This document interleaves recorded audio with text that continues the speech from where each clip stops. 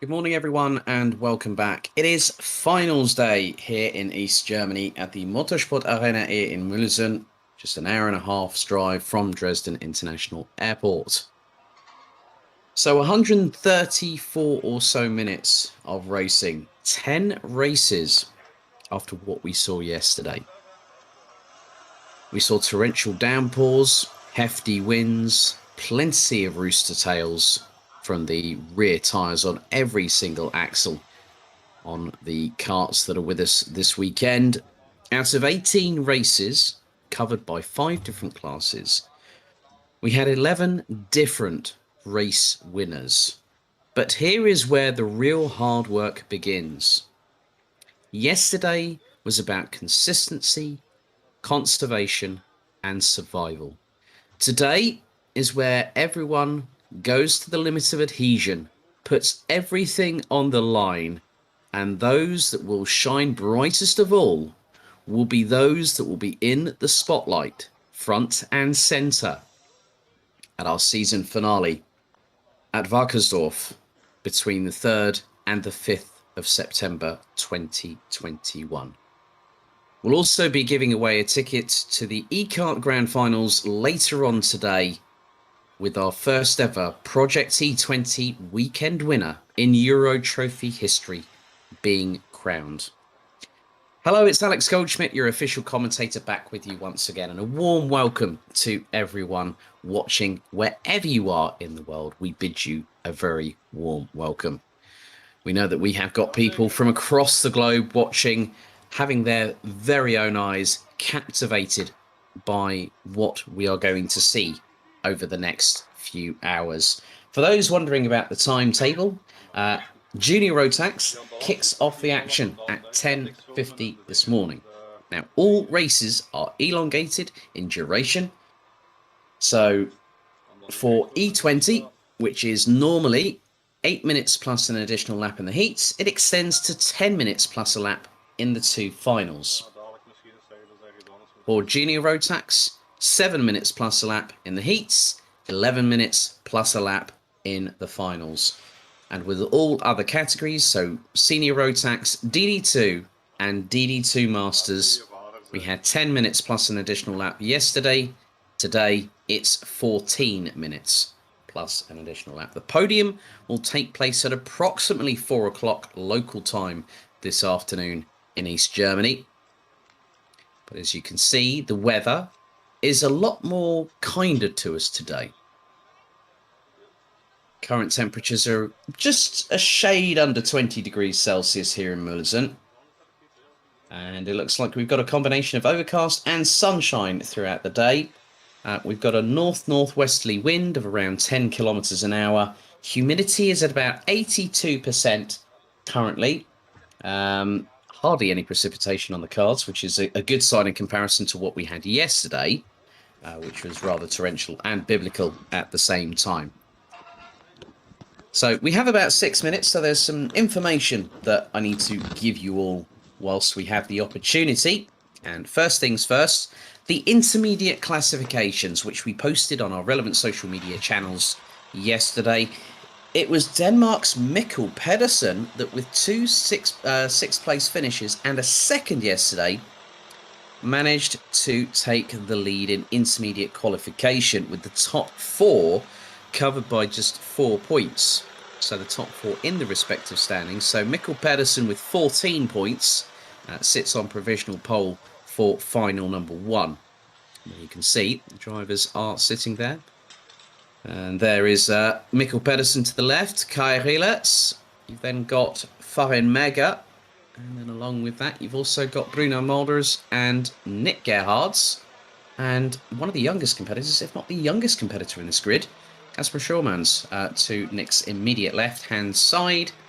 Kasper just 11 years of age, and beside him, he's got Vic Stevens. So 2 winners yesterday in this class. Farin Mega took 2 victories, but had a race to forget in race 3. Ethan Jeff Hall took a victory in heat number 3, having had initial dramas in the first couple of races yesterday. Going on to Senior Rotax, Callum Bradshaw, the current points leader, is leading the intermediate classification, but the top three covered by just 2 points coming into this round. We had 4 different winners, so 2 for Callum Bradshaw, 2 for Mark Kimber, who rounds out the top 2 in the intermediate classification. Buvin Powers Luca Lystra rounds out the top 3. He took a victory in his first heat yesterday. And Germany's Linus Henson, who is down in 9th in the intermediate classification, took the final race victory on heats day yesterday. DD2, Matthias Lund has definitely been on fire this very weekend so far, as he took 2 victories. And Martin van Leuven from the Netherlands, from Sheepers Racing, has also taken a victory. So 2 different winners. It would have been 3 with Xander Schriblak, but obviously he had a post-race penalty after his victory in heat number 2, which promoted Matthias Lund to the front of the grid. Other drivers to watch out for: Ville Leinen, Paulo Besonsne, Florian Breidenbach, and Fabian Bock in there. Also, Mika Metz down in 8th in the intermediate classification. Pre-grid is being cleared for the first final of this weekend. There'll be 10 races all the way through the day, and it is a dry race meeting. It was a wet race meeting yesterday. Well, I think the weather conditions had everything to say about it, and then some. Paul Louvaux from France, the current points leader in DD2 Masters, did a clean sweep, winning all 3 heats rather convincingly. And that put him on 0 points. The closest driver to him, 2nd in the championship, and also 2nd in the intermediate classification. Alessandro Glauser from Switzerland, 9 points. He took a 3rd, a 2nd, and a 4th. Michael Becker is in with a shout, a 5th, a 3rd, and a 2nd, as well as a very consistent run from Bruno dos Santos, a 4th, a 4th, and a 5th. In Project E20, 2 different winners. Theo Kakati from the United Arab Emirates took 2 wins in heats 2 and 3, and Luca Muneretto, someone well known in these parts, took a win in the first heat, took a 5th and a 3rd. Kakati a 4th in heats 1. Nikita Genza has been on good form, a 3rd, and a 5th, having been given a penalty post-race on heat number 3. So coming into this round, Kai Rieletz leads Bruno Mulders by a considerable margin, 34 points. And effectively, Rieletz just needs to do all, going through the heats is one thing, but it's the finals where the real performance tells the story. And today, this is where it is all going to count.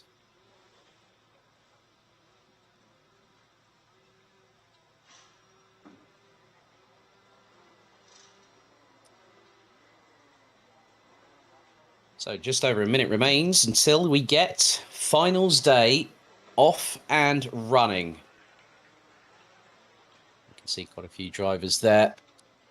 Likes of Alberto Kiko Fracassi, Richard Thomas. There's Danny Shields from the UAE. It's 4 drivers from the UAE here this weekend.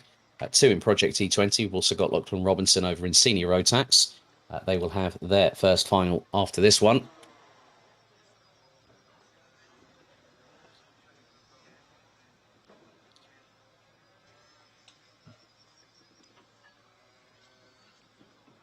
So some drivers will be looking to make an immediate impact.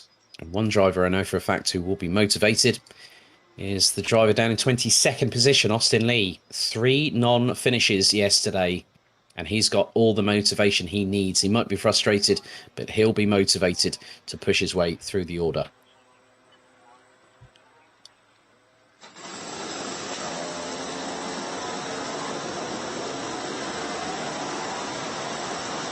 So the green flag flashes for the first time off of the pre-grid, and 22 junior Rotax drivers make their way onto this 1,315 metre circuit. Let's have a look at the starting order for final 1 for junior Rotax here in Mülsen. So pole position, Mikkel Pedersen starts on pole representing Denmark, and we'll have Great Britain's Ethan Jeff Hall alongside. Kai Rieletz and Thomas Strauver make it an all-Belgian row number 2. Farin Megger and Rafael Renhofer make it an all-German row 3. And then it's a double Dutch delight on row 4, courtesy of Bruno Mulders and Matthijs Turlo. Nick Gerhards and Janis Stiak complete the top 10 ahead of Kasper Schormans from the Netherlands and Hungary's Daniel Sugar. Vic Stevens and Magnus Pedersen, representing Belgium and Denmark, complete the top 7 rows ahead of Italy's Alberto Kiko Fracassi, Max Knappen from the Netherlands, Germany's Richard Thomas, Great Britain's Chloe Chong, Danny Shields from the United Arab Emirates, the Israeli pairing of Yarin Schultz and Guy Albag, and Austin Lee from Germany in the 22nd and final position on this grid. The timer is already set at 11 minutes plus an additional lap, so it will be down to the pairing of Mikkel Pedersen and Ethan Jeff Hall to control the pace.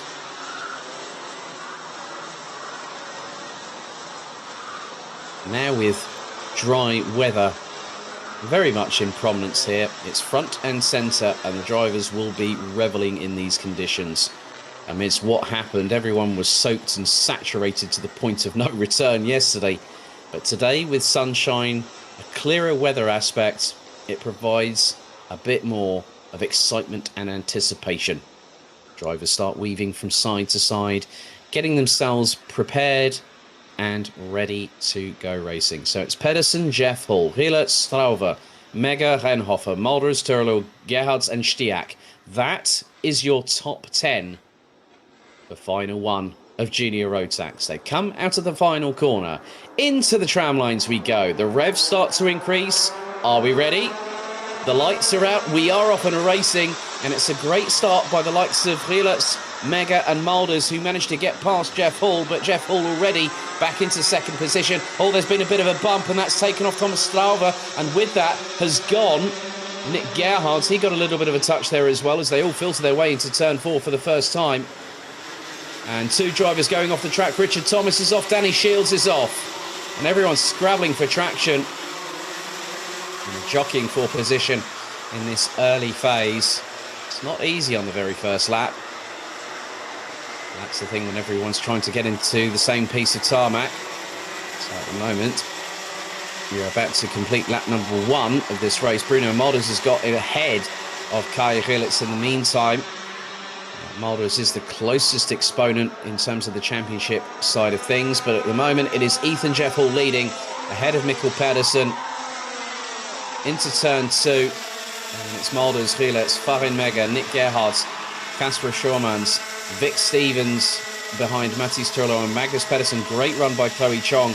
Obviously, with all the incidents that happened in the mid-pack, going through this very chicane, several drivers down at the bottom of the order. Richard Thomas dropped down the order. Danny Shields dropped a few places as well. But it meant that the likes of Chloe Chong is now in 11th position. Rafael Renhofer has had a bit of a difficult start. He's currently in 12th. But Strauver also in the crossfire here in Mülsen. Just over a minute and a half completed. And Ethan Jeff Hall, who currently sits in 8th in the standings, as things stand at the moment. But Mikkel Pedersen has now retaken the lead. Ethan Jeff Hall goes to his to his right-hand side. Bruno Mulders looks up the inside of the Dane as well and gets through for second place through turn 2. There's Kai Gillitz and Farin Mega.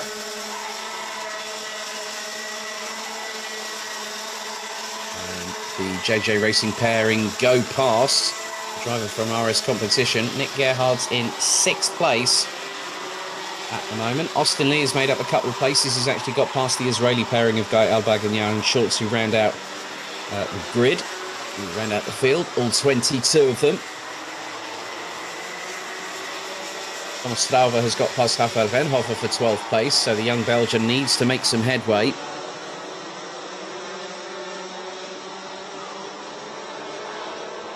Now, things have changed a little bit because Ethan Jeff Hall has just been passed by Bruno Mulders. Here comes Kai Gillitz. We'll see a few other battles emerging here as well. Vic Stevens going side by side with Kasper Schormans.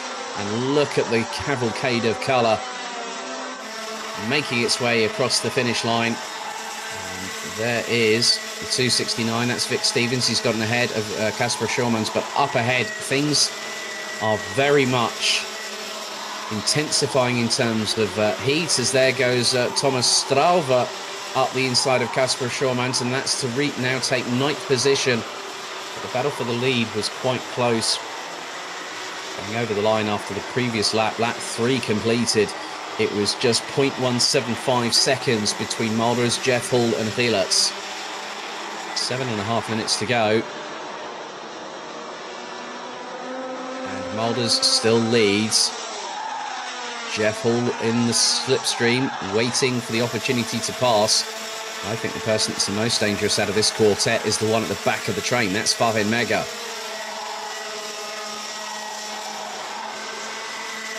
Comparison with Mulders, Gilets and Jeff Hall.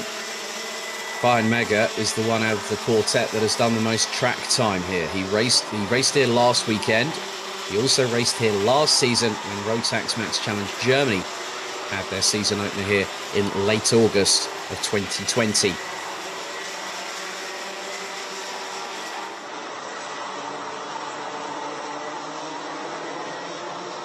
Six minutes and 40 plus an additional lap still remains on the clock. Mulders continues to lead the way after 5 laps.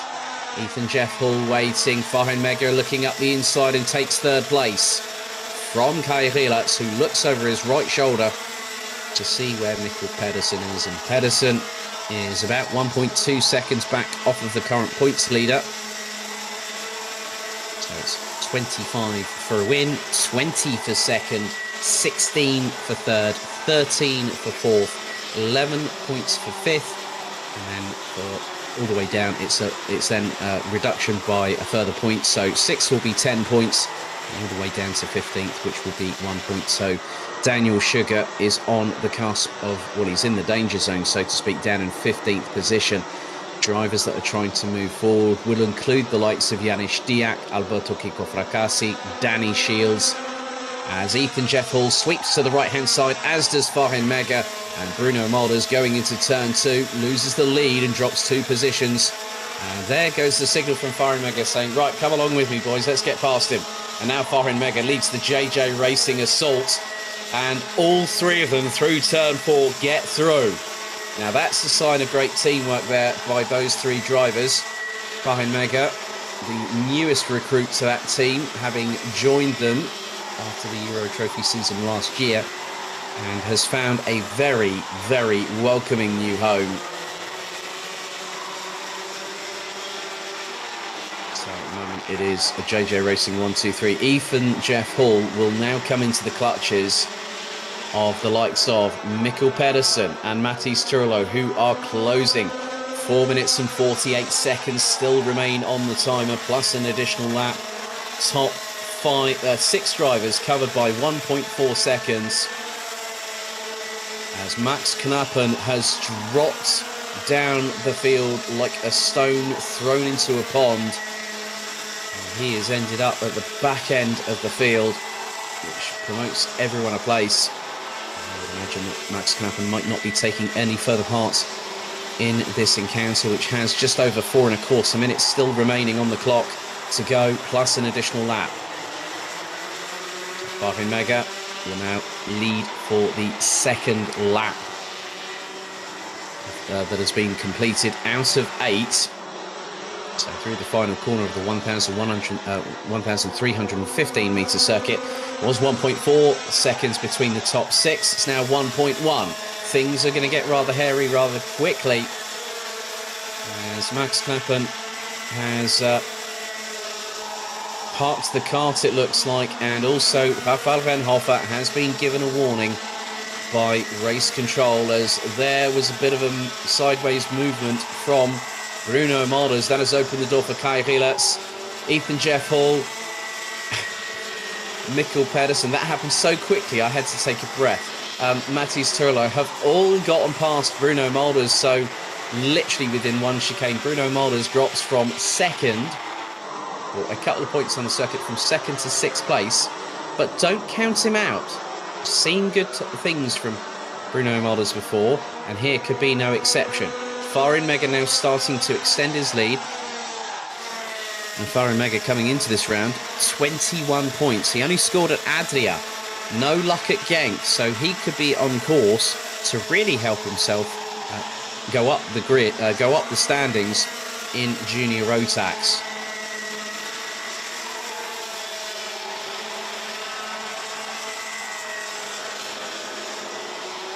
So other changes for position. Austin Lee on the cusp.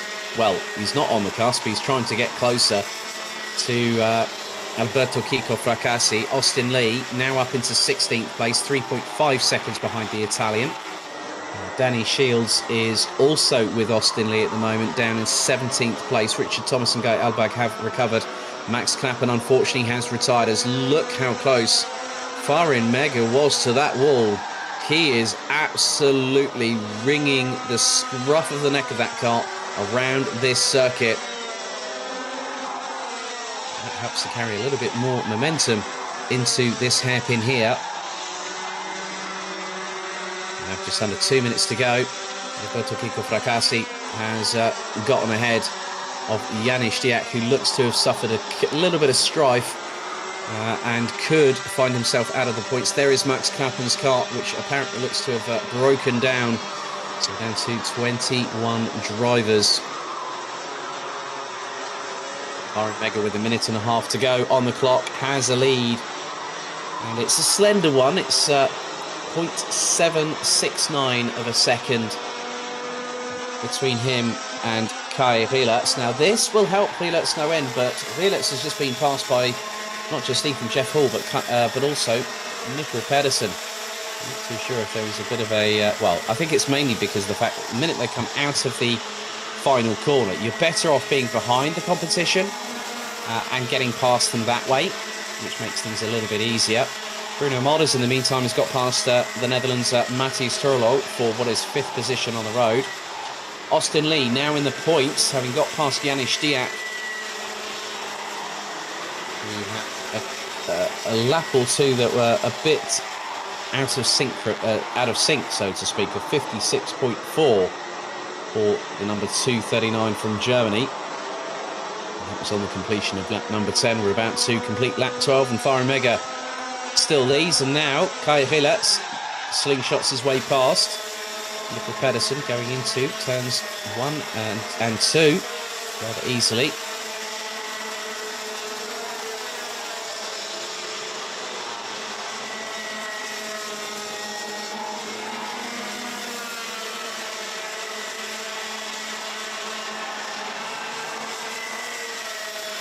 Now the timer has expired. And the 13th and penultimate lap of this race, so 14 laps in total.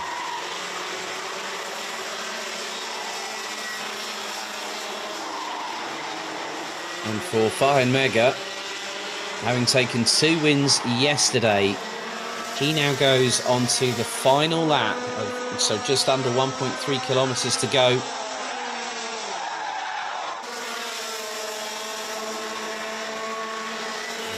Looks like Thomas Strauver has suffered dramas in the meantime. A 1 minute 44.6 was his last lap time. His race, I think, well, his season has not been a good one here. It's been a tough order for the youngster from Belgium in terms of having some good success. Genk went really well for the Belgian, but unfortunately Adria, things were not on the best foot forward, and here today this is going to be his first non-score in the finals. But they wanted a home soil winner. They're going to get one, because Germany's Farin Mega, out of the final corner, wins final 1 here on Sunday. Ethan Jeff Hall pips Kai Rielats by 14 thousandths of a second to take 2nd position. There we see Matthias Turlo and Nick Gerhards round out the top 7. Rafael Renhofer in 8th. Magnus Pedersen in 9th. Vic Steven rounds out the top 10. There's Alberto Kiko Fracassi. A good solid run by some drivers, most notably for me, Austin Lee, 22nd on the grid, finishes and gets a couple of points to his tally.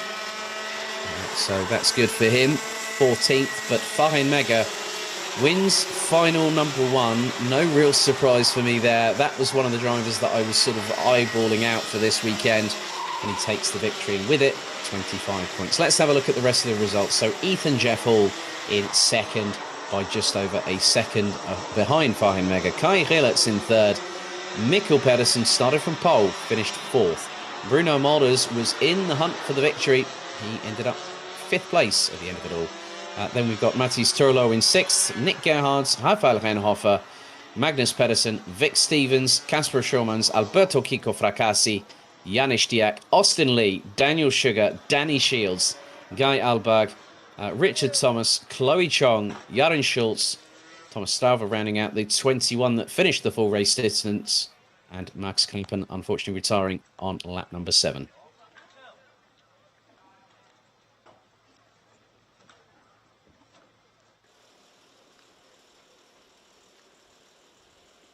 There you see Max Knappen walking back to his kart. So, as always, great work by the recovery crew with their Volkswagen Touareg there.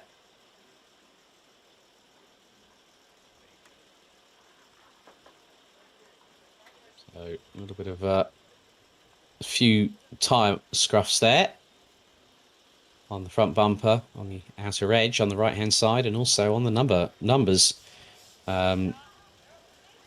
As they now recover, Max Knappen back.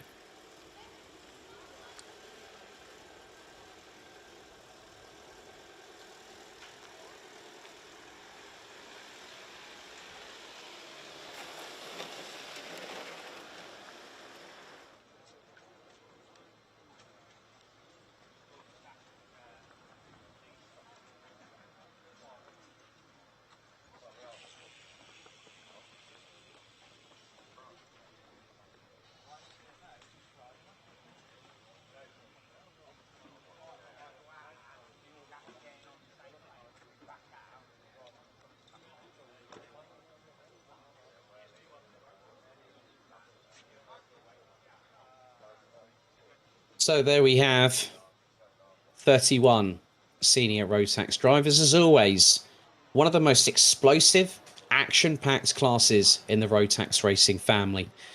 And since we started the Euro Trophy back in April of 2018, we have had fantastic racing. We've had drama, we've had controversy, we've had it all. But the good thing is, everyone seems to be in fine spirits, especially with the weather being as it is now.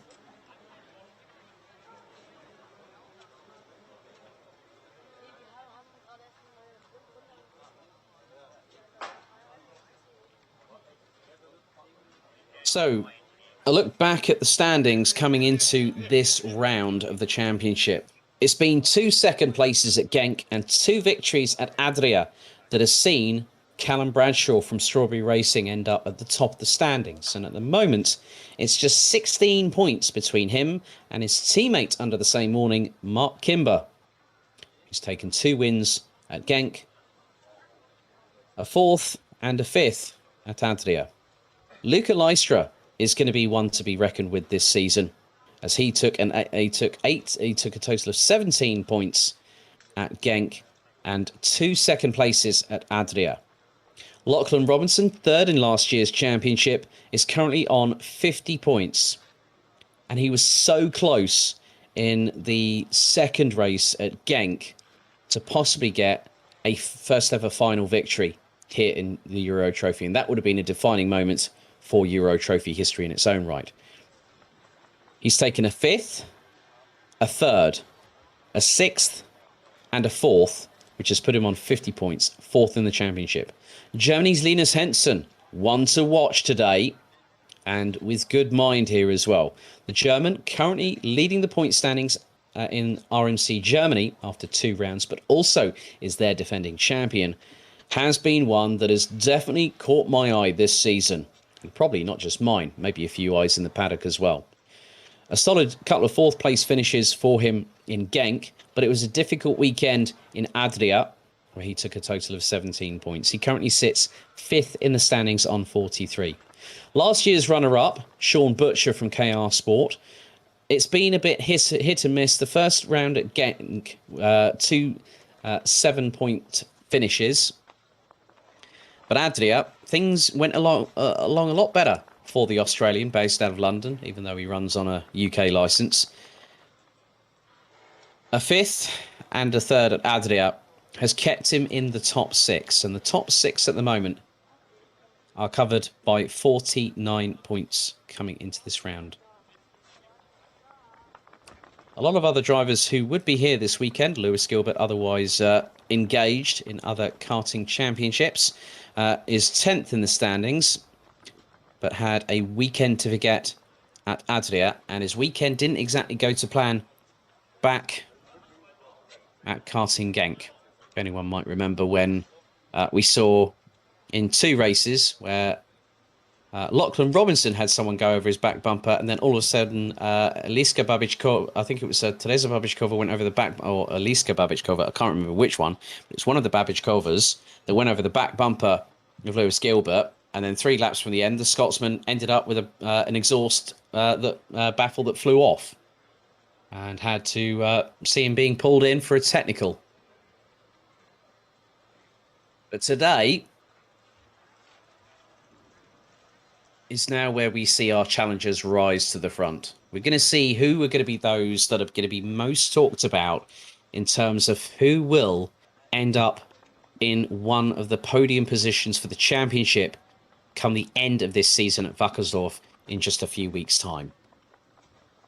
The top 3 for Junior Rotax, the top 3 for Senior Rotax, the top 2 in DD2, and the champion in DD2 Masters will receive a ticket for those respective classes and compete for not just themselves, but their country at the 2021 Rotax Max Challenge Grand Finals that will be taking place at the Bahrain International Karting Circuit between the 11th and 18th of December.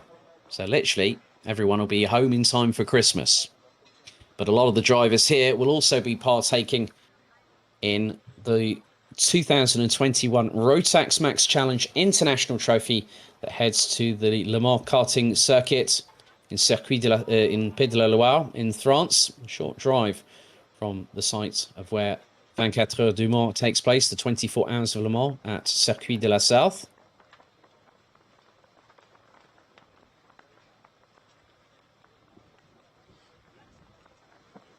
So now with the pre-grid being cleared, it's time for the drivers to get themselves ready.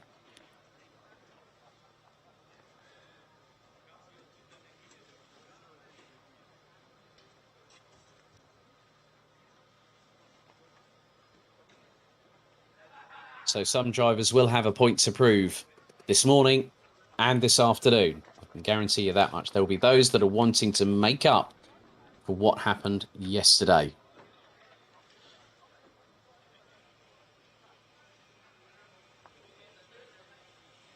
And looking down this list, I can see quite a few.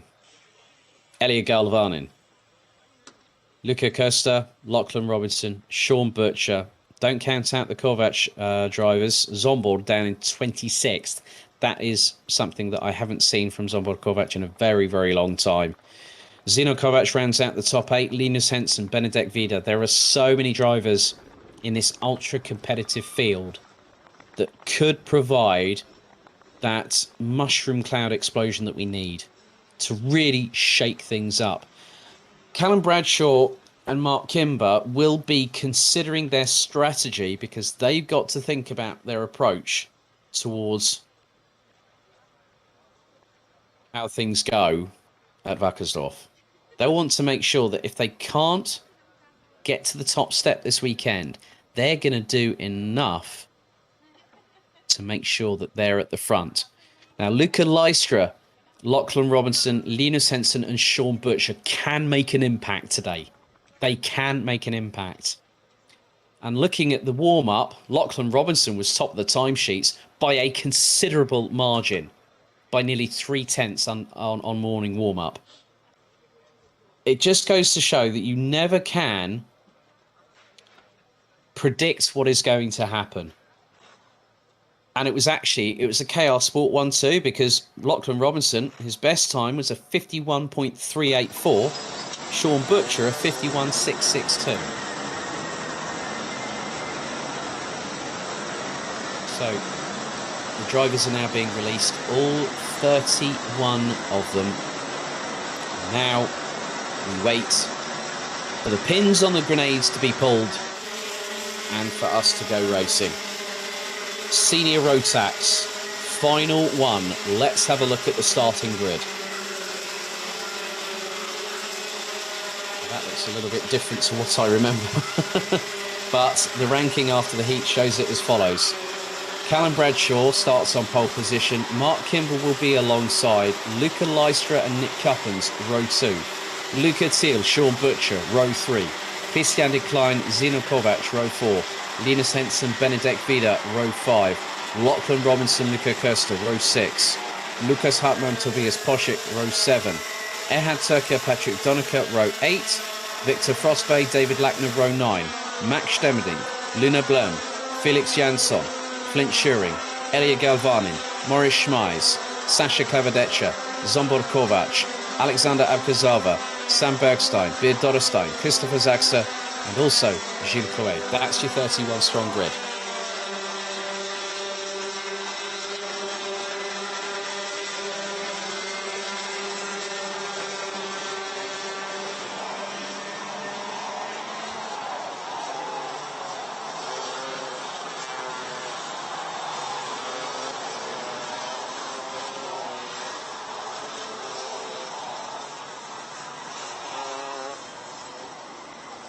So 14 minutes set on the timer. It's a Strawberry Racing front row. So Bradshaw and Kimber will be controlling the pace. You might remember what happened at Karting Genk on the second final, where they were on slick tyres and intermediate conditions, and Lachlan Robinson got the jump on everybody and took the lead and kept it with about 3 laps remaining. Now you're going to see another side. We're going to probably see maybe a repeat of what happened in Advia, but your guess is as good as mine. Out to the final corner we go. Into the tram lines, they drive. Revs rise. Are we ready? And that's a full start. That is a full start call. Drivers now will be on another formation lap, because the red lights did not go out.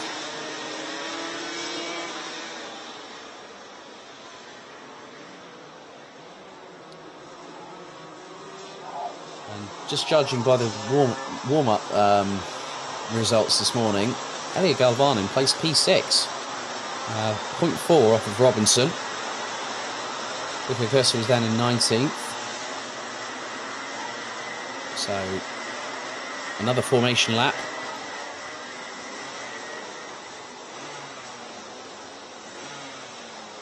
It's a case of getting your P's and Q's right, as they say in the United Kingdom. So, you can't leave any stone unturned at all. Just got to make sure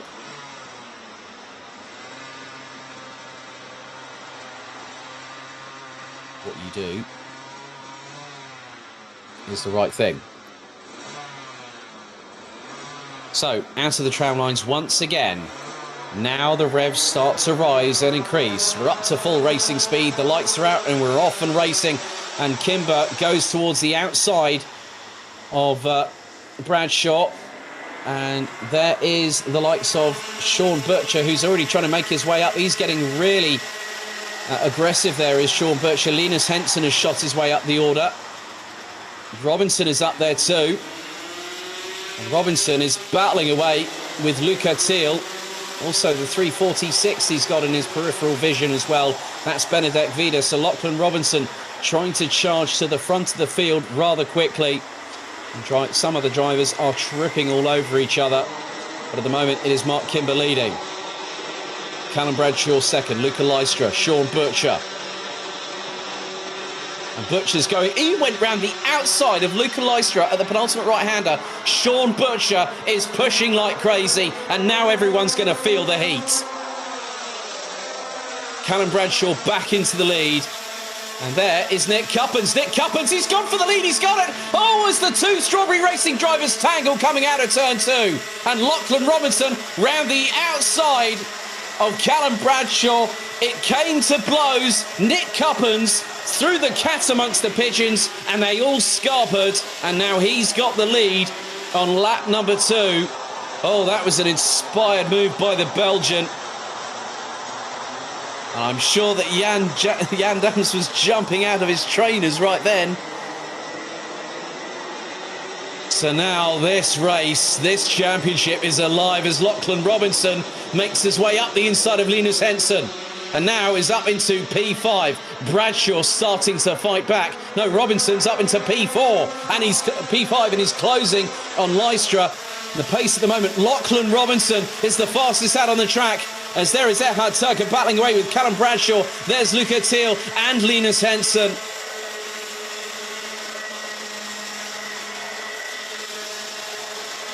This is one for the ages, as now the top 5, last time around, rounded out by Lachlan Robinson, were covered, as there's the lead. That's changed as, Kimber and Lystra tangled. Kimber went off the circuit. Lachlan Robinson had nowhere to go, and Kimber has fallen into the clutches of everybody else.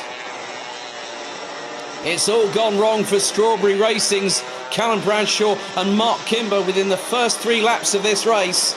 And Sean Butcher leads the way. Nick Cuppins in second. Lachlan Robinson from 11th up to P3.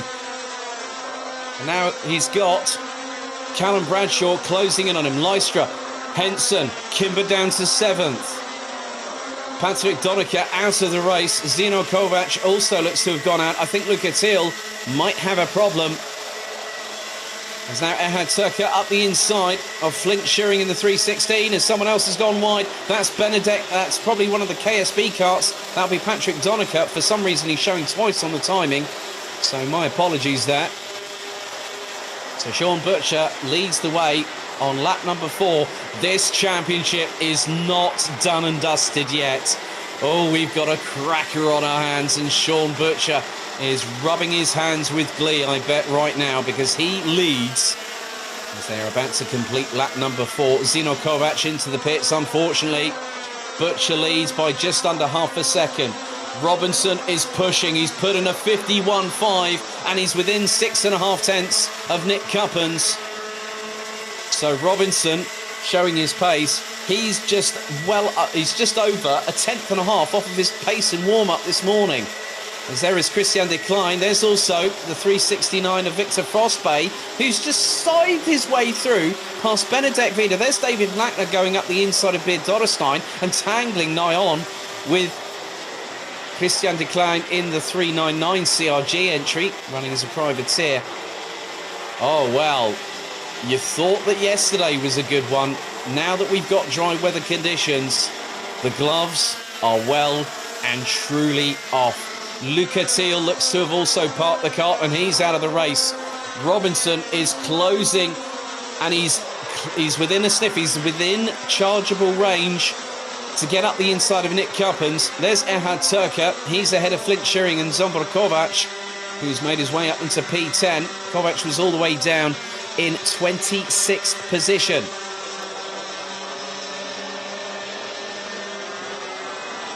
Another thing that I'm more interested in is how is the battle with the top 3 developing, because now it's getting closer and closer still, because with the way that Robinson has been pushing, he's put in a 51.289. The Emirati is absolutely flying. And let's just have a look. Where are our leaders? Well, there it's happened. There we go. It's the KR Sport 1-2. And that's after 6 laps. Butcher and Robinson are now together. They're going to start work now. They're 2 very good teammates. They're also 2 very good friends off the circuit. And Robinson's final heat yesterday was one to forget, but he's put that aside and he has come through motivated. He's here to prove a point, as is Sean Butcher. Callum Bradshaw up the inside of Nick Cuppins to now take 3rd place, as the chase for the victory in final number 1 has really come alive. The minute that we saw Callum Bradshaw and Mark Kimber have a little bit of a tangle, that is one thing that the Strawberry Racing awning will not be wanting. As you can see, some side pod marks of sidewall rubber, as Robinson now closes to within 0.18 of a second on Sean Butcher, and Robinson's got the lead on lap number 8 from 11th to 1st. And now he said to Sean Butcher, right, buddy, let's get cracking. Let's pull away. So Robinson now, another circuit. He went to Marienburg just a couple of weeks ago for the B&L Karting Series. He's 3rd in that championship. So he's extended where he's racing this season. And now if you discount Lachlan Robinson and Sean Butcher right now, you'd be a fool for thinking so. Fast approaching the halfway point of the race, and now that Lachlan Robinson has got clean air, he can push like crazy. And now that is starting to work.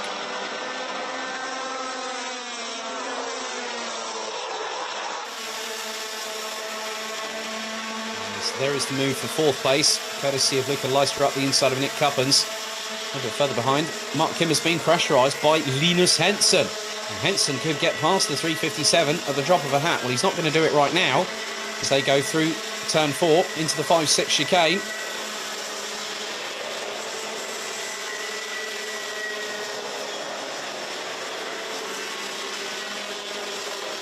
With 6 minutes and 25 seconds still to go. We've had 3 retirements so far.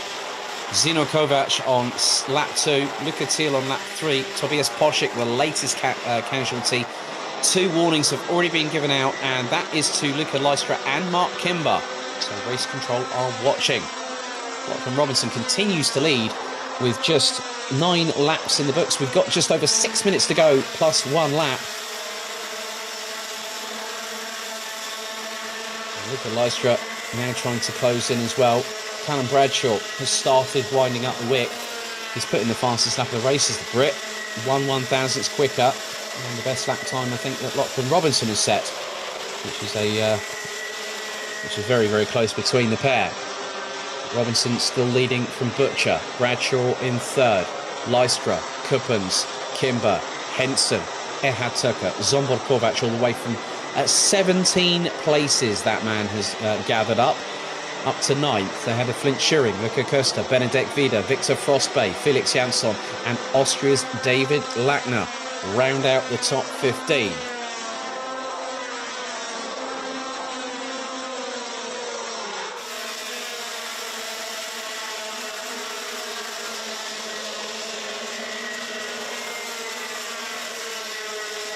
So 5 minutes to go.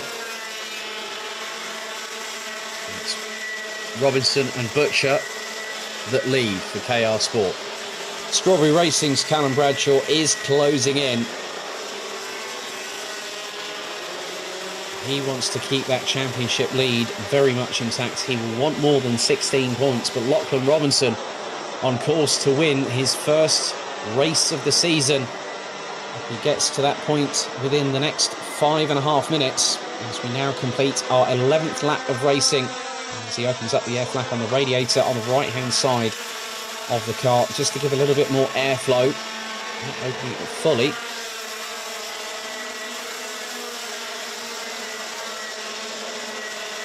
Just to allow the engine to have the right amount of cooling for what he needs, but not to have it completely wound open.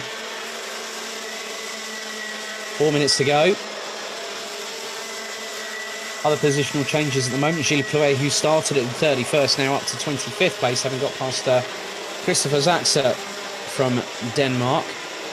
Looks like there's been a bit of a moment for Max Stemmerdink, who's dropped all the way down to 24th. And he's behind Sasha Klavedetscha, who rounds out the top 20. Beard Olderstein in 21st. Maurice Schmeis and Sam Bergstein. Elia Galvanin and David Lackner both in the points now, 14th and 15th respectively.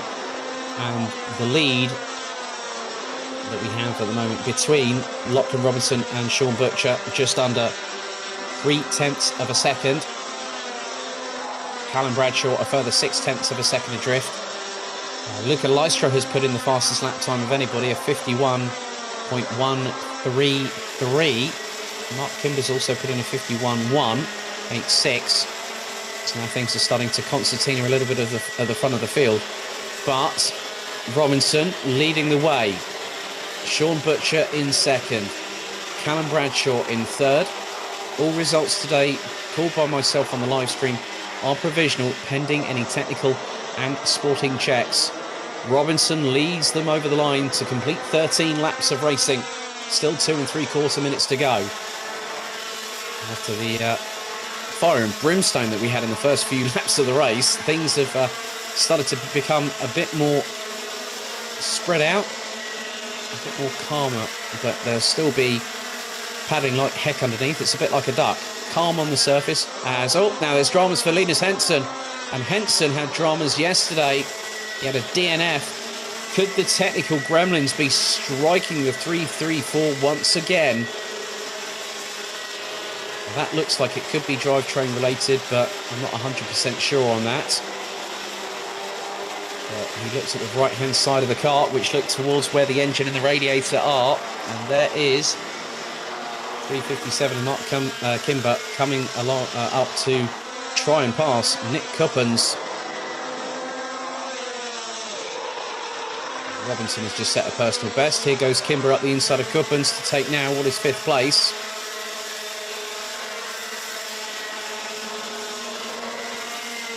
An assist there for Kimber as he turns the car in the left rear wheel, cocks its leg like a little spaniel going for a walk.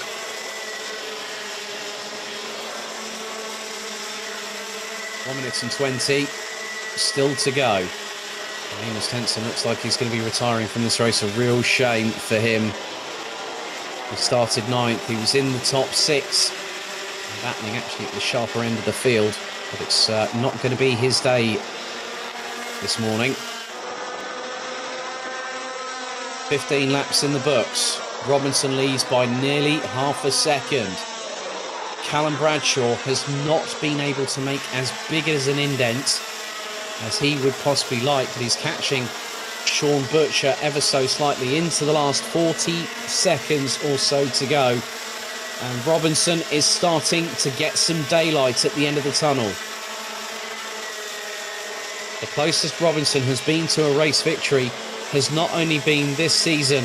If anyone might remember, he was in pole position at Wackersdorf for round 2 and took 2 second-place finishes behind the driver and actually made a one-off appearance, Mark Kimber, who's down in 5th.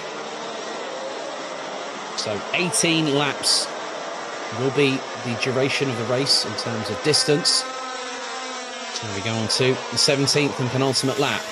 Robinson still has a half-second cushion ahead of Butcher. Bradshaw in second. Bradshaw down in 3rd place. Lystra trying to close in. Timer has expired. It has been a calm, cool and considerate performance from one particular driver who has kept his pace rather well. The consistency has shown through.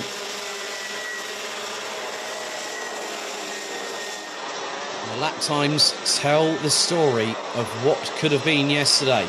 But out of the final corner, Lachlan Robinson leads them onto the final lap. He has a gap of just over 0.36 of a second from KR Sport stablemate Sean Butcher. Bradshaw is running out of time.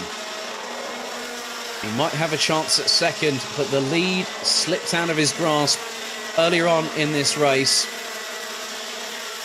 Heading into the final couple of complexes here at Arena Air in Mülsen, this fantastic 1,315 metre circuit through the final chicane. 2 more corners to go.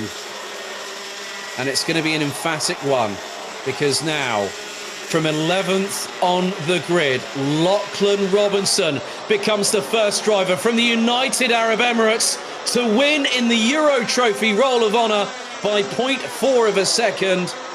From 11th on the grid. What a performance. Lachlan Robinson has just brought himself right into the mix. As it's going to be a bit of a drag race here. It's 3 abreast. David Lackner in that. Elia Galvan. Looks like, no, it was Benedek Vida, David Lackner. Luna Blum manages to get herself up into the top 14. 4 retirements on that race. Zeno Kovac, Luca Thiel, Tobias Poschek and Linus Henson. But it is the UAE's Lachlan Robinson that provisionally wins final number 1. His first win in the Euro Trophy, having been so close to it earlier on this season. Sean Butcher makes it a KR Sport 1-2. Callum Bradshaw, 3rd. Luca Lystra, Mark Kimber, Nick Cuppins, Ehad Turka, Zombor Kovac, Flint Schuring, Luca Koster, Elia Galvanin, Felix Jansson, Christian de Klein, Luna Blum and Benedek Vida round out the top 15. David Lackner fractionally outside of the top 15, but still 16th ahead of Patrick Donica, Victor Frostbay, Sam Bergstein, Morris Schmeis, Sasha Klavedetscher, Max Stemmerdink, Alexander Abkazava, Beard Dorrestein, Lucas Hartmann, Gilles Chloé and Christopher Zaxa being the last of the 27 drivers that completed the full 18 laps.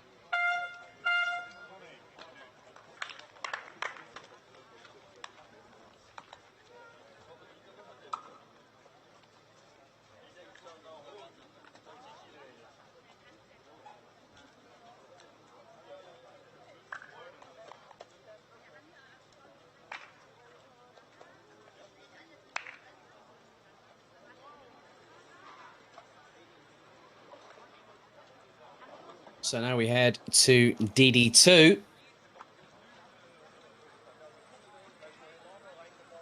As the grid has been cleared ahead of their first 14 minutes plus an additional lap race here in Mülsen.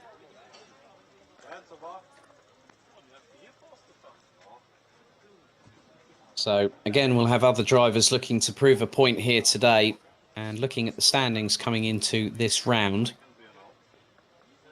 Peter Bezel is the one that leads the way, but he starts down in 9th position on the grid. Matthias Lund has come firing back. He's basically giving a fair warning to the likes of Peter Bezel, Zana Shriblack, the reigning and defending champion. Shriblack actually starts on the front row and has a good opportunity here this weekend in order to move himself forward and get himself well and truly back into the championship fight, because Peter Bezel's lead over Matthias Lund at the moment is 41 points.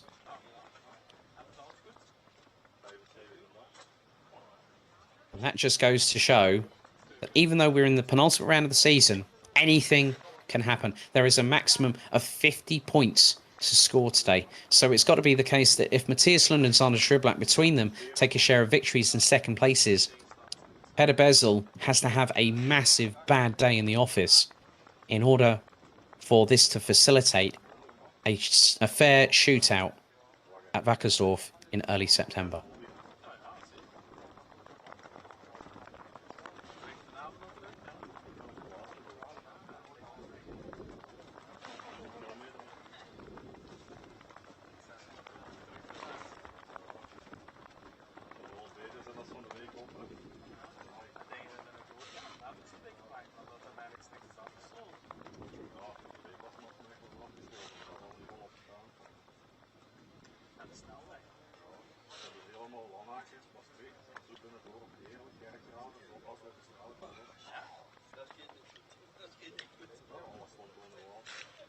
Die Maas met die brug, die staat er ook in de hoogvoer. Ja, maar je hebt dat kruispunt wel, dat is veel straal, dat ligt liever.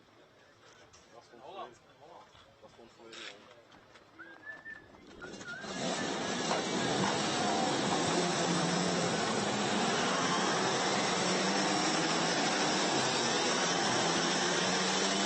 So the DD2 drivers make their way out onto the circuit here at Mülsen. Let's have a look at the starting order for final number 1. So Matthias Lund starts on pole position alongside the reigning and defending champion Sander Shriblack. Comes into this round third in the point standings. Martin van Leuven took a race victory yesterday, putting himself third on the grid alongside will be the flying Finn Ville Villainen. Paolo Besançonnet and Florian Breitenbach round out row 3. The North-German row 4. Fabian Bock and Mika Metz on there. Peter Bezel, the points leader coming into this round, will have Max Fleischmann, who returns after a notable absence off of the racetrack, but still has been doing some spannering behind the scenes at points. They round out the top 10. Row 6 is Jakob Bezel and double duty driver this weekend, Lawrence Seyfried.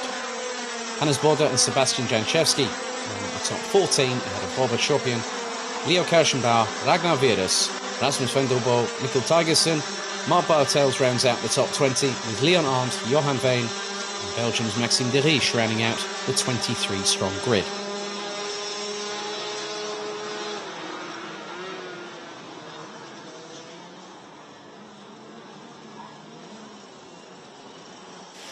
So again, 14 minutes plus an additional lap still to go in this race. And after this one, we'll have two more. We'll have DD2 Masters and then Project E20. And for Project E20, no championship standings as of yet because this is the first round of 2. And it's one that I've been rather looking forward to. So, in 2 successive weekends with the DEKM and also this weekend, I've had a double electric delight, haven't I? But it's really good to have Project T20 with us for the final 2 rounds of the season. It gives other drivers an opportunity to win grand finals tickets. They have come from far and wide to compete here in Eastern Germany. So, Lund on pole, Schriblak alongside. They're keeping us waiting. That has slowed to an absolute crawl.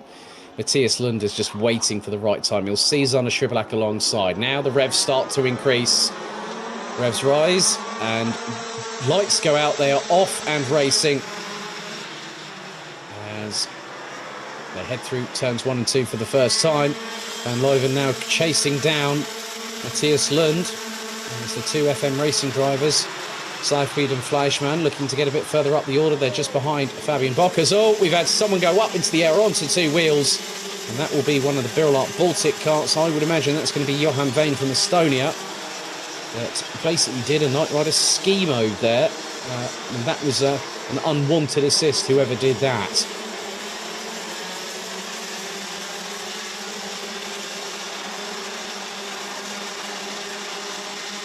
Van Leuven, who won the 3rd and final heat, and it was more than likely Johan Veen that had that incident. Matthias Lund leads after the first lap. Van Leuven in 2nd, Schriblak 3rd, Villiainen in 4th, Besançonnet 5th, Breidenbach, Bock, Seyfried now up into 8th, as Schriblak being pressurised by Villiainen as the Finn goes up the inside for 3rd place. Besançonnet closing in on Belgium. Schriblak goes to close the door, and then the old switcheroo attempt there from Besançonnet doesn't pay off, but it allows Florian Breitenbach, Fabian Bock, Lawrence Seyfried and Peter Bezel, with a few others maybe. Max Fleischmann rounds out the top 10. It was Johan Veen. I think it might have been a little bit of contact with Marc Bartels, possibly. Not 100% sure on that one. 12 minutes and 18 seconds plus an additional lap. Martin Van Leuven leads the way. Ahead, Martin Van Leuven hasn't yet led the way. He's actually still behind Matthias Lund. I nearly got ahead of myself there, but I actually did. But keep your eyes on Villiainen. Paolo Besançonnet has got past Zander Schriblak for 4th place. And Jakob Bezel, who started in 11th, he's now ahead of Max Fleischmann. Rounding out the top 15 and in the points is Estonia's Ragnar Virus. Mika Metz up into 14th behind Sebastian Janchevsky. Janchevsky started 14th, despite having started all 3 heats from pole position, following on from Friday's time qualifying antics. Top 3 cross the line now, and they are covered by just under 4.5 tenths. Lund still leads. Van Leuven, Besançonnet still ahead of Schriblak. Florian Breitenbach now closing in on the Belgian. Leo Kirschenbauer now drops to the back part of the field. Rasmus Vendelbo now also goes up into the top 15, remain 15th ahead of Tim Mika-Metz in the 460. Sorry, Mika-Metz in the 464. And remember that he had Mika-Metz always used to have Tim in front of that name combination there. So 10 minutes and 50 plus an additional lap still to go, and the top three nigh on line astern. Can't really put anything between them at the moment, but Matthias Lund is holding on and giving himself the absolute best chance possible to score as many points, and this will help close the gap. Peder and Jakob Bezel now round out the top 9. They've gotten ahead of Fabian Bock, who's dropped to 10th place, now ahead of Max Fleischmann.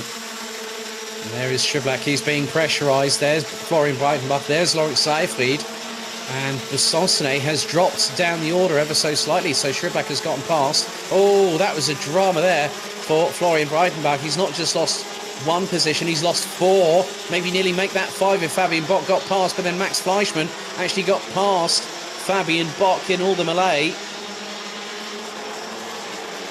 That was very, very close there. Florian Breitenbach was absolutely determined to get past Anders Schublack. They went into turn 4, all of a sudden the door opened because Laurent Seyfried had a little bit of a touch on the left rear, sidewall to sidewall, but then that opened the proverbial floodgates. Besançonnet finds himself back up into 6th position behind Laurent Seyfried. And again, the 18-year-old from Salzgitter has been doing a very good job. I still remember when he used to span through RS competition, and now he's back to racing, doing RMC Germany and also the Euro Trophy as well. FM Racing now working with Comp-Kart Germany. We've had dramas. Besançonnet has been spun around. I'm wondering, was that one of the bezels that was involved? I think it was Peder that was right up his back bumper. And now things are changing. Sebastian Janchevsky now finds his way past. And that would have been Florian Breitenbach. And now the top 3. Oh, that's close. 0.233 between them. And it was a clumsy mistake from Peter Bezel that spun Paolo Besançonnet around. He just went for the move, clashed with Besançonnet, and then all of a sudden, I'm just looking at it again, they came out of the chicane. As now Villiainen finds himself past Van Leuven, and it was just a case of the angle of approach. Yeah, I mean, it was a case that Besançonnet had the racing line. Bezel went up the inside. I will leave that one to race control, but that has compromised Besançonnet, and that has put him at the back end of the grid. So it's an RS competition 1-2 at the moment. Matthias Lund leading ahead of Finland's Ville Villiainen. Martin van Leuven keeping himself in contention as Villiainen goes up the inside of Lund through turn 2, blocks the opening nice and neatly there. It's more dramas for Florian Breitenbach, who finds himself out on the cusp of being outside of the points. He's in 15th at the moment, and he is just 9 tenths. Actually, make it just under 4 tenths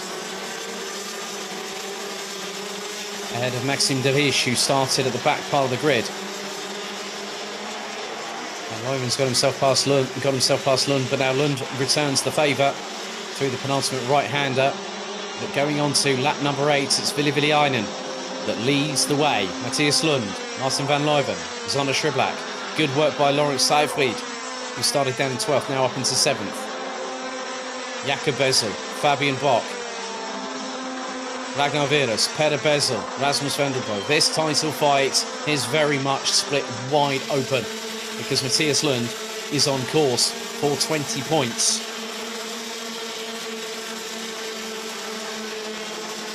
And at the minute,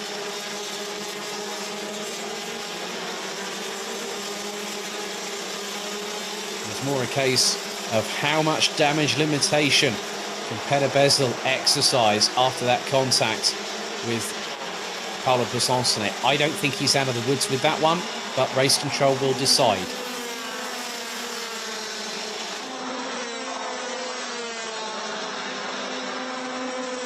So there is Jakob Bezel having a better time than Petter, but is being closed in on by the likes of Fabian Bock. Ragnar Virus, where has he sprung from? Ragnar Virus, 17th, now 9th place ahead of Rasmus van der Boe from Denmark, who started 18th. Hannes Border, Nico Metz, and Besançonnet is still running in the 50.5s despite that issue, that contact earlier. Peter Bezel now holds the fastest lap of the race of 50.105 and gets the gap down to just over 4 tenths between himself and Ragnar Virus.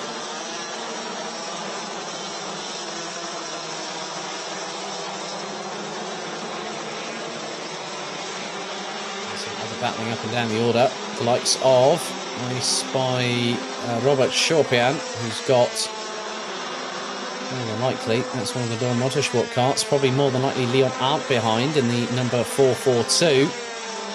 Just over 5 minutes and 20 still to go. Billy Einen now leads by 0.572 seconds.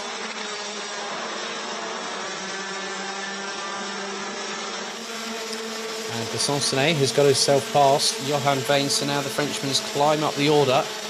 He's got probably about 6 minutes to get himself, to try and get himself as far up the order as he can. Now the good thing is the gaps between the drivers from 22nd up to around about 15th are 15th or 16th might be pretty achievable. We know how competitive Carlo Besançonnet is when he's fired up. Well, he was a bit fried when he had his vitamin D earlier on this weekend during free practice. So Mark Bartels started down in 20th, now finds himself in 16th. Hannes Border makes his way up into 13th place past Sebastian Janczewski, and just up ahead he's got Max Fleischmann. Janczewski trying to give chase. The Polish driver goes round towards the outside to get the cutback through into turn 4 and neatly exercises the manoeuvre. But here comes the revved up and fired up Florian Breitzenbach. He just went, you know what, forget it. I'm just going to send the damn thing and see what happens. When he got past these racings, oh, and there's been a tussle. That's not what we needed. And that was Leo Kirschenbauer turned around, and that would have been by Maxime Derich. That was coming out of the right hand of that. Things got very close indeed. And Hannes Border, a little bit earlier, having gone through the chicane, said to Florian Breitenbach, what on earth was that? Oh, come on, man, you know. And Kirschenbauer, just literally, I think Kirschenbauer made a rod for his own back, and looking back at what happened, he went up the inside of Nico Metz. It looks like he went up the inside of one of the Dawn Motorsport karts. That would have been Mark Bartels, and then all of a sudden Maxime Derich has got nowhere really to go. But that's another incident for, I would say, that race control need to have a look at. 3 minutes and 7 seconds still to go. Willi Einen leads. And looking at his points this season, I'm not too sure how, I'm just trying to remember off memory how Willi Einen is doing in the championship. Well, he's only 2 points behind Sander Schribbach, so things could be swinging in his favour. And to get 25 points, now looking at where things are at the moment, Schribbach is 4th, that's 13 points. Van Leuven is 3rd, that's 16 points. And that will put him on 51. Willi Einen, if he takes a victory, that is 63 points he'll have. Matthias Lund, 20, that puts him on 65. Then Peter Bezel.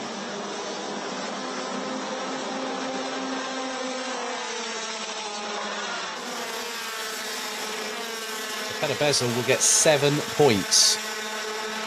That means the gap will close to about 28. 7 points, so that will put him on 93.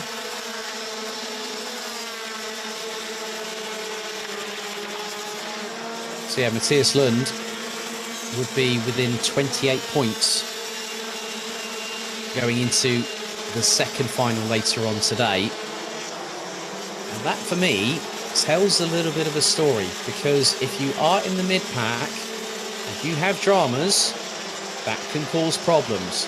And we have already seen that today for other drivers.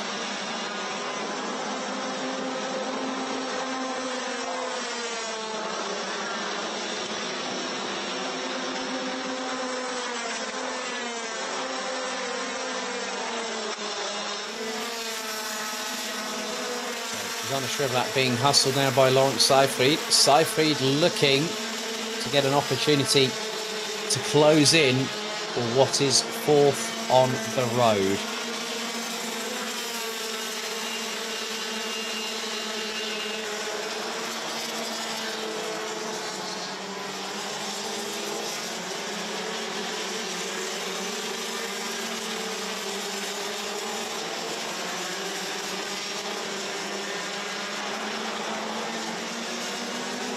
The calibre of Shrivlak,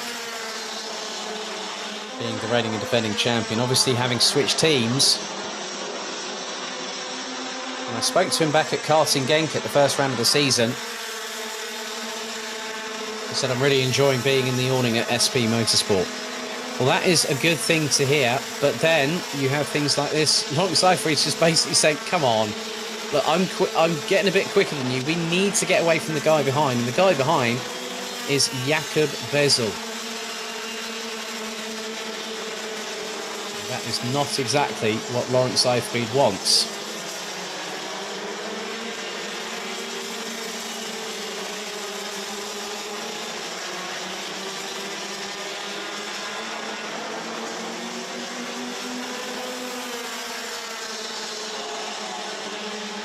So final lap board is out. Vililainen leads the way going on to the 18th and final lap by just over 2.5 tenths of a second. But this battle here, Seyfried has lost out to Jakob Bezel going on to the final lap. Here's the top three. They were covered by just over 6 tenths of a second. On to this 18th and final lap. But Vililainen brings himself into the title picture well and truly. Matthias Lund will close the gap on Peder Bezel, who will get 8 points, actually 9 points for this race. But Finland's Vililainen from RS Competition wins final one by 0.288 seconds ahead of Matthias Lund. Martin van Leuven rounds out the top three. Jakob Bezel in fourth. Lawrence Seyfried rounds out the top five ahead of Belgium's Alexander Shrivlak. Peder Bezel, Fabian Bock, Rasmus van der Boe and Ragnar Virus round out the top 10 positions. Mika Metz from Germany, followed by three countrymen in the form of Florian Breitenbach, Max Fleischmann and Mark Bartels. They all score points and complete the top 14. And rounding out the points finishers, Poland Sebastian Janczewski. Hannes Border in 16th, ahead of the recovering Paolo Bessoncenet in 17th. Robert Chopian, Lian Arndt, Mikkel Tigerson, Maxime Derich, Johan Veen, and Leo Kerschenbauer rounded out the 23 strong. But Vililainen wins here in final one for DD2.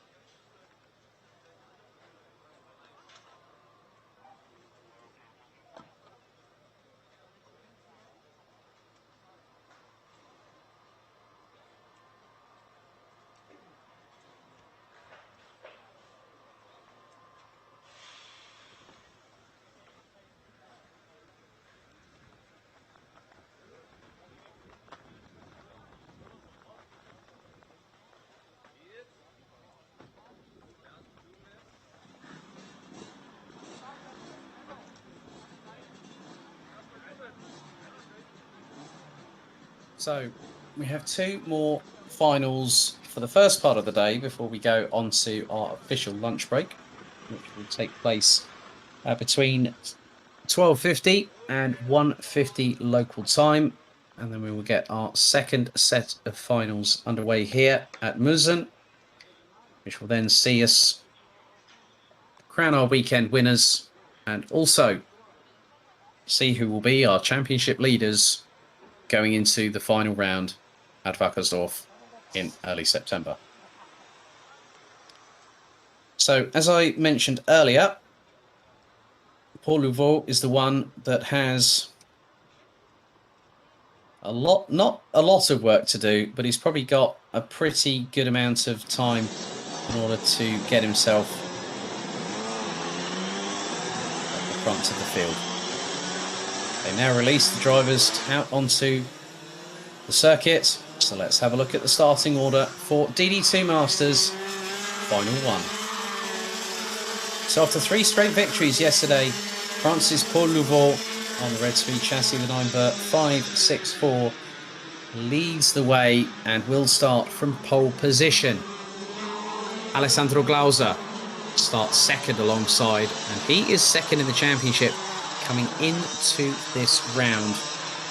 And the gap between the pair after a welcome double victory in Adria for the Swiss driver brings him to within 11 points of the Frenchman. Third, it's Michael Becker, who is yet to score any points this season. This is actually his first appearance in the Euro Trophy for 2021. He starts third. Bruno Dos Santos will have an opportunity to claw points and get past the likes of Rudy Champion, Christoph Adams, and maybe even Roberto Brzezinski by the end of the weekend. He starts alongside. Christophe Capitan in 5th, Marco Winkler 6th, Konrad Bayer in 7th, Antonio Yildiz in 8th. And Konrad Bayer, I had a quick chat with him yesterday. He said, yeah, it was a work in progress. He definitely did an Alex Wirtz, as I said. He ran out of talent. If anyone might remember the famous comments from the Austrian when he was racing with Toyota Gazoo Racing in the World Endurance Championship. He said that one fateful year. So 14 minutes plus an additional lap in this race. And then we have Project T20 for their first set of finals this weekend. And with it comes a ticket to the Grand Finals, running on Project T20 itself in Bahrain in December this year.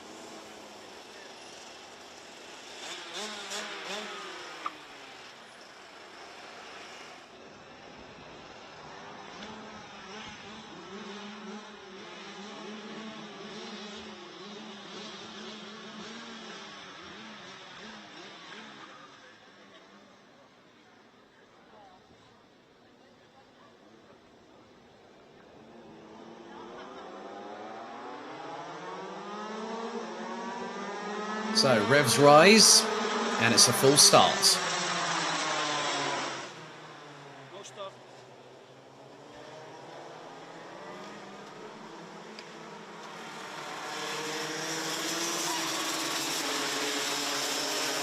They go around again.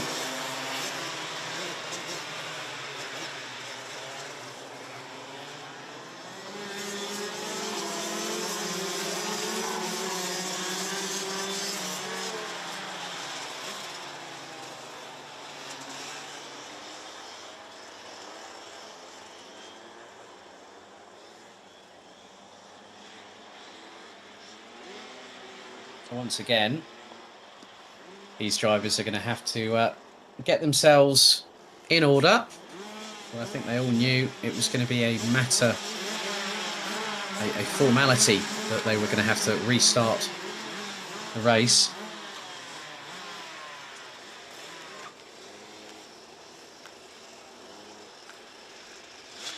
So Paul Louvaux wearing his Team France overalls once again. Still remember meeting the guy for the first time in Genk and having to make a call out for doing the pictures for social media when he took pole position. That was a weekend I'll never forget, but also good to practice my linguistic skills in another language that I do speak. Right, into the tram lines we go. The revs, they start to rise. Lights are out. We are racing. As Louvaux keeps the lead. He's had to battle from third place earlier on in the heats this week. But Michael Becker has managed to get himself up into second position ahead of Alessandro Glauser. Marco Winkler is in fourth. We'll make that third. Hey, hang on a second. Maybe even make that second. Let's just see. Has Winkler got the move done? Oh, Glauser closed the door and denied Marco Winkler a run at second position. But Winkler started down in sixth. He got an absolutely brilliant start, did the German. And Alessandro Glauser anticipated the move and judged it well. But Winkler, he got a podium here last weekend in Rotax Max Challenge Germany. And that is something to build on here, because now he's got Glauser up ahead in the slipstream. Well, he's behind him in the slipstream, but then you've got Michael Becker, Christophe Capitain, Bruno Dos Santos. Tanu Yildiz has managed to get himself past Conrad Bayer in the meantime.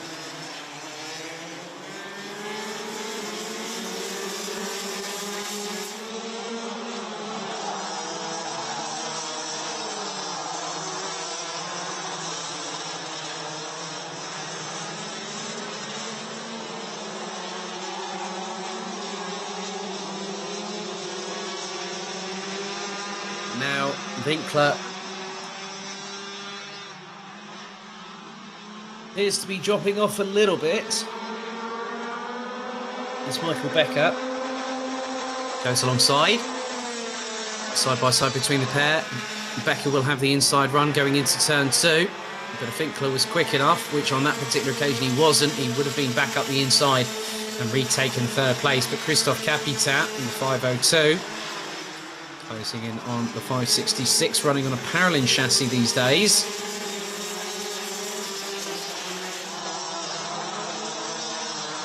Further back, Conrad Bayer trying to get past the 570 of Tanu Yildiz.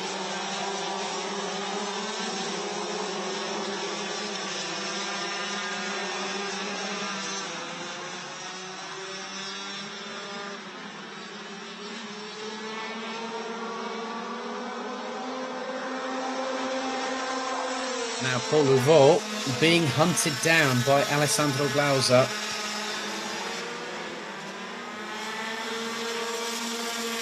This is going to be rather close between the pair as we head into 11 minutes and 10 seconds. Plus an additional lap still to go.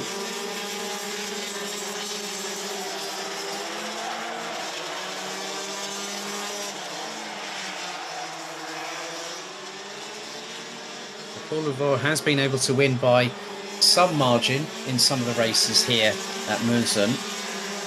However, it's one thing to do it on heats day, it's another thing entirely to do it on finals day. So Glauser had the run, had the measure of Louvaux back in Adria. Here in Mülsen, could it be a similar story? Could the gap close?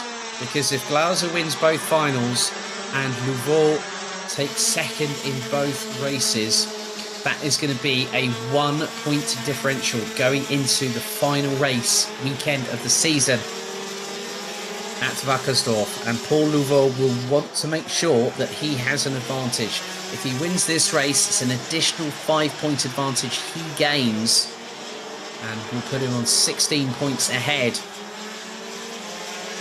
of Alessandro Glauser. Here's the battle between Daniel Yildiz, who definitely dropped the ball when he put slicks on in inclemental conditions. Konrad Bayer sporting a new crash helmet for this season as well. Part black, part bright green, goes up the inside of Yildiz through the final corner. So a nice little switch move there from Bayer to get past, as there is a chance for a lead to be changed. But Nouveau denies Glauser, and here comes Michael Becker into the fray. And as they say, two's company, three is a crowd. Couldn't be much further from the truth if you tried right here and now. But Nouveau's just got to do what he needs to do. He's got the racing line. He's got the right of way. He can put that kart where he wants to, as long as it's within the sporting regulations. So no weaving, no moving under the braking zone, so to speak. So Nouveau looks over his right shoulder, sees Glauser, puts his head down. Glauser running the slipstream, looking up the inside to now try and take the lead. Nouveau goes on the defensive and did that at the right place, at the right time. Just as they went into the braking zone, he turned in. He knew he had enough space to do it. So having that spatial awareness is key, especially if you are at the top. If you are the one that is actually leading the race, you are the one that has the there's no delegation in racing. There's always that you can dictate how a race unfolds, and this is what Paul Nouveau is doing rather nicely as we speak.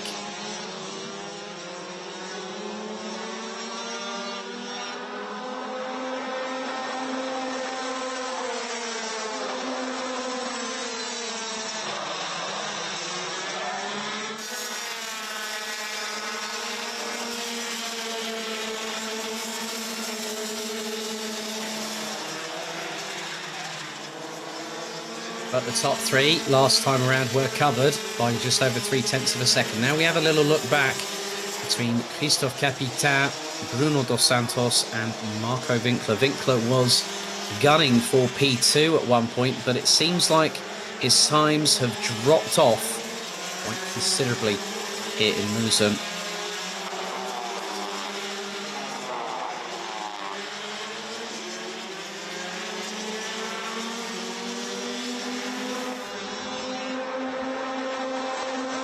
Closing is now, it's all musical chairs at the front. Well, it's trying to be. Someone hasn't gotten onto the last chair first. At the moment, that person is currently Paul Nouveau. He's got just half of the race to go. So try and just keep a defensive line ahead of Alessandro Glauser. And also the ever fast approaching Michael Becker in the 5:26.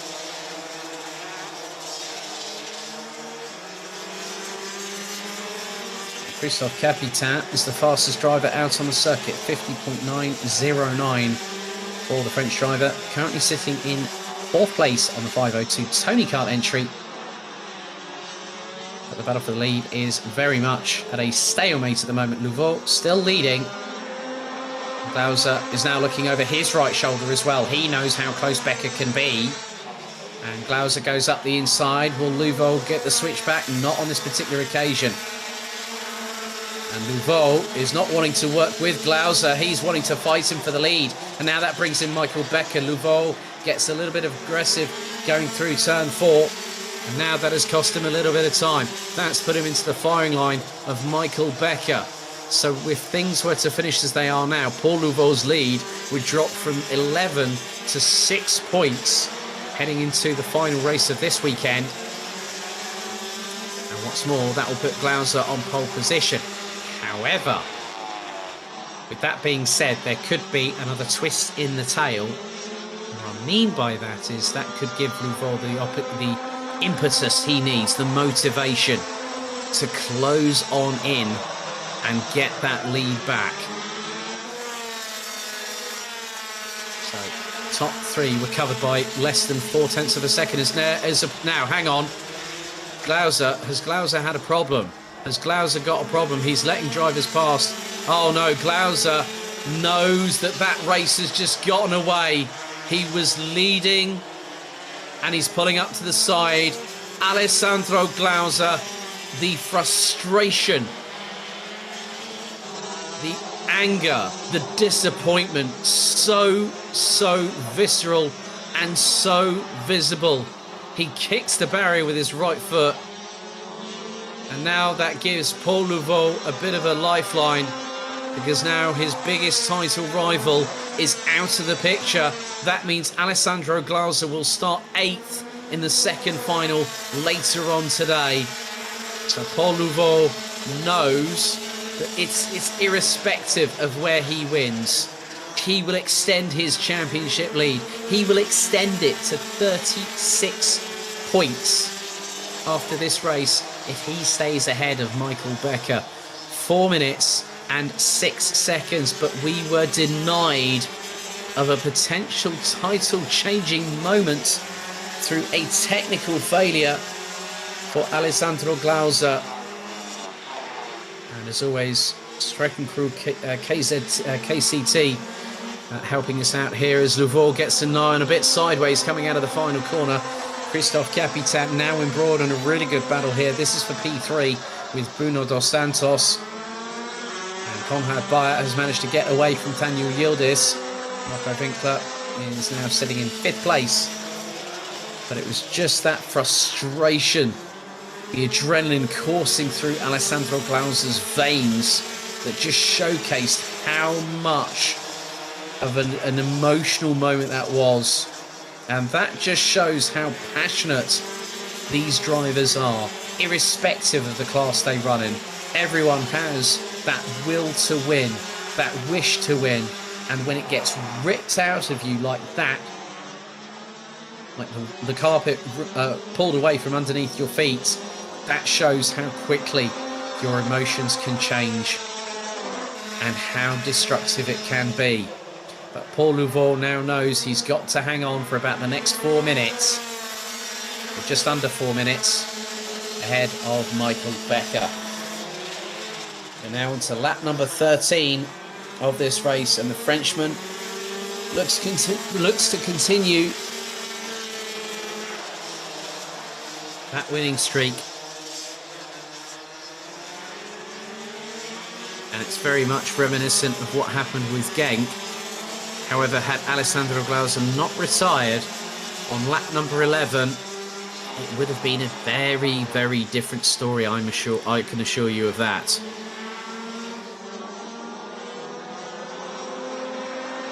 But Michael Becker fancies an opportunity. Even if Becker wins this race, Louveau will still have a 31-point advantage going into the second final.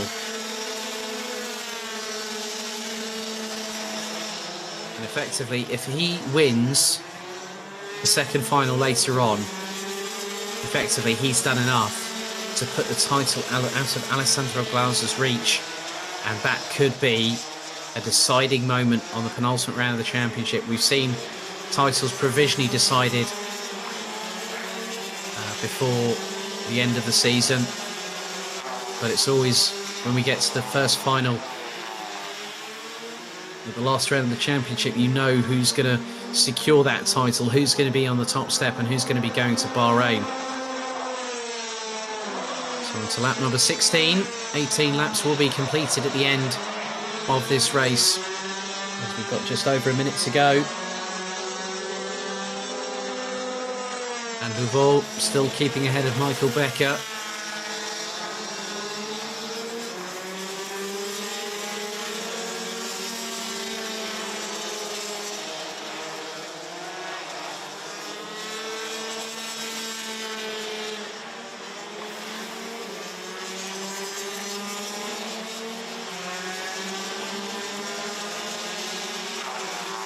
So Louveau will have this, plus another additional lap to keep Michael Becker at bay.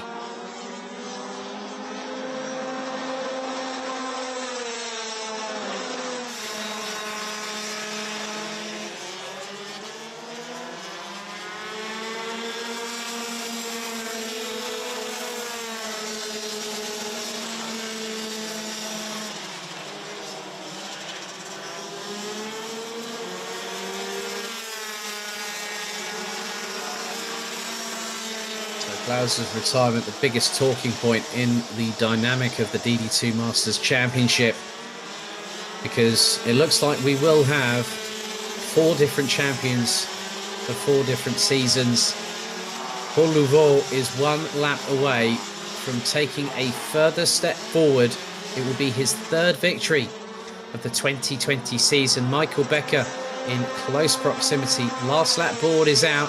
Becker looking to the outside of Louveau, going into turn 2 for the final time.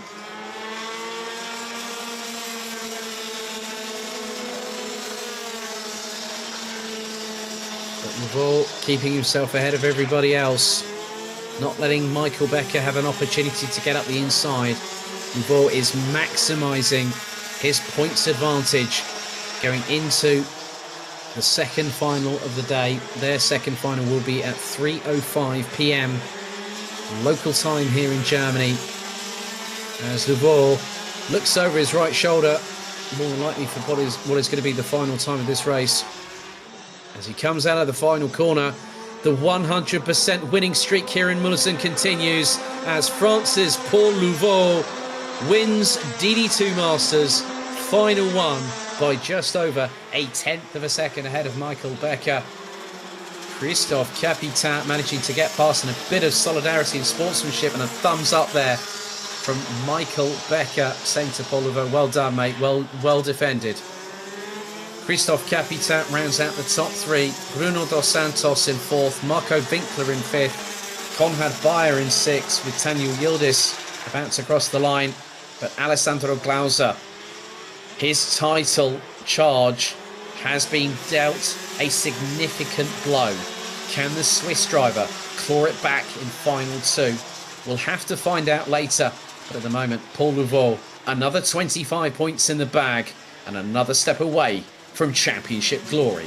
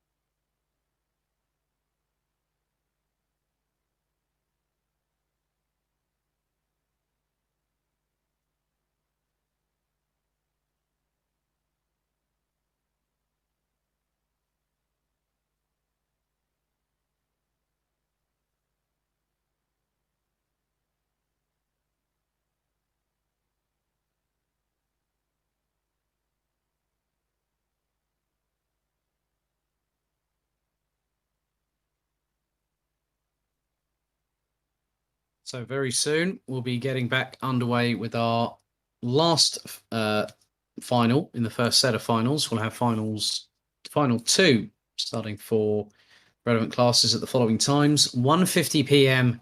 for juniors, 2:15 p.m. 1:50 p.m. for juniors, 2:15 p.m. for seniors, 2:20 p.m. DD2, 5 minutes past 3 DD2 Masters, and then 3:30 this afternoon, Project E20. So still plenty of racing to come here today.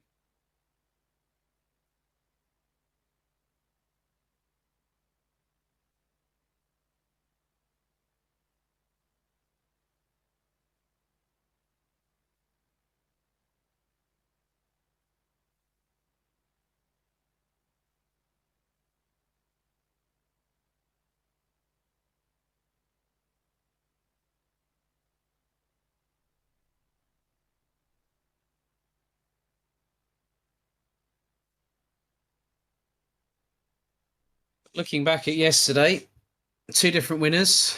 Luca Munaretto winning the first heat, and then Theo Kakati from the United Arab Emirates winning the other 2. Nikita Genza showing good pace, as did Lawrence Seyfried in the 777. Matas Jakobsen had a little bit of a disaster in the final race.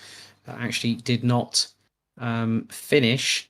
Leo Elise from Norway, who is actually in her first international competition outside of her home country, had an incident in race 2, which saw the cart go under the barriers. But the main thing is she's all okay and looks like she's going to be starting, I hope.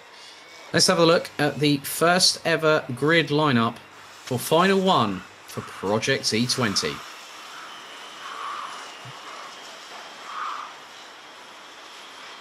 So starting from pole position, representing the United Arab Emirates will be Theo Kakati.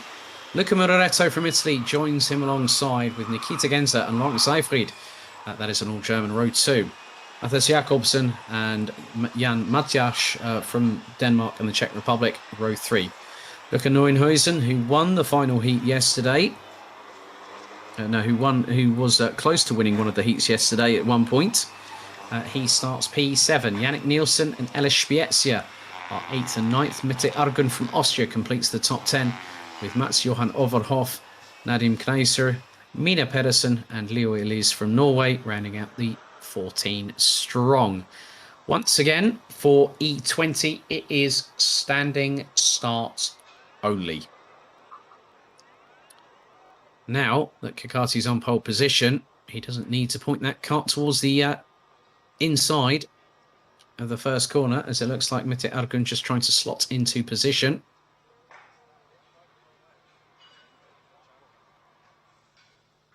So the clerk of the course walks off.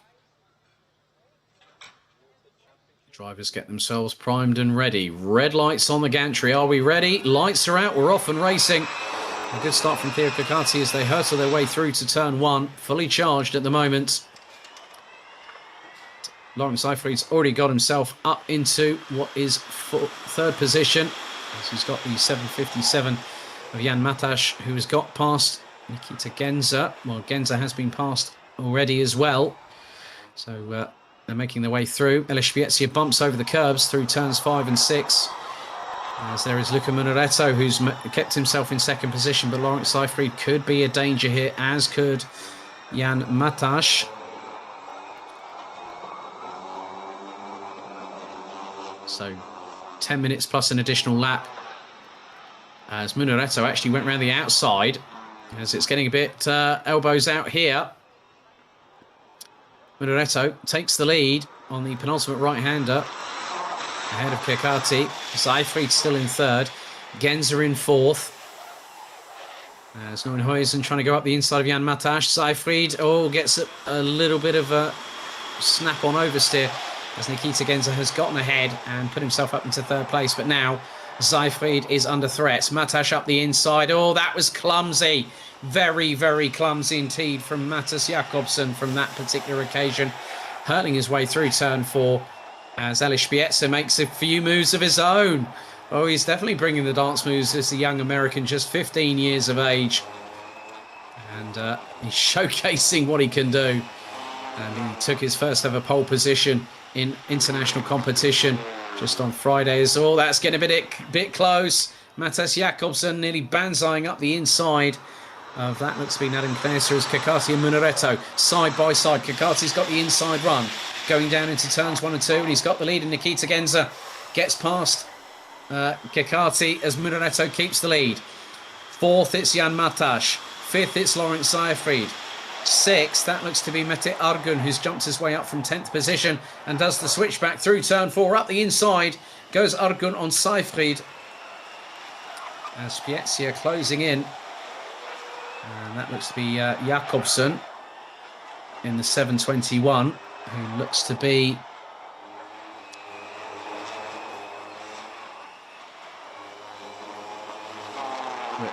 just in front, but then they've also got a few other drivers there as well. That's the 704 that they've just gotten past. Nadim Kneser, and Spiezia's got a real good run coming out of the final corner. And Seyfried's just ahead of him. Spiezia pulls to the right-hand side of the 721 of Mattias Jakobsen. And looks to have gotten through. So Jakobsen, according to the timing, is currently down in 14th, but I would think that's not the case, as Elias Spiezia sizing up Lawrence Seyfried, but opens the door for Mattias Jakobsen. That time the Dane makes it a little bit cleaner through the chicane. And that's Johan Overhoff, looks to be a little bit further behind. Jakobsen showing up, showing up with the red circle, blue circle on the timing. However, that's not the case. At the moment, the leader is actually now Nikita Genza, who's got past Theo Kekati, Luca Munaretto running out the top 3. Jan Matash running out the top 4. 6 minutes and 25 seconds to go. Nikita Genza looking to seize the initial advantage. Matash slingshots past Munaretto into turn 2. Out of the hairpin. The sunshine gracing us with its presence here in eastern Germany in comparison with the torrential rainfall the circuit was saturated by yesterday for pretty much all of the proceedings for all 18 races.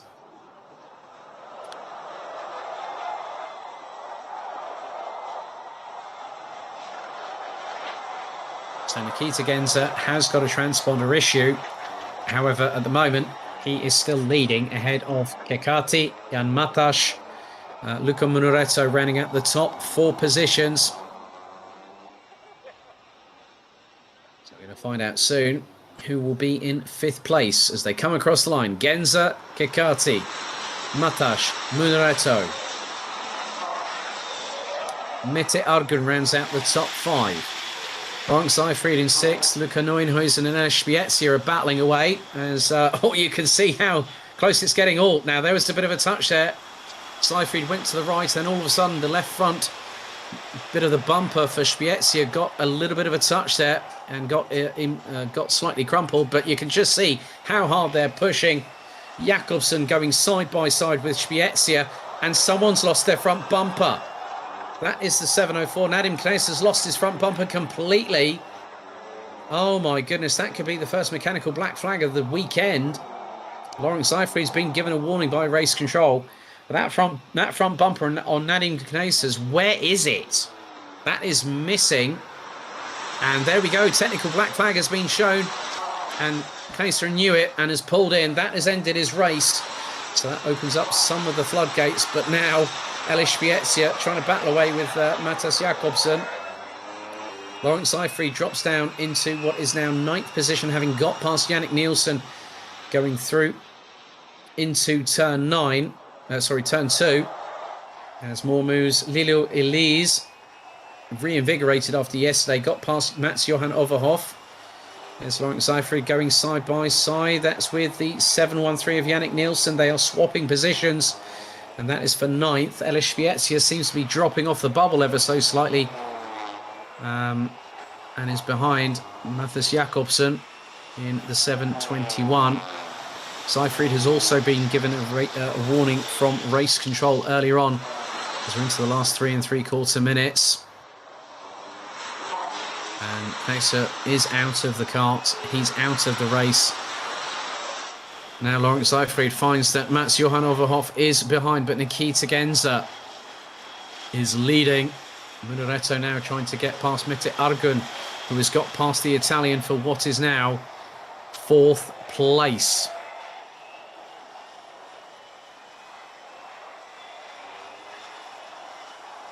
And that race suit, I just noticed the writing on the back of Luca Munaretto's overalls. It's very much like in the vein of The Godfather, with the likes, you know, if anyone might remember that gangster trilogy with the likes of Marlon Brando, James Caan and Al Pacino.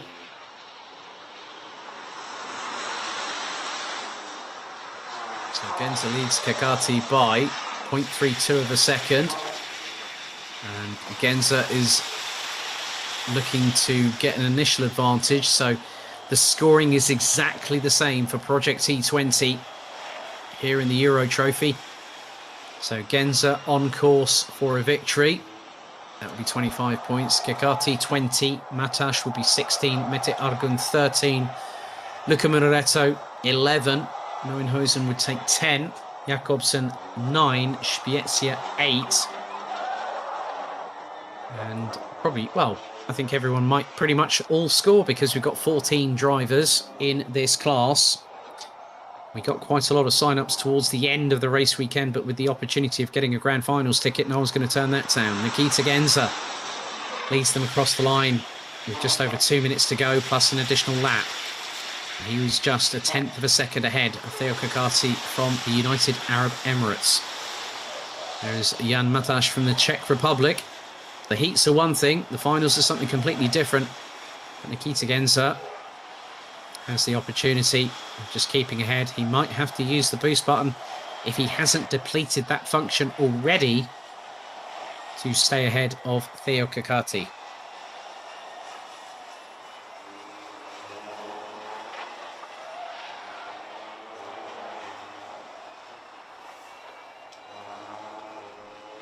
So just over 75 seconds remain, and Nikita Genza leads them on to what is now going to be lap number 11. 10 completed, and we have just over 60 seconds to go. So we'll have a total of what will be 13 laps of racing by my estimation. Matthias Jakobsen being closed in on, as is Luca Neuenhuizen from the Netherlands, by Ellis Spiezia. Spiezia gunning for the best of the rest sort of accolade, if you will.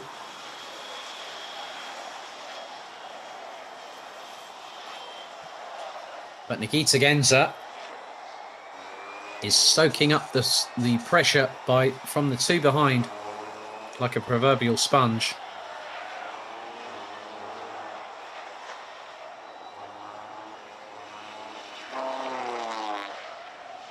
But Kakati is close. He can use the boost button to attack. Genza can use it to defend. Now, literally bumper to bumper there, those two. Jan Mataš just waiting to see what happens. Genza he's just keeping the blinkers on, but Kakati looking for the move up the inside of turn 4. When he has a little bit of a touch, right rear wheel to the left front of that bumper. I'm going to go straight back into place.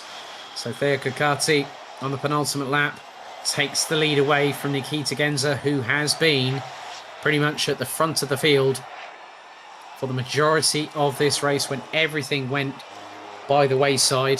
There was no quarter given.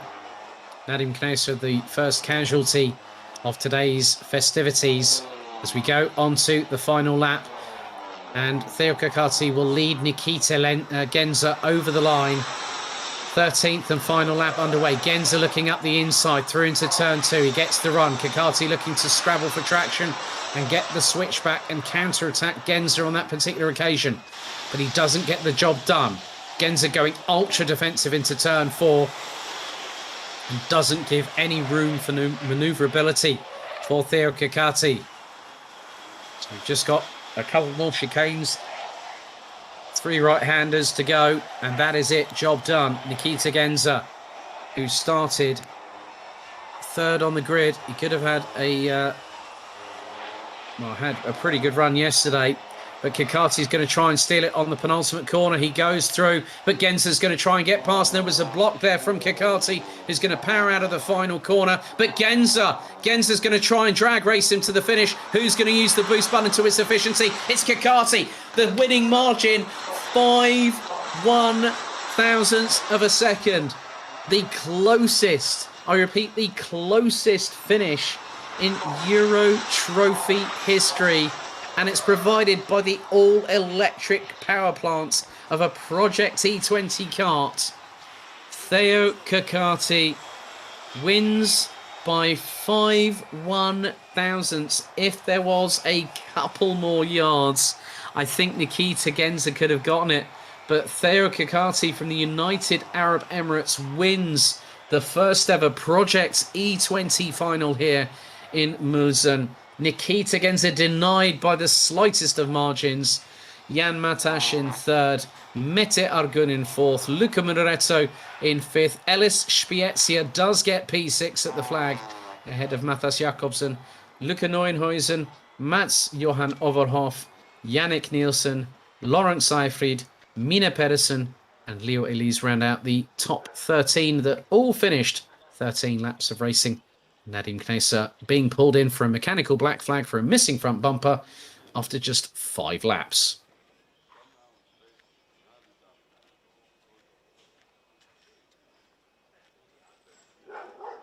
Well, that is it for our morning coverage here on Finals Day. And a big thank you to Motorsport Arena here in Mülsen for being so welcoming here on our first adventure, a new circuit on the circuit honour roll here in the Euro Trophy Roll of Honour. But we'll be back just before 1:50 local time as we get into the business end of the weekend here, round 3 of the season, and we'll see who our championship contenders are when we crown our weekend winners at 4 o'clock this afternoon. We'll see you after the lunch break. Thank you for watching, and we'll see you soon.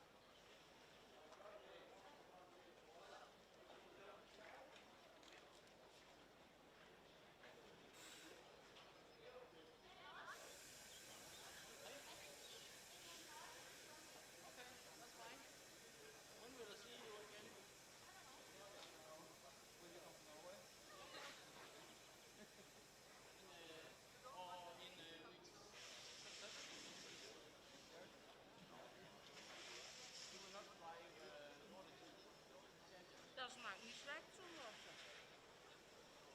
Dere må først ha sånn. Nee, dat valt niet tegen.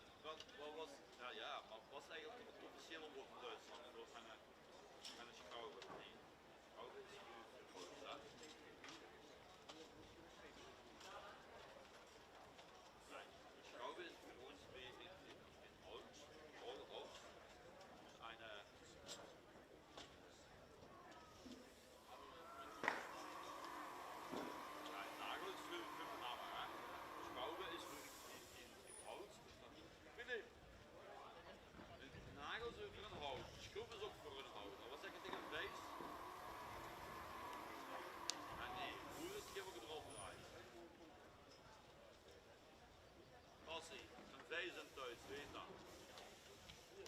Ik ben wel. Een vlees. Een vlees en thuis. Ja. Bout, oeh. Nee, een schroef dat is iets wat je in hout. Ja. Een bout en een moer. Je hebt een bout en een moer. Ja, dat is voor metaal. Ja. Een bout is waar je een ijzeren stang met draad op. Ja. En een moer zit er draad in. Een draadstang. Ja, een moer is het ding waar je in je zak hebt. Ja, nee, maar zij zeggen die mama of die papa. Dat is eigenlijk papa. Mama. Dat was een officiële Duitse woord.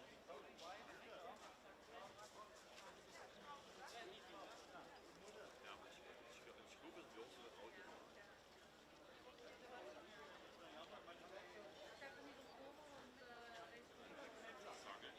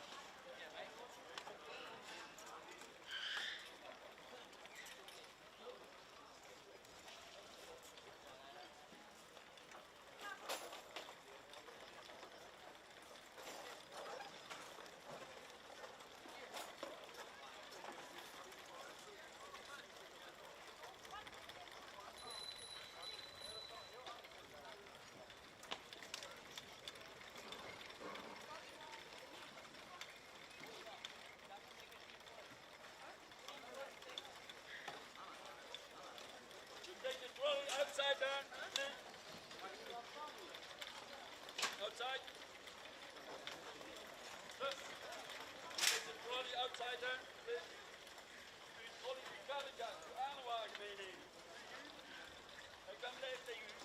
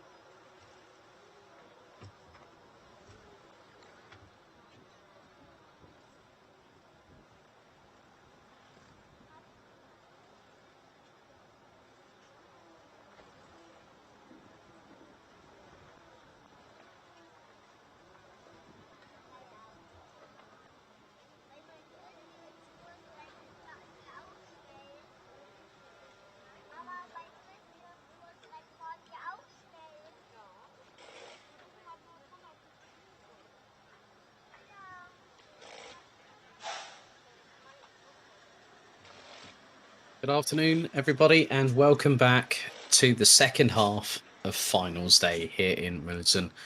The sunshine has started to really beat down on the circuit, and it's a wonderful thing to see. We've had 5 finals up until this point. We've got another 5 to go, and there has been a lot of talking points behind the scenes here in Mülsen.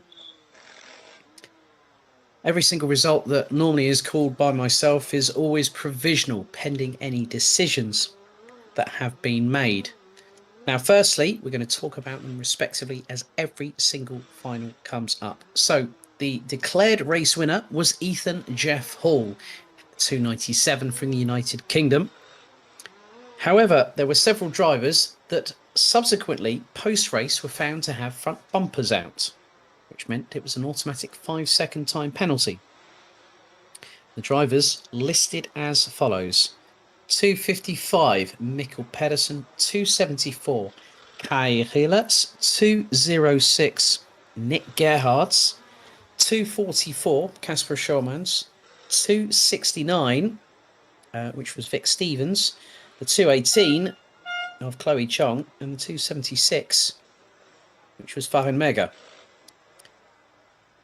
So the grid is now being cleared. So we did have a warning for Rafael Henhofer, but a few other drivers. Austin Lee made a few places, started 22nd in the first final, finished P13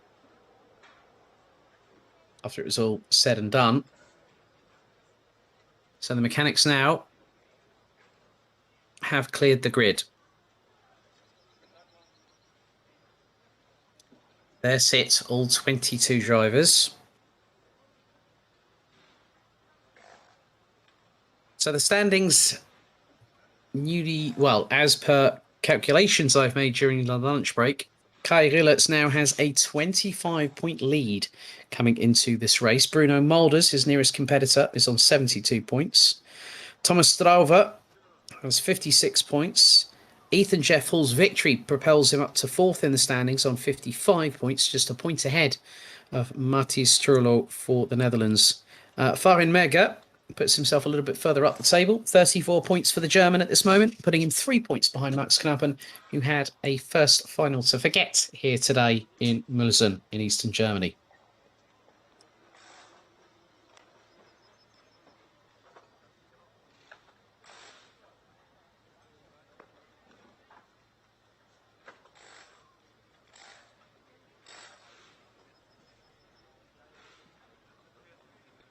So we have just over a minute to go until they get things underway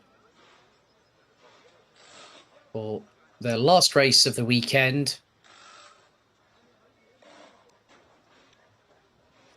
The air temperature has now increased from 18 degrees when we started racing this morning to now 22 degrees. Looks to increase over the course of the next few hours or so as we get towards our conclusion of the race weekend here in Mülsen. And then we will head off to Wackersdorf in Germany.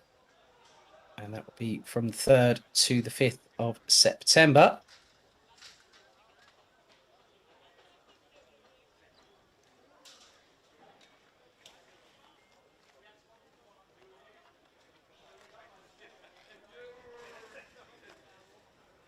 And that will be 50 days from today when we get back racing in Bavaria for our season finale.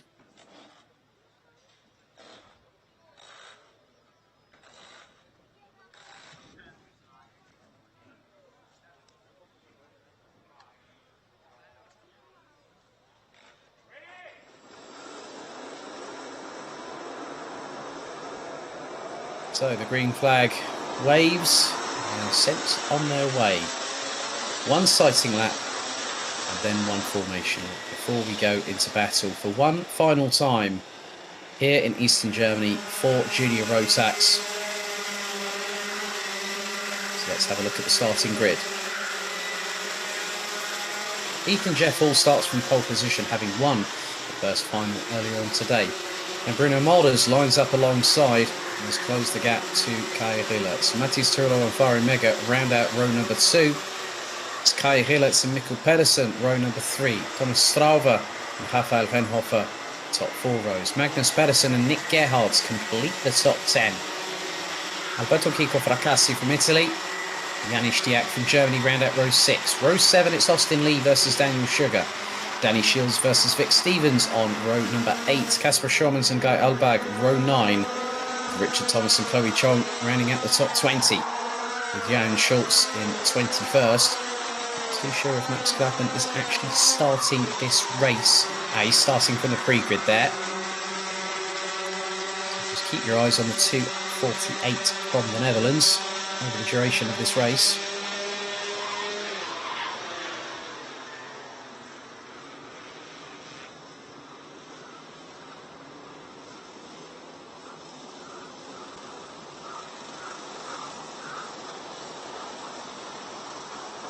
So 43 points separate first to fifth in the championship coming into this race.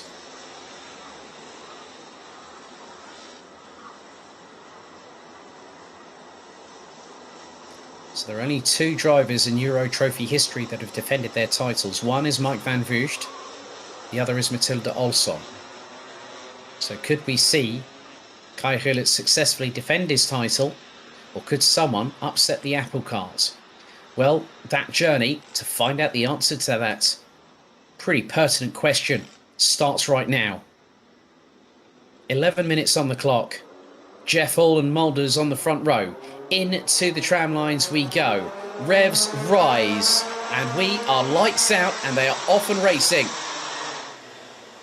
So, at the moment, Ethan Jeff Hall gets the initial advantage as that's off track there for Bruno Mulders, and that drops him down the order. Matti Turlo up into second, and Kai Rilets up into third place as they hurtle their way through, as it's a scrabble for traction. In the middle of all of that, you've got the likes of the 2:10. Austin Lee's gone grass tracking, and he's lost out time. Started 13th, that's going to drop him towards the tail end of the field. He scored his first points in the first final earlier on today, taking 13th place, which puts him on 3 points. His first full season as a junior, but Ethan Jeff Hall leads the way. Mathis Turlo and Kai Rilets round out the top 3 positions. And Strava, I would imagine, in 4th place as they come up. Oh, that's Fahren Mega, Mikkel Pedersen, Rafael Henhofer, Nick Gerhards up to what will be 8th place, well, 7th place. Kasper Schormans up to 8th. Austin Lee drops to 15th, but now the lead has changed. And it is in the hands of the Netherlands' Mathis Turlo.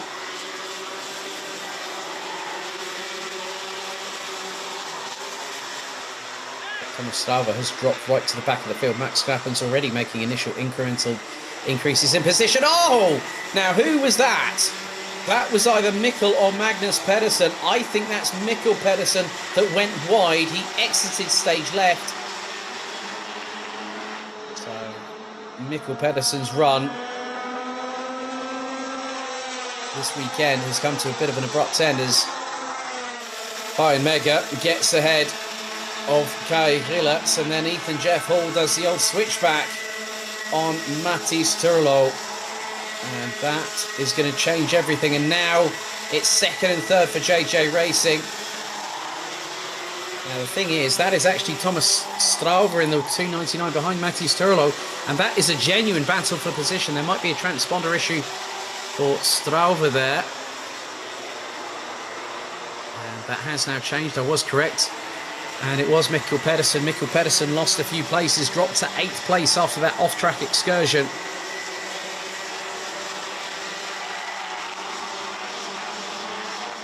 So now Ethan Jeff Hall leads them onto the completion of lap 3. We start lap 4.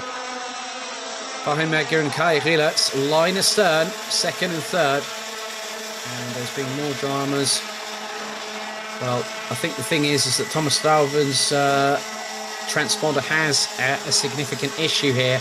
But at the moment, he's still on track. He's battling away for 4th position with Mathis Turlo. And Turlo, if he has an unforced error, through the pressure that's building up, it can happen that Strava will get past.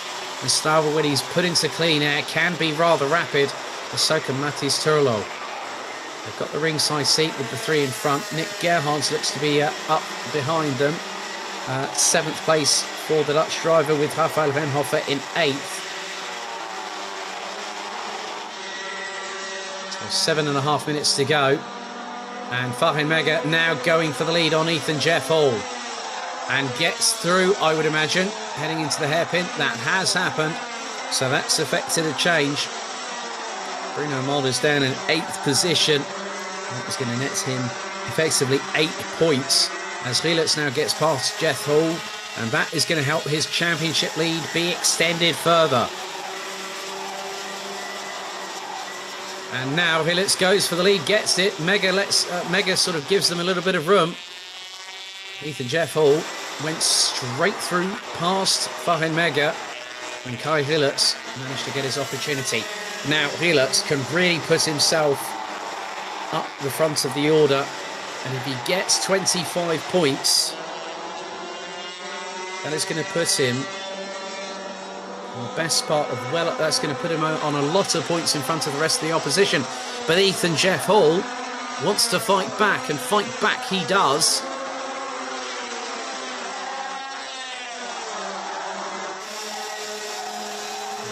Vic Stevens, and the lead has changed once again. Everyone's going for it, no one's giving quarter. Oh, there's a bit of a mistake there from Kai Rielitz. It's uncharacteristic of the young Belgian. And now he's losing a handful of places. And he was in prime position to extend his championship lead, but now that has changed.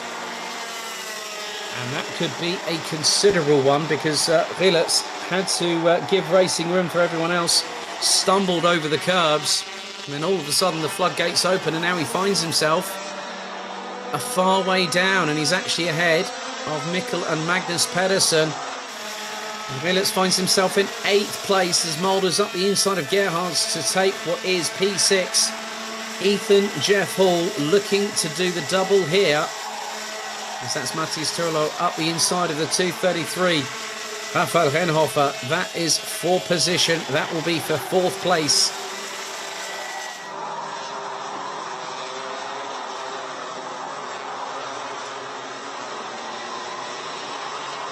Things are closing up rather quickly. We've got 5 minutes of this race to go. 6 minutes are completed. We've got an additional lap into this one. There is a 5-second penalty going to Danny Shields. It was designated by Race to Control.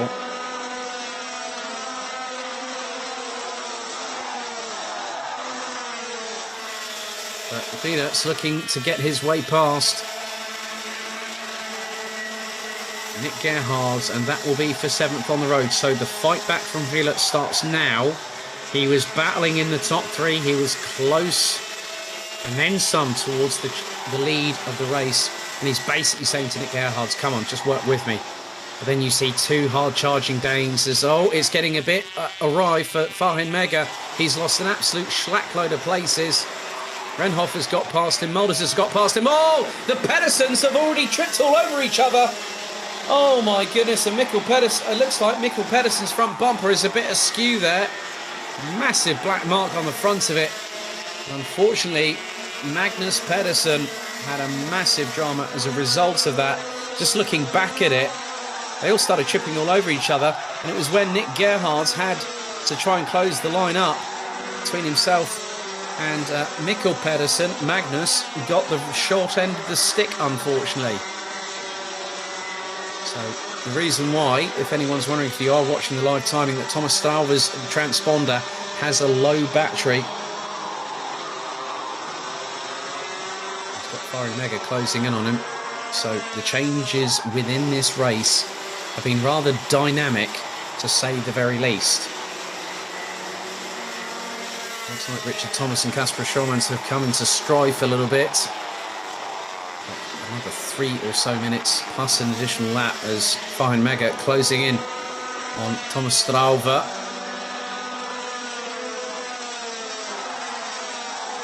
And gets past. There was a bit of a mistake there. That was Raphael Rennhofer. What's gone wrong for him? Oh my goodness, this race has more twists and turns than the never-ending story. And that's an open book. Casper Schommans looks to have parked the kart, the 11-year-old from the Netherlands.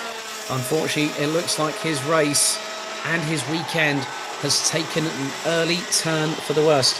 Austin Lee trying to close in for another second points finish after a dismal day yesterday. He is effectively 1.3 seconds off of the 2:47 of Magnus Pedersen. Oh, little bit of a mistake there from Janis Diak. That allowed Nick Gerhards to get up the inside of him. But also, I think that was another kart just in front, possibly Mattis Turlo. No, that was Alberto Chico Fracassi in the 2:72 from Italy.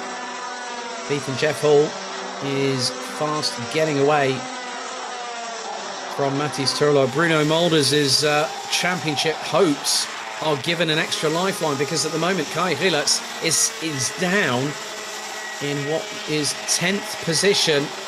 So Rilets has got time fast running out. Wackersdorf might be a different proposition altogether, but now the title is being blown wide open. One of the drivers doing it is this driver here, Ethan Jeff Hall. If he wins this race, this puts him on 80 points. I'm looking at this as well. Bruno Mulders will get to 88 points. So this has turned it upside down, spun it around, and thrown it in every single direction possible. Upwards, downwards, left, right, centre, forwards and backwards. You name it, they've probably thrown it that way. Now Bruno Mulders senses an opportunity. He could get another, if he gets another few points, that's going to close things up significantly because at the moment, Kai Rilets with 9 points, or 9th place, will go on to 104. Bruno Mulders, if he gets second, that's going to be 92. Ethan Jeff Hall will go on to 80. Thomas Strauver, wherever he is at the moment, there he is. He's in currently what is going to be P4. That will be 13 points for him. That will give him 69. Mattis Turlo currently in second. There's the move for second place. Bruno Mulders up the inside, so Mattis Turlo will go on to 70 points if things finish as they do right now. But Kai Rilets' lead in the championship over the course of this race weekend has been very much decimated. And now he knows what he needs to do. As Alfari Mega getting a bit feisty. Oh, there's a touch from Raphael Rennhofer. That means that nowhere to go for Thomas Strauver. That drops him points as a direct result. But the timer has run out. Ethan Jeff Hall, the next time he crosses the stripe, will go onto the last lap of the race and also the last lap of the weekend. So he gets the final lap board. Mulders is close and then some. He's getting closer. Where is Rilets? He's 7th in the minute. So that will give Rilets 9 points, putting him on 106. But Ethan Jeff Hall has done everything right, exactly where it needed to count. This is going to put him 3rd in the championship standings going into the season finale at Wackersdorf. The youngster races in Minimax over in the United Kingdom, but he's had a baptism of fire in juniors. But he has made his skills shine above all else, despite his small stature. It's a double victory. Ethan Jeff Hall, well and truly in the championship fight, and he celebrates with both hands across the stripe. Second, it is going to be Mattis Turlo. Bruno Mulders, his championship hopes have taken a slight dent for 2 reasons. Kai Rilets takes 10 points, putting him on 107. Bruno Mulders ended up 5th, and that puts him on 83. But Ethan Jeff Hall, double victory here in Mülsen, and he has every right to celebrate. I'm sure that Strawberry Racing will be absolutely jubilant as the youngster from the United Kingdom wins by 5.83 seconds. Mattis Turlo takes second, putting him on 74 points. Rafael Renhofer in third. Farin Mega takes fourth place, which gives him 47 points in total. Ahead of Thomas Strava in sixth place, which gives him 10 points. And that puts him on 66 points going into the final round. Kai Rillertz managed to get seventh in the end, actually, after the transponder issue has been resolved. So Kai Rillertz will actually get 9 points. So that will be on effectively 106.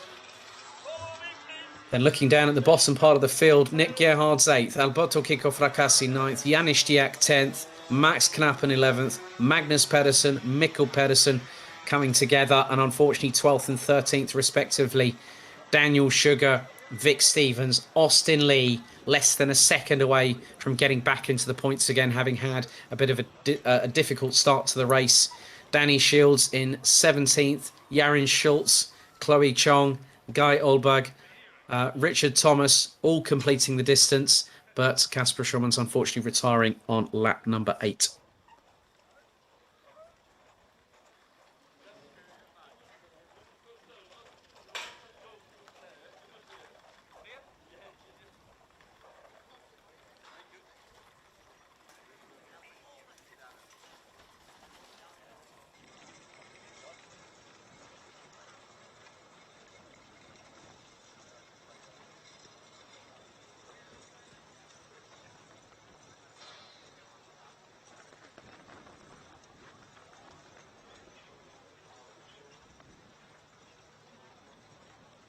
So the drivers now make their way out onto the grid for what will be our second final for senior Rotax.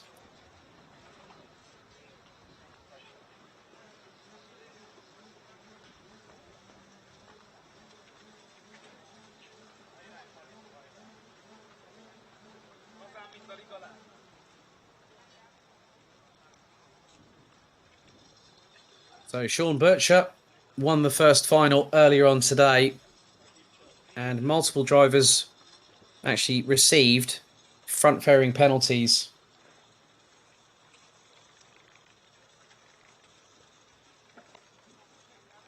Which were 9 in total, and that included the driver that actually crossed the line in first position, Lachlan Robinson, demoted to 5th after a pretty impressive performance from the Dubai-based driver, who won rather comfortably by the best part of about half a second, if memory serves me correctly, at the end of that previous race.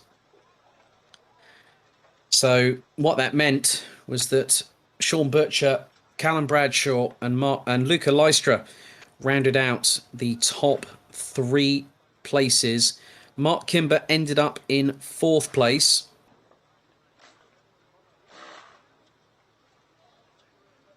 Lachlan Robinson ended up 5th ahead of Nick Cuppens. It was a bit of a disaster for Linus Henson, whose championship hopes have also been hit with a distinctive blow. So the standings as they are at the moment, with the adjustments being made post-race: Bradshaw on 110. Kimber on 87 is second. Lystra is third with 73. Sean Butcher now goes up into 5th position ahead of Lachlan Robinson, who is now on 61 points. Also some other penalties issued. The 385 of Felix Jansson actually got a 5-second time penalty post-race for pushing. Luna Blom actually got a 5-second time penalty after overtaking after the red line on the formation lap. Kimber and Lystra got warnings from race control for obviously what we saw earlier on, where an incident saw that Lachlan Robinson had no option, had nowhere to go, and ended up having a front fairing penalty, which was shown via the impact that we saw when drivers came back onto track, and it was an unsafe rejoin. But it got a warning from race control. That's what they decided, and their decision stands. But 31 drivers. The battle for the title still very much alive, but Bradshaw is in the driving seat right now.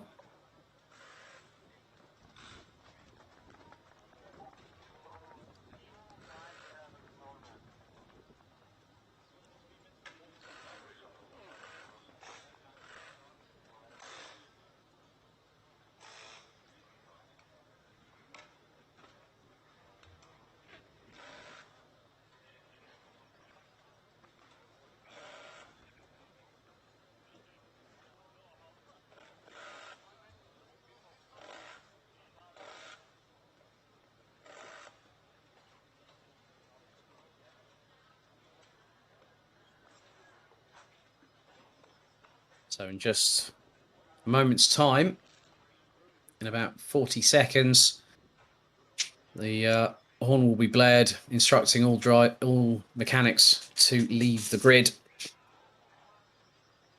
And the drivers will then get themselves ready to go racing.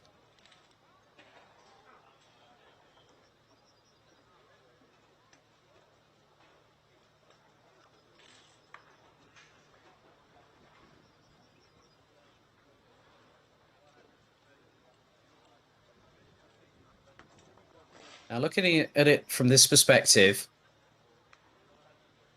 the right-hand side has always been conducive to good starts for those drivers in first, third, and fifth.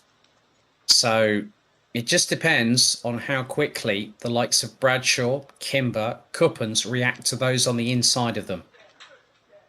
And that could be a telling point. Now, this circuit, very, very similar in its start line. Well, it's when you go through into the tram lines and you go across the start-finish line, there is very much a distinct correlation to karting Genk because it's very similar. It's sort of a kink that goes into a hairpin. And so those drivers on the inside line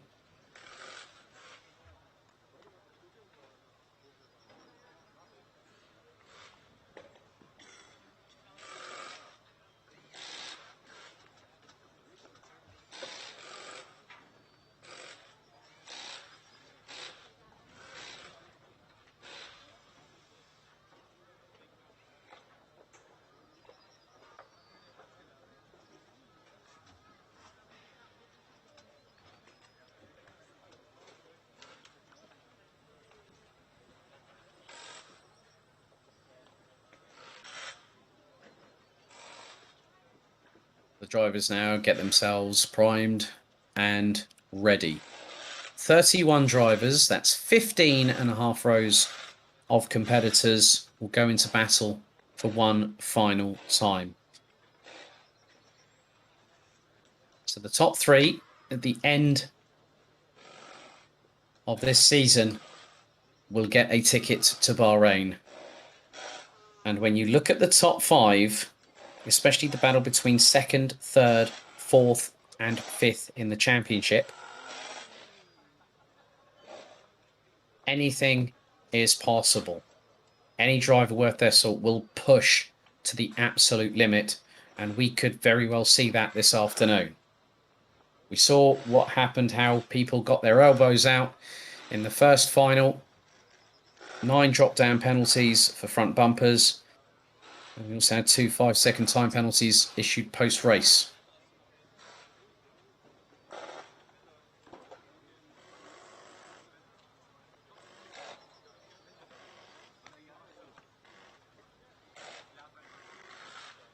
Sometimes you just have to forget about the past and look into the now and visualize what you see in front of you. What is your destiny that awaits you?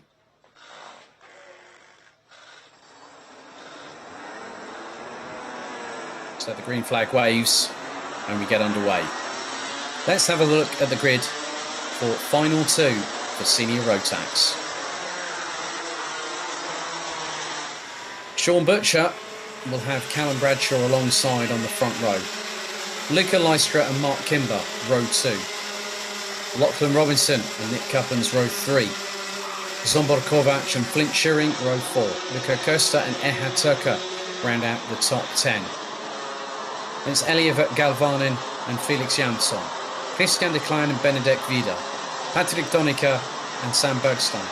Maurice Schmeis, Max Stemmerdink, Luna Blum and David Lackner. They round out the top 20. And completing the 31 strong, it is Beard Dodderstein, Victor Frostbay, Sasha Klavedetscher, Alexander Alcazava, Lukas Hartmann, Christopher Zaxer, Gilles Cloet, Linus Hensen starting 28th ahead of Tobias Boschik, Luka Thiel and Zino Kovac.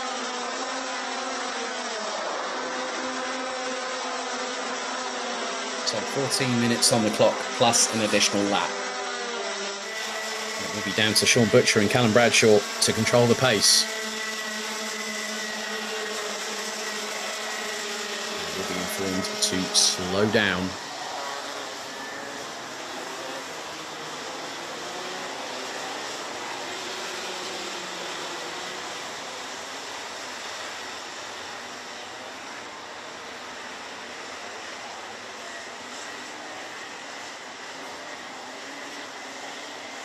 The drivers are getting into the final stages of the formation lap.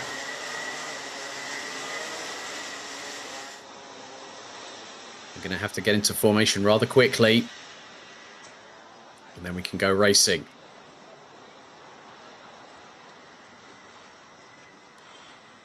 So 14 minutes plus a lap on the clock. Butcher on pole, Bradshaw alongside for one final hurrah here in Eastern Germany.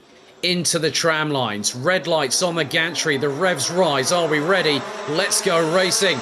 And it's a good start. I did say it was going to be the three on the right-hand side of the grid that were going to get a good run. And already it has happened. Butcher leads, Leicester second, Robinson third, Bradshaw slots in behind in fourth place as they're side by side. A little bit further down the order looks to be Felix Jansson battling away with Patrick Donica from Poland as one driver nearly goes off the track. Looks to be Luka Thiel at the tail end of the field. Linus Hensen trying to make his way through the order as things stand. And at the moment, Butcher has gotten away into the distance and he's gotten ahead of Leicester. Robinson, who won the final on the road earlier on today, but had a drop-down penalty that demoted him back to fifth, now has a point to prove. KR Sport wanting to do their level best to upset the Strawberry Racing apple cart, and it is currently happening. 13 minutes to go, plus an additional lap. The hunt is on. Kimber past Zombor Kovac, who's made his way from 7th up into 6th place. Kimber was in 7th. Well, Kimber was down in 4th place, but now has dropped a couple of places on the initial start phase. Oh, there's been a bit of a moment, and that's Kimber off. Kimber's off, and Robinson is up into 2nd, I believe. That is the case. He got past. Well, I think that was more than likely. That was Kimber, or it was Leicester. Hang on a second. No, Robinson is ahead, and that is Callum Bradshaw just behind. So that would have been more than likely Luca Leicester. It was Leicester. So Leicester is having dramas. So it's not being easy at all. It's the KR Sport 1-2. This time it's Butcher from Robinson. Butcher's put in the fastest lap of anybody. Leicester has tumbled to 8th. Kimber's down to 10th. And now this is where things get interesting. More dust being kicked up coming out of turn 2.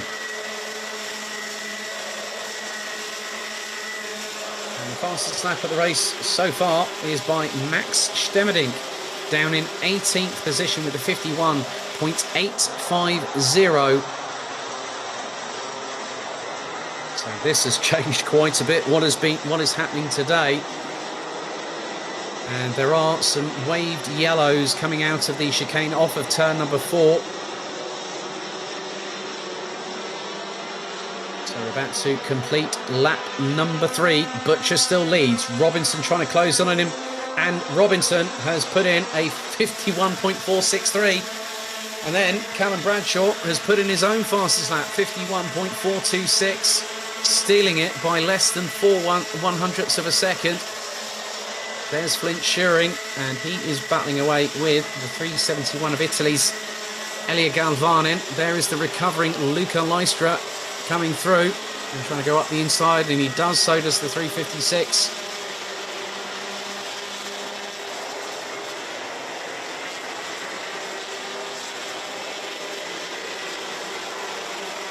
Turka, who's just ahead of Felix Jansson. There's Christian de Klein. Ahead of Turka is Mark Kimber in the 3:57 from Great Britain.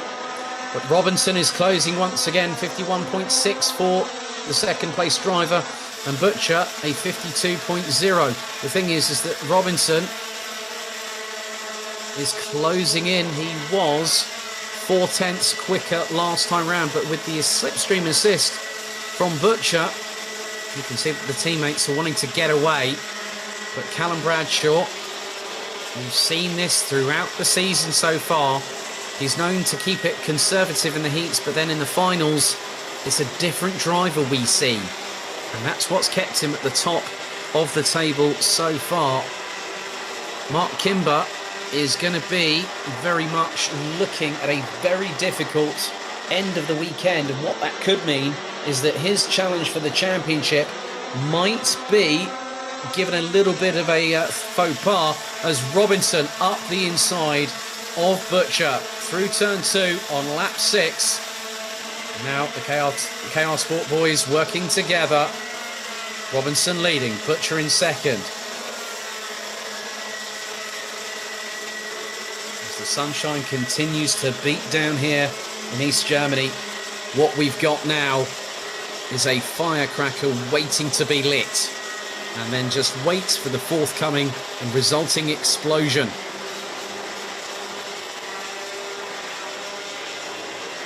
So 5 minutes completed, 9 minutes still to go, plus an additional lap.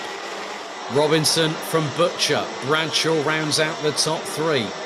Lystra's now Pascal Varnin for P6. And will start to close in on Nick Kuppens. Mark Kimber ahead of Flint Schuring and Ehad Turka. So Mark Kimber on the basis of 8 points. That will put him on 95. Callum Bradshaw will be on 126. Lachlan Robinson, if he wins this race, this puts him on 86 points. And that will time with Sean Butcher. Luca Lystra at the moment, P6, will only net the Belgian 10 points, putting him on 83. So that means that the battle for second in the championship will be red hot going into Wackersdorf. And looking at previous form, Robinson could be a danger. And also the fact is that Bradshaw will need to secure, I think, effectively, he needs to secure a good amount of points. There's Leicester up the inside of Kuppens. That will net him another point as well there, putting him up into P5. And that will put him on to 84 points at this juncture. If he gets past Zsombor Kovac, that will put him a further 2 points, and that will tie Leicester, Robinson and Butcher on 86 apiece.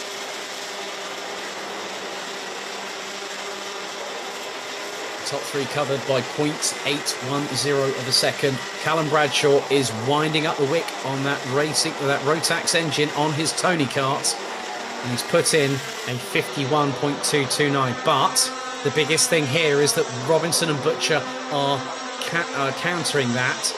Robinson's just put in a personal best, 51.292. Kimber up into 7th. Jansson past Schuring up into 10th place. Lystra now up into what is effectively P5 ahead of Nick Kuppens, so that will net him 11 points. I do know for a fact that Robinson and Butcher were testing at some point at this circuit, just putting the laps in, just getting used to the track, and that has paid dividends.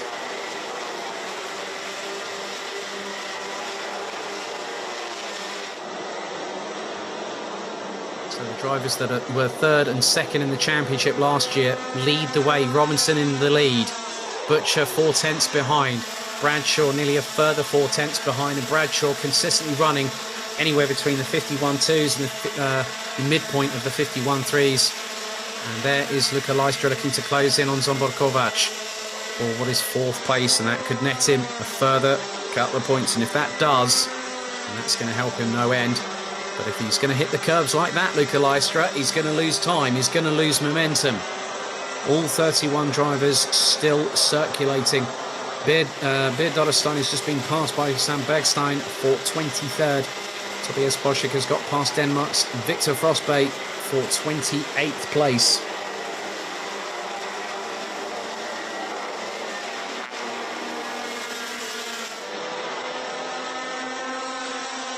And Bradshaw is closing. He's closing on the two in front. Butcher was just over a tenth slower. There's the move there from Lystra. That puts him level on points with the two in front. It's a side-by-side altercation. This is between Flint Schuring and Elia Galvanin. Felix Jansson right up the back bumper of the Italian as the pair go past the Dutch driver into turn 4. That could get very clumsy very quickly. Felix Jansson got away with that one. Christian de Klein right up the inside of Flint Schuring. There's Luca Koester in the 362. And Schuring, mounts the curbs there. That allows Koester through up the inside.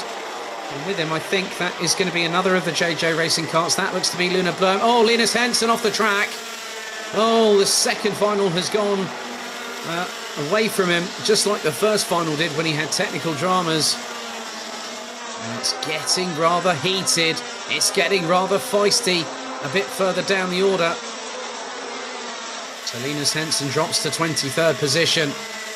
But Lachlan Robinson, having started 5th on the grid, leads the way. We're on lap number 12. And we've got 4 minutes plus an additional lap still to go. There's Luca Thiel ahead of Flint Schuring. That is 16th position. Just up ahead, they have got Benedek Vida from Hungary in the final points-paying position.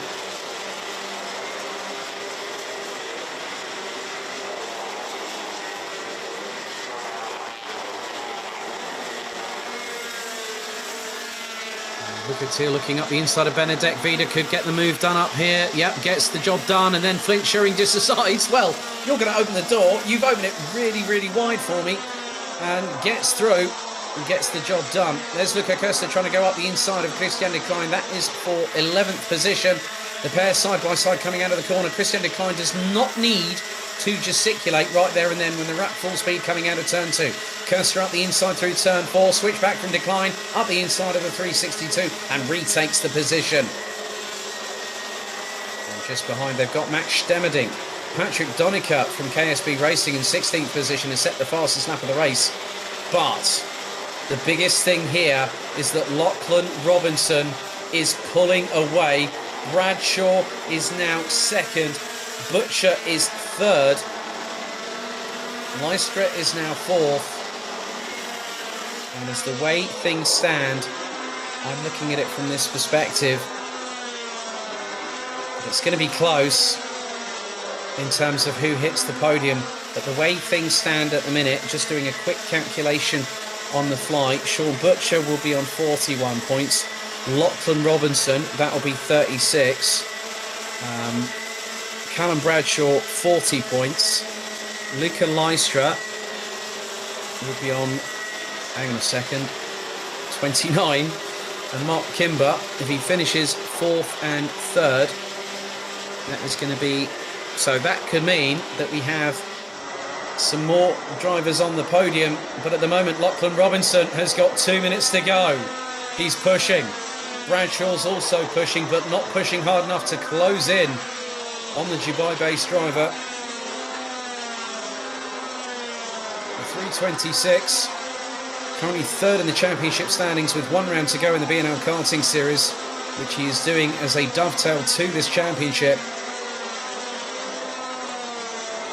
This could be one result for the Robinson camp that they will be more than overjoyed with. It's been a lot of hard work, a lot of sacrifice, a lot of miles and kilometres in the air covered over the past season and a bit. We're heading into the final throes of this race. 1.25 minutes to go.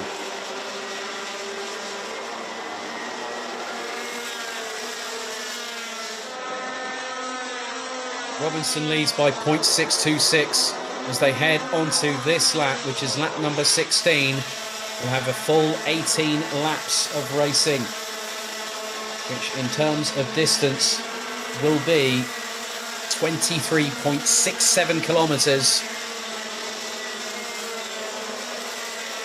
or 14.68 miles.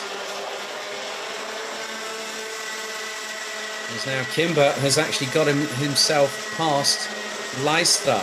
So that then basically means Kimber with 2 fourth places, that will give him 26 points.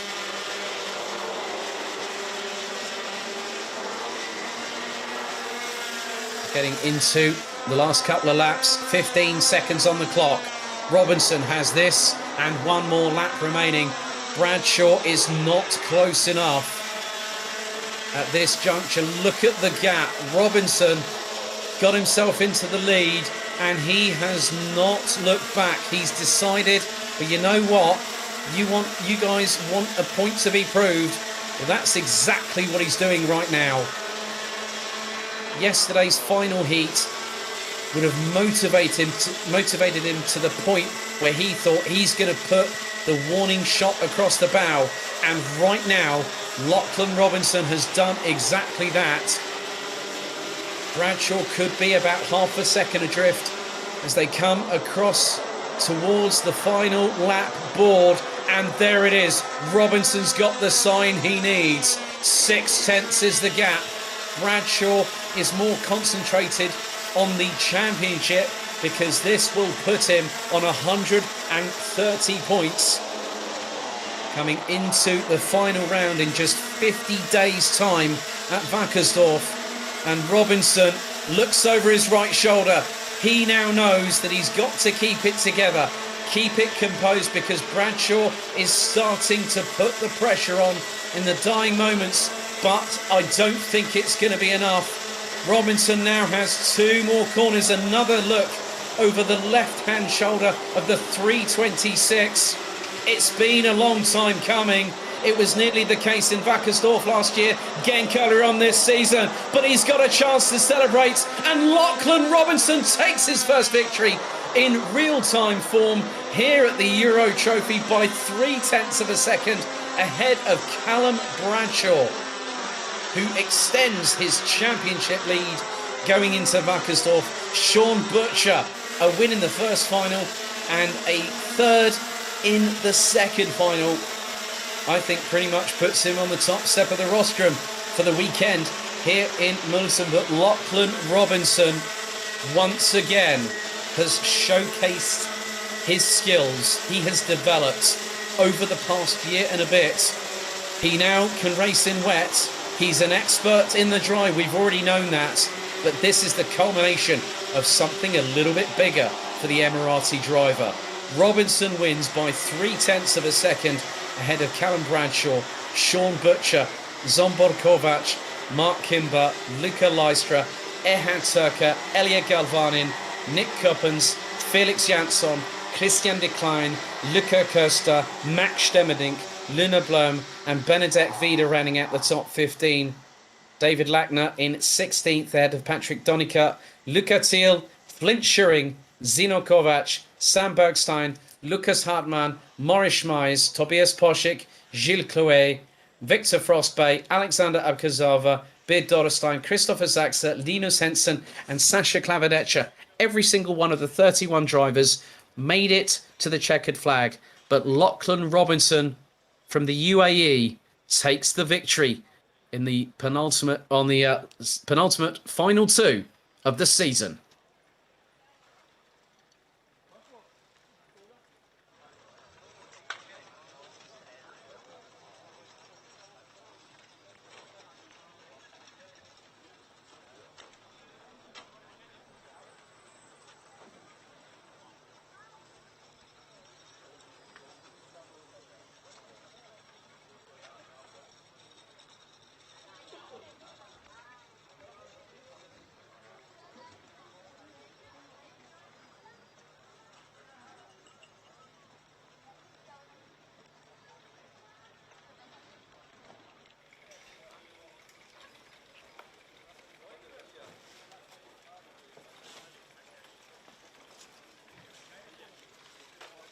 Dank u wel.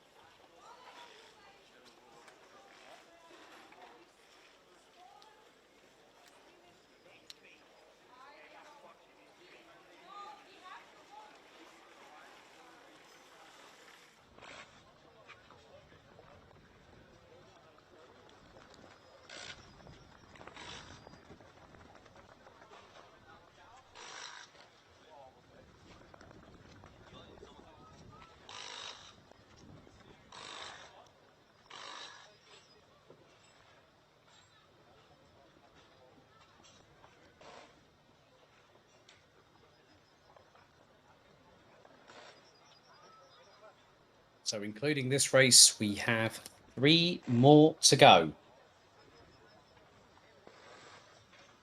So to round off the weekend, we will have DD2, DD2 Masters, and Project E20.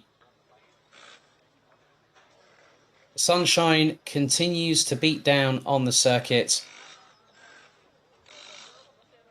23 degrees Celsius here on Sunday afternoon, and it is a welcome sight for us all after the torrential conditions. However, we get underway with our sighting and formation lap for DD2 final number 2. Let's have a look at the starting grid. Villalainen starts from pole position ahead of Matthias Lund.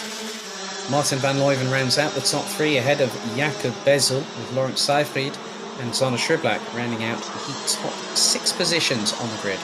Rounding out the top 10, it's Fabian Bock, Peder Bezel, Mika Metz and Rasmus Vendelbo. Row 6, it's Ragnar Virus and Florian Breitenbach. Max Fleischmann and Mark Bartels, all German. Row 7, Hannes Bode and Paulo Besançonnet. Row 8, row 9, it's Robert Chorpian and Leon Arndt. Row 10, and completing the top 20, it's Mikkel Tigerson and Johan Veen. Sebastian Janchevski, Maxime Derich and Leo Kirschenbauer round out the 23 strong. Coming into this particular race, Peder Bezel's lead is 95 points versus 65 ahead of Matthias Lund, so 29 points. Villalainen now moves up to 3rd in the championship standings, ahead of Martin van Leuven, who pips Zana Schriblak to 4th place by just a single point. Jakob Bezel brings himself into the championship dynamic by going into 6th position.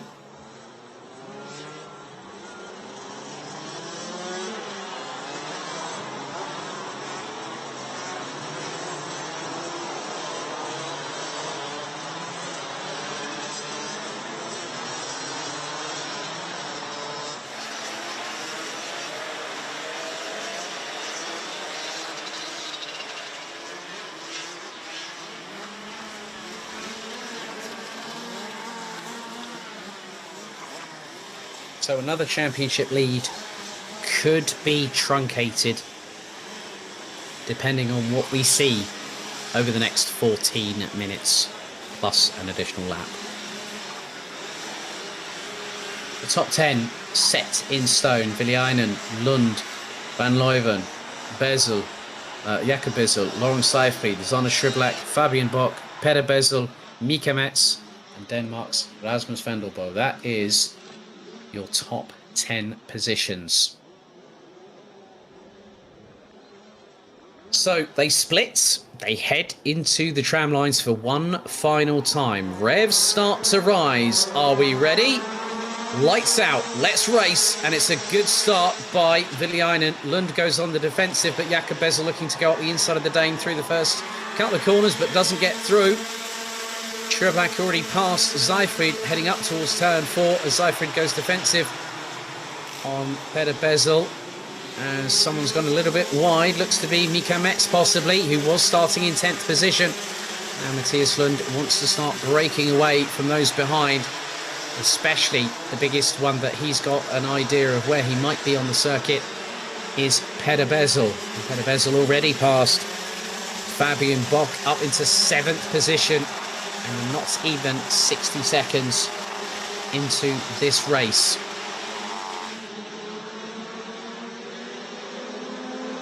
So top 5 rounded out by Zana Schriblak, covered by just over 3/4 of a second, but then Schriblak gets past Van Leuven. Oh, we've had an incident.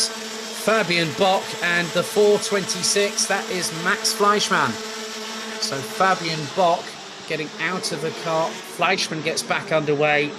Double waved yellows at turn 2, which is slow down, no overtaking, and prepare to stop if required.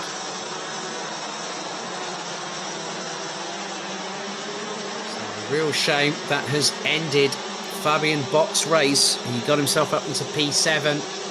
Whatever happened there, I didn't really catch the incident itself. It's a real shame for the youngster. 12 minutes and 17 seconds on the clock. Top three covered by just less than 0.3 of a second. Jakob Bezel now trying to close in on those in front. And Matthias Lund looking to try and see if he can get past Viljainen, but the Finn is on the defensive. Now, looking at it from this perspective, you can battle with your teammate, but the biggest rule in motorsport is never collect your teammate at all. Or never hit your teammate is the more direct version of saying it.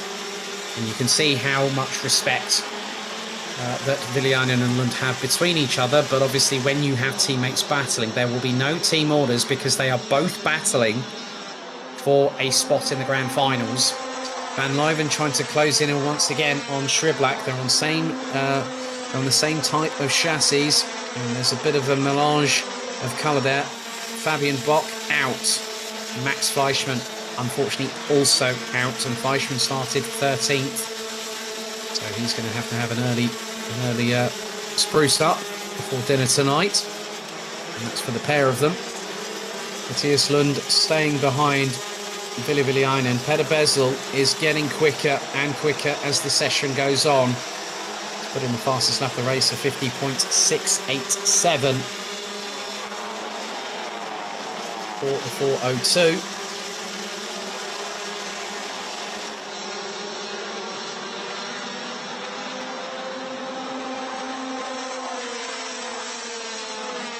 Top five covered by 1 second. Petter Bezel is again winding up the wick on that Rotax engine he's got on his right hand side. 50.448 for the Czech Republic driver.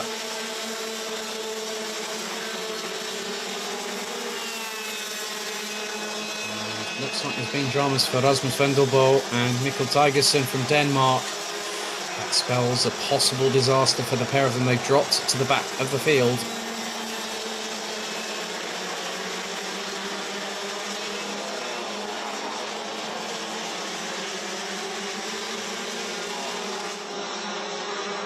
Viljainen continues to lead the way. Matthias Lund still keeping on the Finn's back bumper. Jakob Bezel trying to close in on them. Xander Schriblak fourth, Martin Van Leuven and Petter Bezel. They round out the top six, covered by just over 1.6 seconds, as we have just under 4.5 minutes of this race completed so far.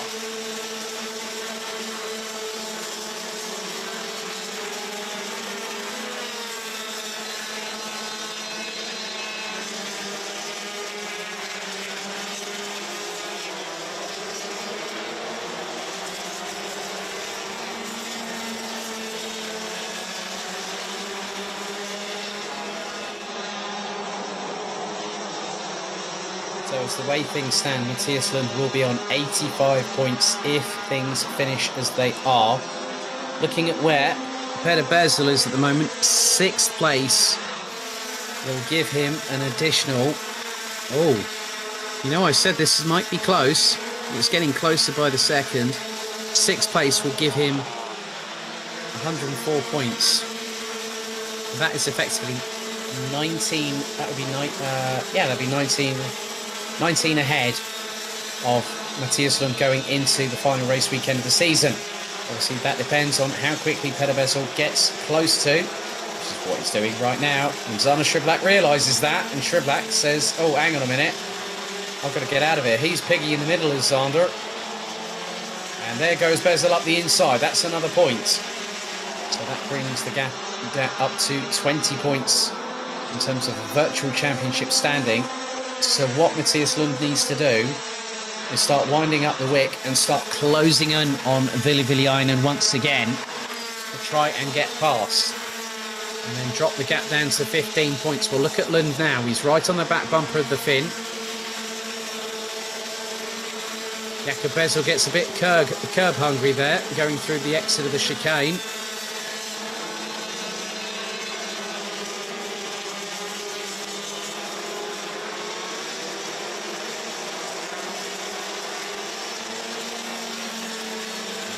To claw time back in his favour.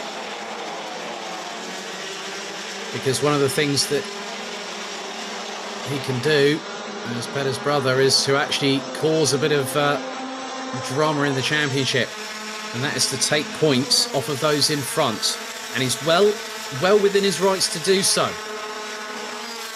because now with 11 points going to Peder Bezel, that puts him on 105 at the moment. Matthias Lund on 85. Xander Schriblak currently in P6. That will give him 10 points.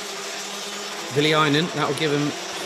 You know what? That will actually change things quite significantly, because that will put Villiainen 3 points ahead of Matthias Lund going into the final round, and 17 points behind Peder Bezel. Martin van Looyen rounding out the top 4 in this race, get a further 13 points, putting him on 64. Jakob Bezel, if he stays in the position he is now, he'll tie. So effectively, that will mean Bezel will be first, Villiainen second, Lund will be third. There'll be equal fourth between Van Looyen and Bezel going into the final round. Schriblak will be down in effectively 6th place.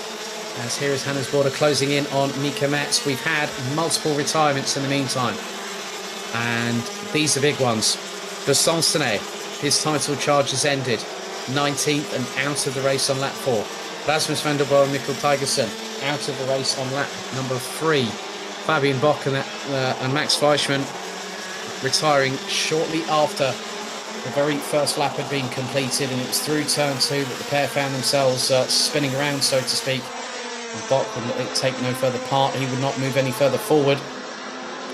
And now Peder Bezel has got past Van Looyen and Schriblak. Now that has changed things a bit more into his favour. That will put him on 107 points. So things could ramp up, and especially if we find that Jakob Bezel takes points off of Matthias Lund. That could be crucial to what happens here today and how it affects the championship standings.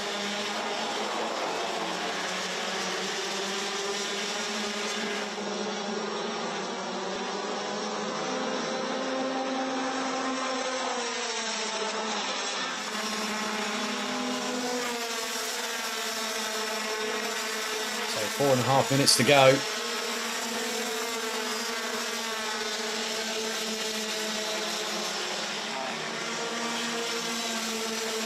So what Matthias Lund needs to do now is he either needs a miracle, or he doesn't need Jakob Bezel passing him, or he needs to get past Villiainen.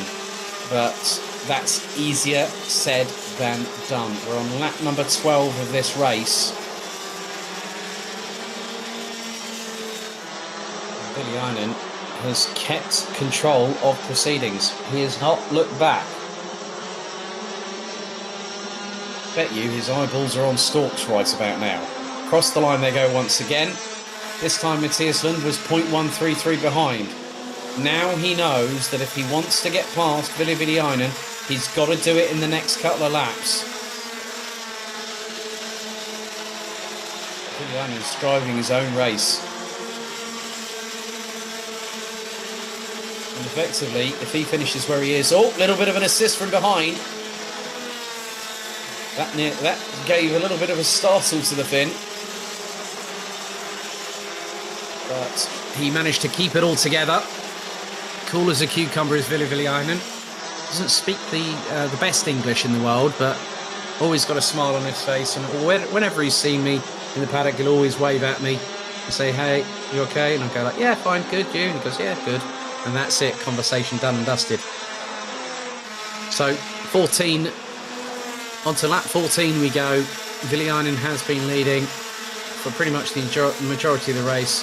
Laurent Seifried and Florian Breidenbach have made their way up into 9th and 10th respectively, and have secured themselves some welcome points.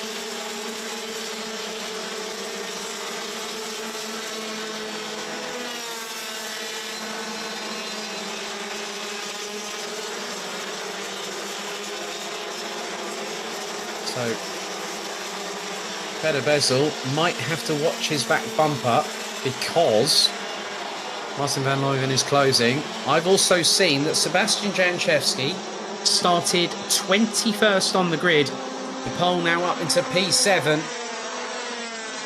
So a good resurgence after what has been a difficult finals day. It never has been lady luck that has shined on Sebastian Jankowski earlier on this season, but now he's got a very good chance of that happening here today.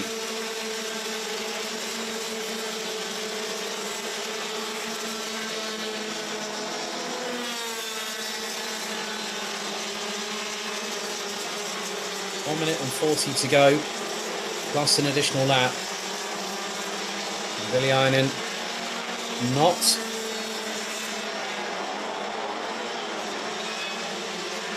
giving an opportunity for Matthias Lund.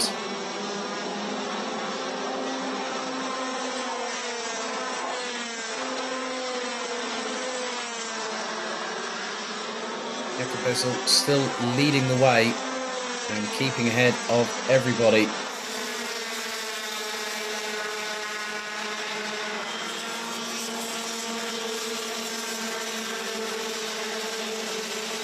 And there is Lawrence Seyfried up the inside of Mika Metz, and that's for 8th position, but Mika Metz retakes the place.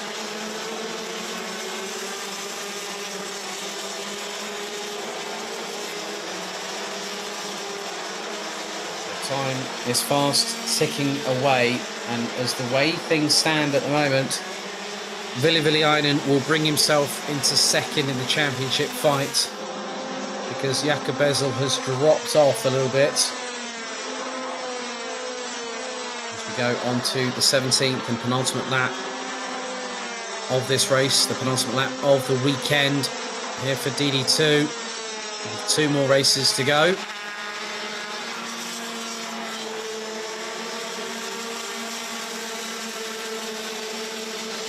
Seyfried at it again with Mika Metz looking to get the cut back through turn 4, then into the chicane. He's got Florian Breitenbach right up his back bumper as the 439. But on this particular occasion, it's going to be no score on that one, I'm afraid. Timer has hit 0. So next time around, Ville Villiainen and Matthias Lund now take the final lap board. This is a bit of a skirmish here. Mika Metz versus Lawrence Seyfried, with Florian Breitenbach and Hannes Border just behind. They round out the top 11. And with them, there's Robert Chopin. There comes Hannes Border side by side with Florian Breitenbach. So Seyfried has opened the floodgates. Mark Bartels is getting his all stuck in, and there, right through, goes Robert Chopin. Mark Bartels goes off the circuit having had a slight touch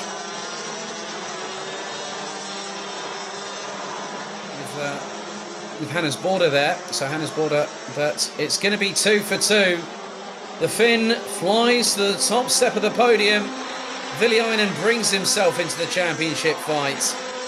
Second, Matthias Lund stays alive going into the final round at Wackersdorf in just 50 days.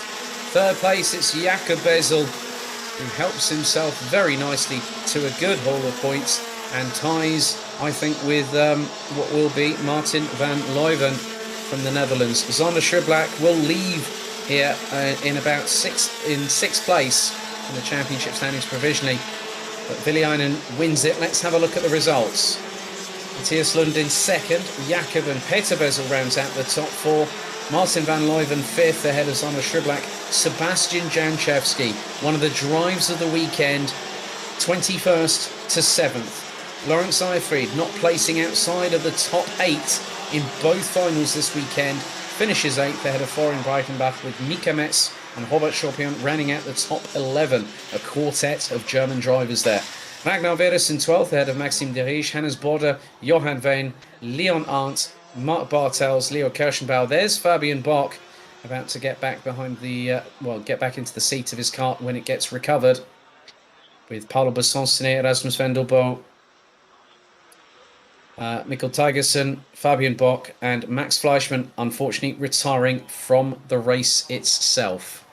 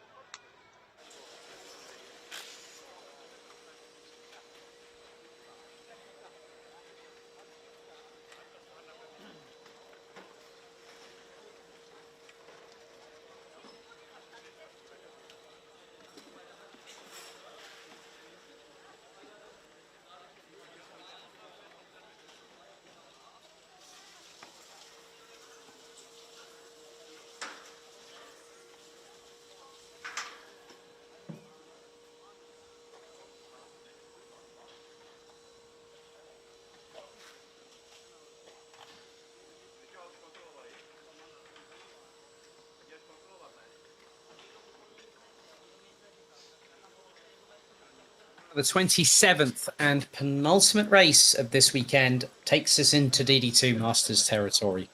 And at the moment, as things stand, Paul Louveau leads the championship standings on 115 points. The nearest competitor, Alessandro Glauser, on 79.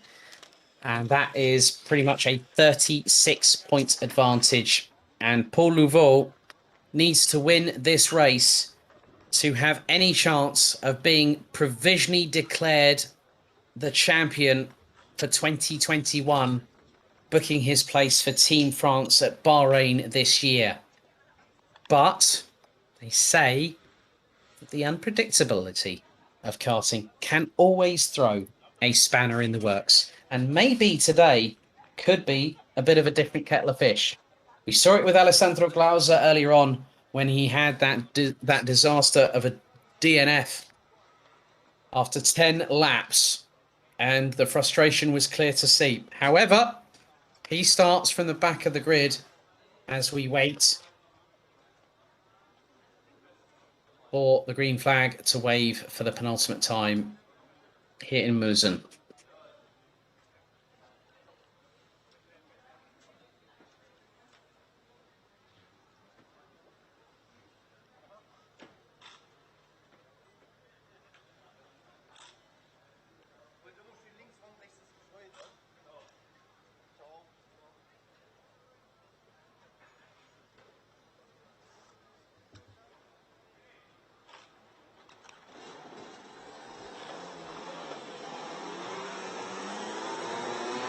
So the green flag waves as we head into DD2 Masters Final 2 here in Eastern Germany. Let's have a look at the starting grid. So Paul Louveau will start from pole position once again, and he will have Michael Becker alongside him for close company. Christophe Capitan rounds out the top 3 positions with Marco Winkler in 4th place. Bruno Dos Santos and Konrad Bayer round out row number 3 ahead of the 570 of Germany's Tanju Yildiz and the 507 of Alessandro Glauser. So Louveau won the first final by just over a tenth of a second ahead of Michael Becker. And when I did message him earlier on and congratulated him on his victory, he actually responded to me via Instagram and he said, "Thank you very much. I think these old guys are too quick. I'm going to do my best." Well, all he needs to do is keep himself ahead of the rest of the competition. He said, merci, old guys are fast, so it will be hard for me. Well, if he won 3 heats like he did yesterday, and now he gets a chance to push like crazy.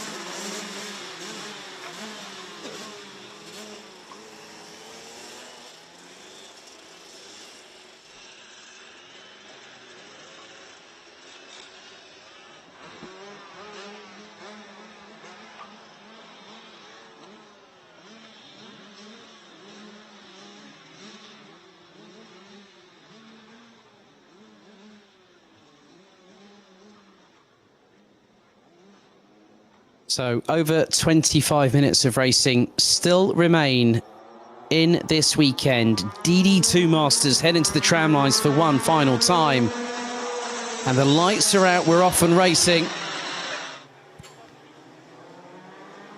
So Paul Louveau leads the way. Michael Becker in second. Christophe Capitan gets a good run, staying in third. As Tanju Yildiz has got a bit of a run at the moment, trying to close in on Alessandro Glauser. Marco Winkler rounds out the top 4 positions, having got past Dos Santos on the study kart with KMD.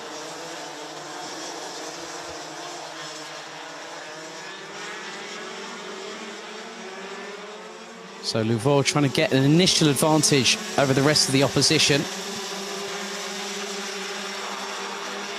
as we are fast approaching the completion of the very first lap of asking. In this second final, Nouveau has a healthy lead in the championship. And he has a healthy lead in the race at the moment by just under 6/10, as there was an attempt by Christophe Capitan trying to go up the inside of Michael Becker, but the Frenchman was denied access. As Marco Winkler and Alessandro Glauser battling away over fourth position. So the Austrian, who was the Swiss driver who was the double winner, back in Adria, now has to start fighting, because he knows if he wants that opportunity to go to Bahrain for the grand finals, what happened earlier was not part of the game plan, not part of the strategy. But he gets past Winkler with consummate ease and now sees Christophe Capitan in his crosshairs. 1 minute and 3/4 completed. Nouveau brings us on to the completion of lap 2 and on to lap 3. And he's got a gap of 7.5 tenths ahead of Michael Becker. And Nouveau was nearly 2 tenths quicker on that previous tour.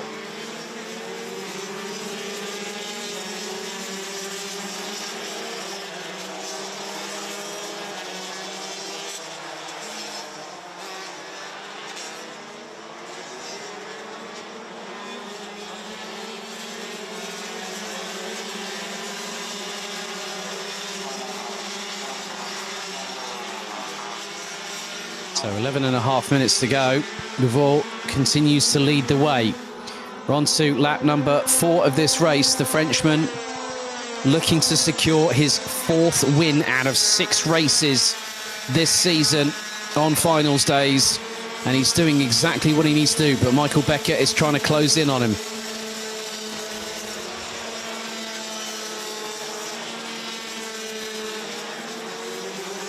Becker puts in a 51.130.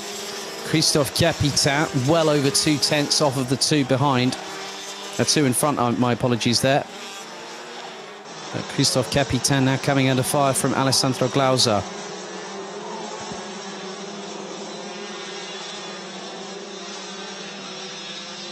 So Glauser running in the 51.1s and gets past for 3rd place.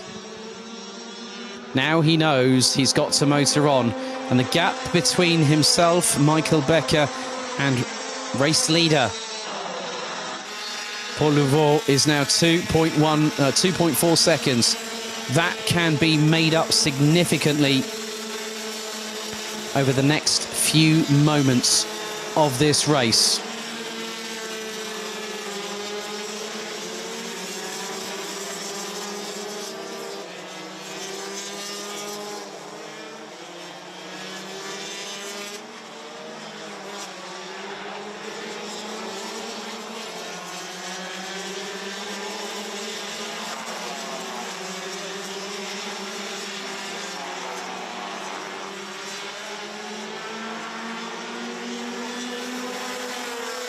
So 9.75 minutes to go.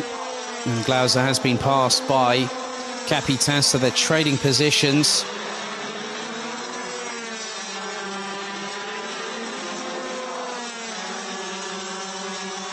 And if Louveau wins this race, this puts him on 140 points. And by my estimation, Alessandro Glauser finishes where he is at the moment, that's 13 points. That puts him on 92. Paul Louveau just has to finish the first final in Wackersdorf, and he's taken the title. So I'm just looking at it now.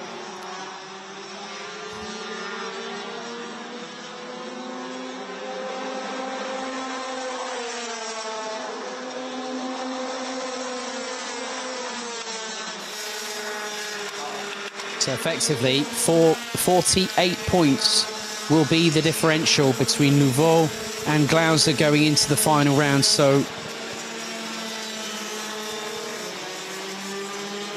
if Louveau is 51 points ahead of Alessandro Glauser, the title is effectively nigh on confirmed. But with 48 points never say never. Wackersdorf could be a completely different proposition altogether for the drivers.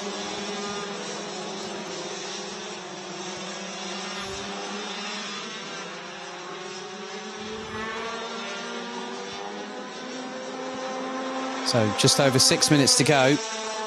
And Michael Becker is honing in on Paul Louveau and looks up the inside of the Frenchman. Gets past. And we've got a repeat of what we had in the first final. But now Louveau looks towards the inside. And they've shown great respect to each other. Louveau back up the inside to retake the lead through turn 4. And Michael Becker, we know of his performances of old here in the Euro Trophy. He can, when he gets it all going well, it goes his way.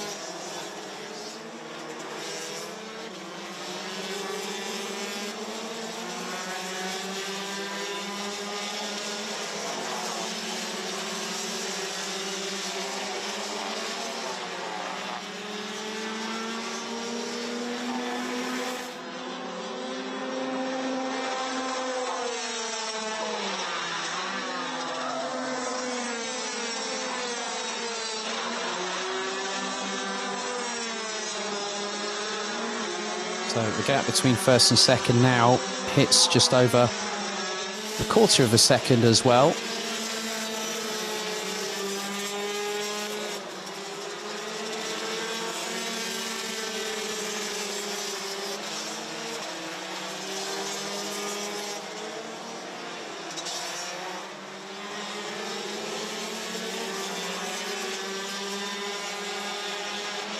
So it's Louveau versus Becker. Ding ding, seconds out, round 2 here in East Germany. And at the moment, Glauser is 4th. Now I've got a very sneaking suspicion if Winkler starts picking up the pace, which he has done. Winkler is trying to close in on Alessandro Glauser as Michael Becker looking one way, then the other on Paul Louveau. 6 minutes to go, 8 minutes completed of this race, and we've got an additional lap after this one. And then we go to our final race of the weekend, race 28, Project E20, final number 2.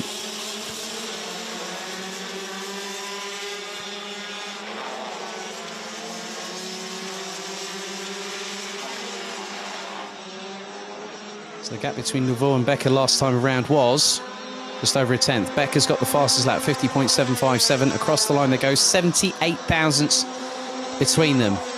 And now things are closing up between 3rd, 4th, 5th and 6th. Because between Christophe Capita, Alessandro Glauser, Marco Winkler and Bruno Dos Santos, they are closing up on each other. It's probably about the best part of 1.3, nearly 1.4 seconds between that quartet.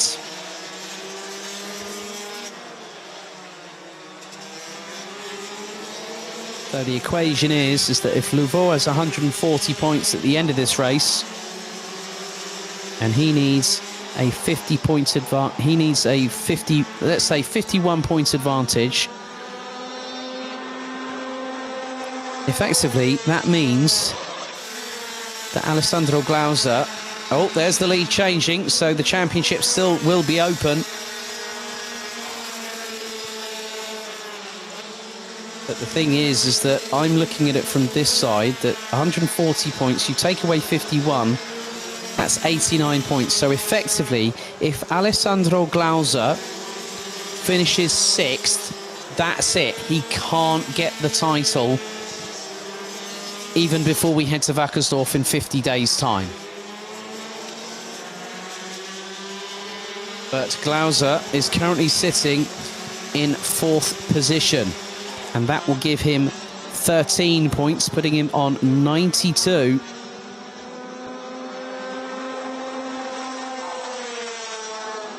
So Becker now leads the way onto lap number 13. Louveau right with him. As Glauser trying to close in on Christophe Capita. The thing is that even if Paul Louveau finishes 2nd, Michael Becker will win the weekend result because it goes on count back of the 2 scores. It's the most recent result that is taken into consideration for countback. As now, Alessandro Glauser has got himself past Christophe Capitan. That's exactly what he needed right now. And that will put him on 95 points. 45 behind Paul Louveau in the running order of things when it comes to the championship. Well, actually, that might be a little bit less. That'll be 40 points because Louveau is still in second. Becker leads the way by just under 2/10. As there goes Marco Winkler. And, oh, that's a bit naughty there. A little bit naughty there, a bit cheeky from Christophe Capitan. And all of a sudden, Marco Winkler did not want to go World Rally Crossing there, I'm afraid. And that drops him down the order a little bit there, I'm afraid.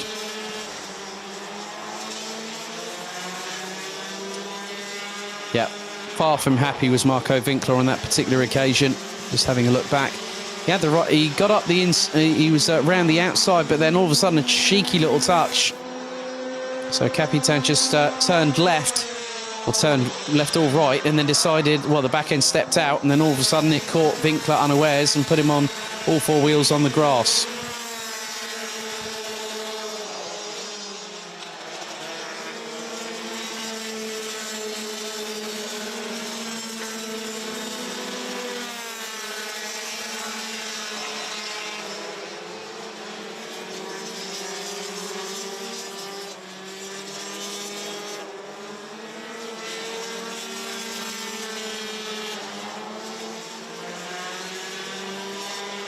So we're into just under the last 90 seconds of this race, and the championship will go down to the wire at Wackersdorf. Michael Becker will have this plus another 3 laps to go. We're on lap number 16, but Paul Louveau decides otherwise. Louveau up the inside with just over a minute on the clock. That puts him back into prime position with a 45-point advantage. But Becker has done a pretty good job. He's showcased that there's life in the old man yet. And Louveau, younger than the majority of the competitors, if not all of the competitors in this field, but still, he has proven it's not going to be easy to get past him. So, out of the final corner, Louveau leads them onto lap number 17, the penultimate lap of their race weekend here in Mülsen.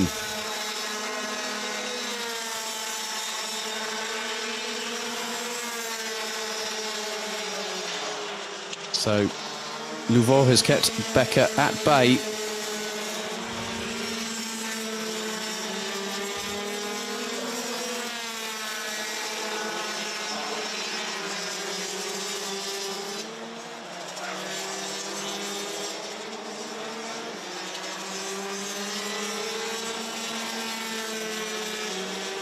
So the last race, it was just over 0.12 of a second between these two.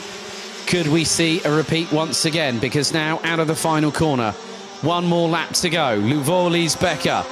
Last lap board is out. Becker closing in on the slipstream. Glauser keeping the championship hopes alive with third at the minute.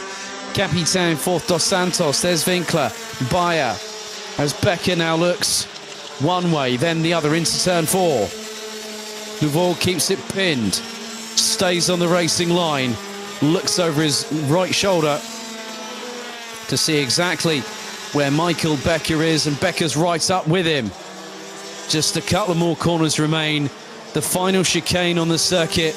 Louveau now powers out of the corner, as does Becker. It's now going to be a run to the line. Becker looks one way, Louveau goes defensive. And out into the final corner, Michael Becker's got the inside run, but Paul Louveau's going to keep it pinned, and the Frenchman wins it once again, and he extends his championship lead.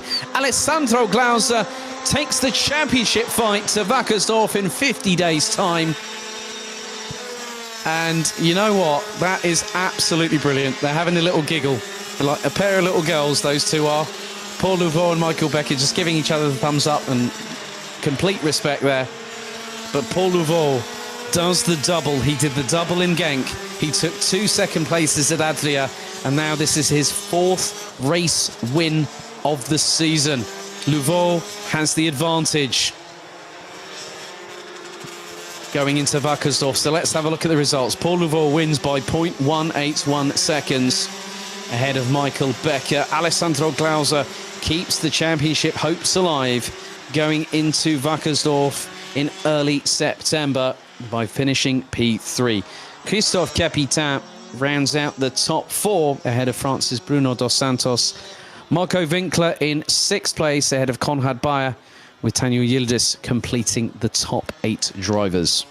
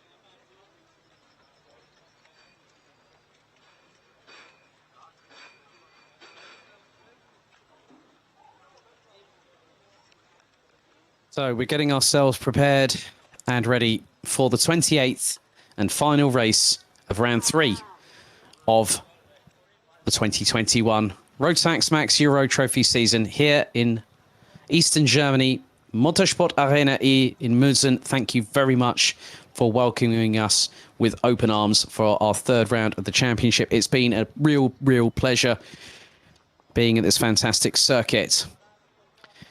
So, coming into this final race of the weekend, Theo Kakati leads the weekend results so far. The UAE driver in the 733 won the first final earlier on, ahead of the Czech Republic's Jan Mataš in the 757. Austria's Mete Argun and Luca Monaretto from Italy rounded out the top 4. Nikita Genza in 5th. Elis Spiezia not only managed to get his way up to P6, but also took the fastest lap of the race in the process. A 52.142 second lap time for the American, basing himself these days out of Düsseldorf.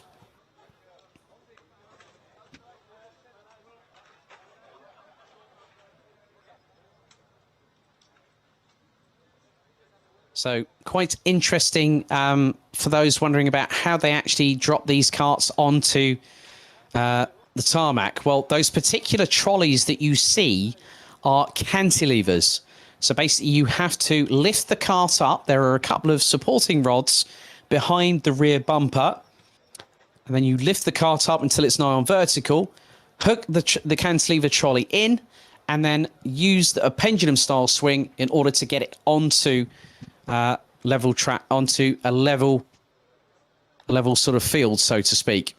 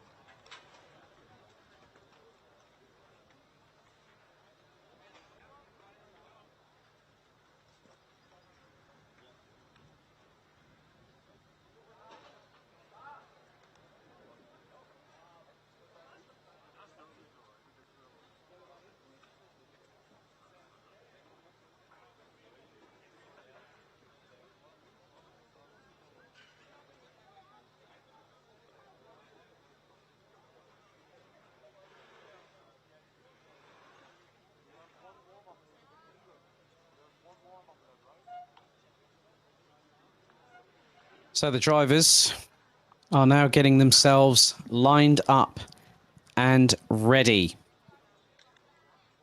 Looks like Lawrence Seyfried is... now, there is a cart missing, I believe. That looks to be just in front of... Well, hang on a second. It could be the fact that where Nikita Genza is actually placed on the grid. My apologies there. I thought there was a gap missing. Well, when you've not got everyone lining up in exactly parallel formation, it is a bit difficult to try and see if you can find if there is somebody else there. But we will have a full contingent of 14 drivers on the grid, representing 9 different nations. The UAE, the Czech Republic, Austria, Italy, Germany, the USA, Denmark, the Netherlands, amongst others, Norway,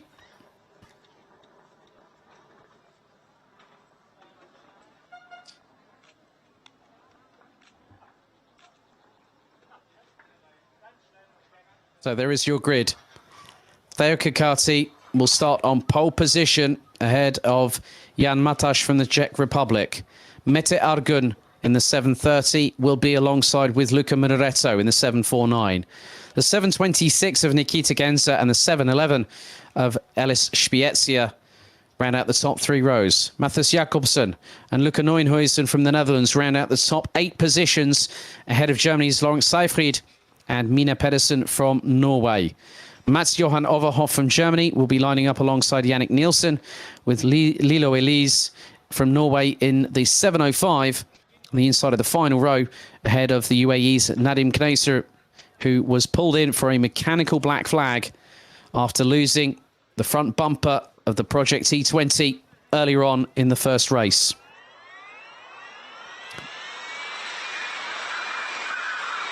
So for one last time, we go racing. And there seems to be an issue for Lilo Elise. There's Steve Chapman from BRP Rotax trying to assist. And he's got one of the other technicians there as well, trying to see if they can get the kart started. Very different in terms of its application on how you get them started in comparison with, say, an internal combustion engine.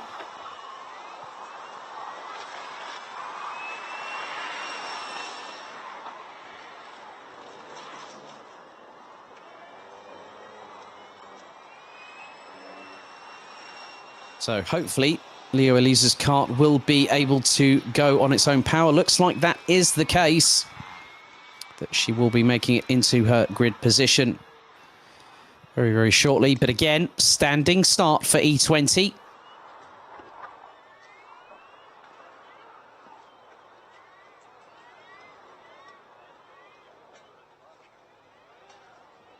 As everyone gets into their relevant grid position, Kekati on pole, Mataš alongside.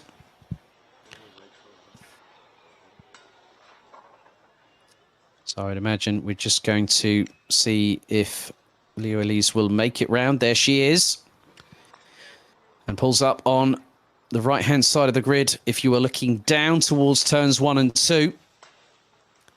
So the marshal walks off with the red flag. The lights will go on the gantry, and they go out. We are off and racing for the final time here in Mülsen, and a great reaction from Theo Kakati. It's 3 abreast going into turn 2. Ellis Spiezia has already got himself up into 4th place from 6th on the grid. Has got past Nikita Genza. The 730 of Mete Argun has dropped down the order. Oh, grass tracking. Don't start cutting the lawn with that front bumper there, Lawrence Seyfried, I'm afraid, my friend. Not what you want at all. So again, the boost button can be used as a defensive or an attacking countermeasure. Because now, Ellis Spiezia and Nikita Genza looking to get their way into the top 3. Because ahead of Spiezia is Luca Minoretto, but Theo Kakati coming out of the final corner, leading the way. Spiezia alongside Minoretto, and Genza's in the slipstream. They both get past the Italian. So some good moves there from the pair.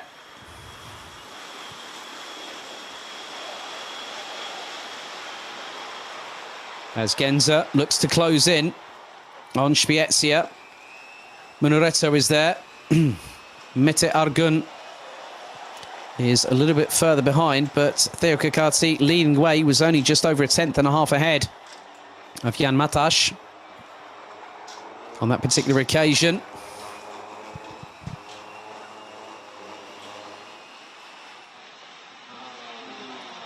So 8 minutes and 20 seconds plus an additional lap. Things are a lot closer than what we saw in the first final. Less of the mistakes, more consistency here. As now Spiezia's got a real good run on Matash. Up the inside he goes, and the American takes second, and all of a sudden, like a rat up a drain pipe, there goes Nikita Genza. Great work by the two youngsters. A little bit further back, we've got some drivers battling away. We've got the 7:30 of Mete Argun. We've also got Yannick Nielsen battling away. So at the moment, with just 7 minutes and 40 seconds to go, you've got Theo Kakati leading. And it will now be Elis Spiezia and Nikita Genza that ran out the top three ahead of the Czech Republic's Jan Mataš. There's Luca Munuretto, who's now down in 6th place behind Mathis Jakobsen in the 7:21. Luca Neuenhuizen trying to close in on the Italian. And now Spiezia's got a real good run on Kakati. Now these two have been racing each other in the DEKM. And Spiezia looking for his first ever victory. He's going up the inside of the Emirati. He's got the job done, going through into turn 4. And at the 3-minute mark, Elis Spiezia, 6th on the grid, now in the lead. And he can start controlling the pace. It is one thing to get to the front of the field, but it's another thing to keep that position, because everyone's got you in their crosshairs. And he was 63 thousandths behind Kakati going across the line.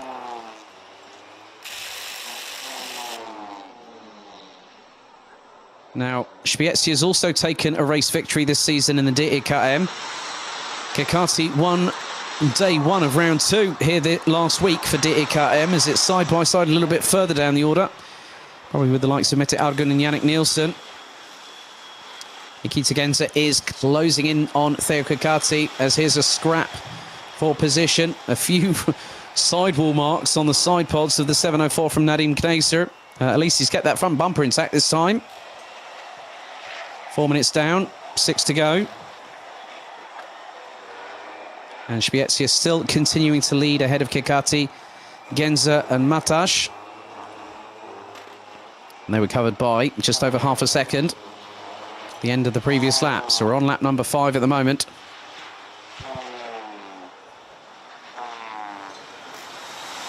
And there is Laurent Seyfried ahead of Mas-Johann Overhoff. But Spiezia leading, but only by less than a tenth. Kakati could get the run on him. And there are the three at the front of the field, as Kakati is the meat in the sandwich, so to speak. He has to make the decision, do I attack or do I defend? Because if Kakati puts in a lunge against Spiezia, he could open the door for Genza and maybe even Jan Mataš, who is closing back in on the trio at the front of the field. But we're halfway through this race. It's all about composure. It's all about not making any unforced errors, any mistakes. Just bide your time, use your strategy. Conserve the energy on the boost, but also on the battery level.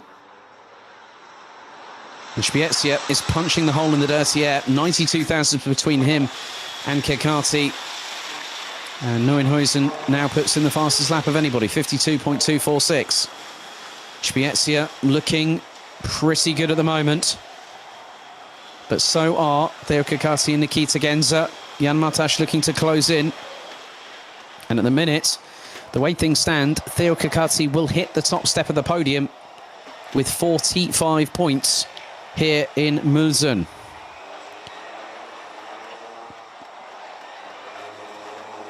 And Spiezia will put himself on 35 points at the end of the race weekend. That could actually put him on the podium. But with 3 minutes and 53 seconds plus an additional lap to go, there is still all to play for. Spiezia is just keeping his head down, looking at what the task at hand is and not looking back. He might be able to do so if he just needs to keep an eye on where Kikati is, because the pair have now started dropping Nikita Genza. And Kikati's now put in a personal best, but it was 1/100th slower than Spiezia. So Spiezia's been... I've just been noticing that Spiezia and Kikati have been running consistently with the same sort of lap time. So 52.4 from the pair on the completion of lap 5, lap 6, and then on lap 7, a 52.4 for the pair of them. So pretty consistent running. As Nikita Genza starting to close in, might be using that boost button a little bit more than the two in front. But Spiezia's got that boost button as a defensive countermeasure to the driver behind. Across the line once again, just under 3 minutes to go. And the top 6, rounded out by Luca Neuenhuizen, covered by just under 1.5 seconds as we are on to lap number 9. And there you can see Neuenhuizen going up the inside of Matthias Jakobsen. That will be for P5. Oh, and there's a bit of bumping and boring between the two. But luckily enough, they get away with that one by the skin of their teeth. It has been metronomic work by Spiezia so far, but we've got 2 minutes and 20 plus 1 lap. There's no time to, I think effectively, that the way that he's soaking up pressure like a sponge, Spiezia is not being given a chance to breathe properly, courtesy of Kikati and Genza as they cross the line again, but it looks like the gap has slightly increased. It has. Spiezia 52.5 dead, Kikati a 52.595. There's the rest of the top 10 rounded out by Mats-Johann Overhoff from Germany in 10th position. But Spiezia trying to claw some daylight between himself and Kikati and Genza.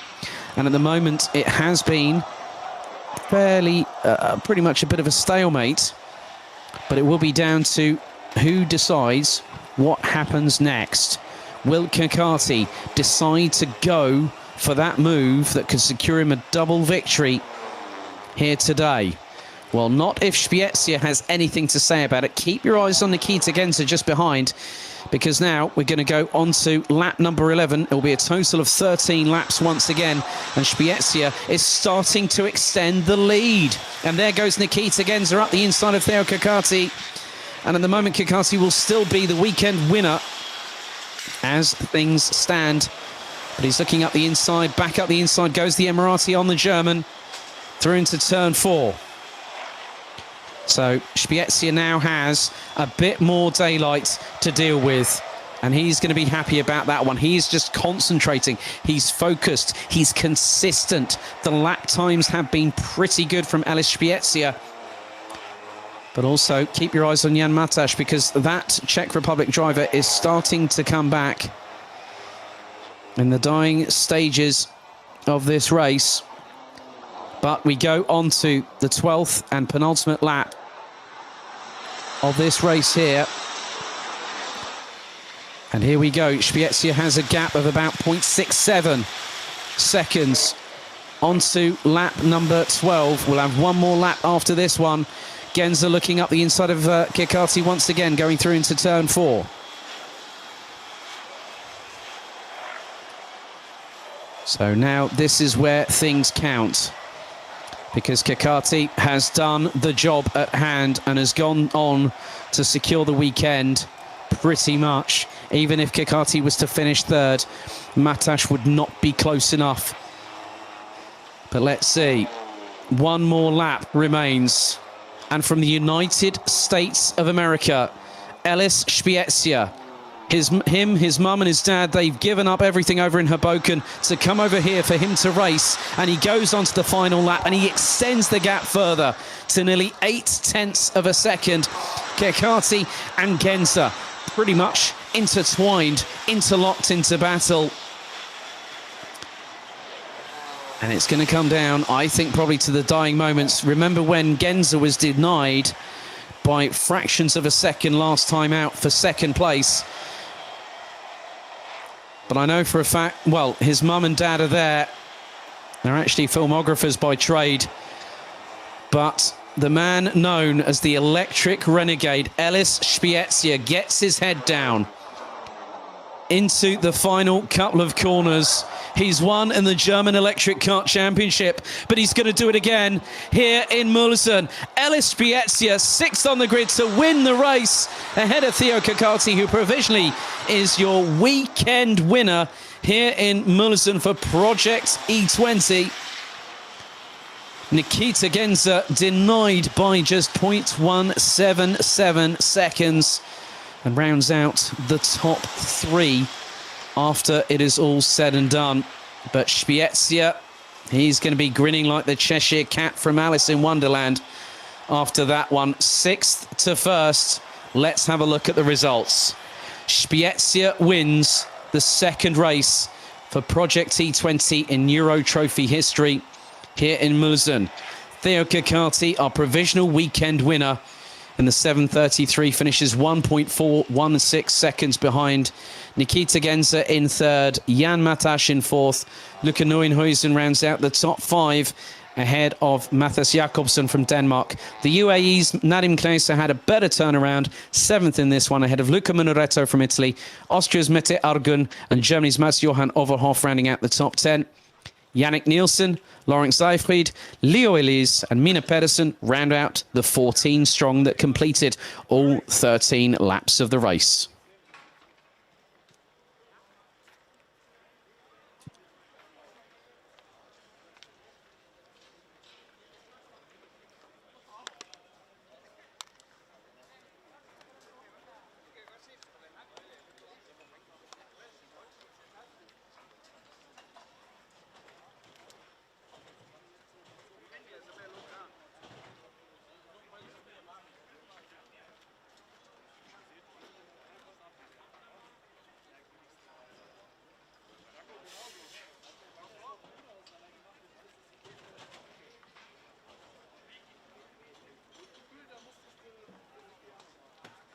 So 28 races done and dusted here in Mülsen. That is it for the third round of the championship.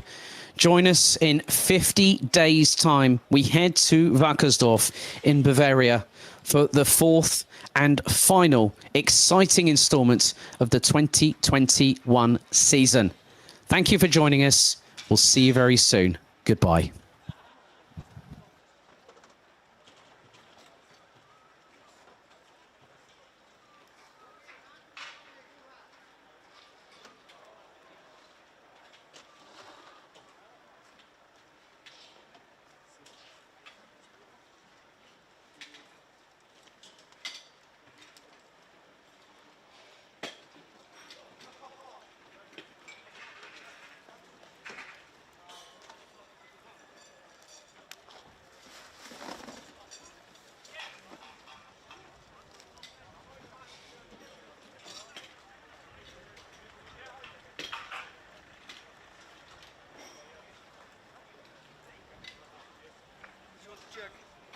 Maybe it's possible to film the podium for Alex, because he don't know who's standing there.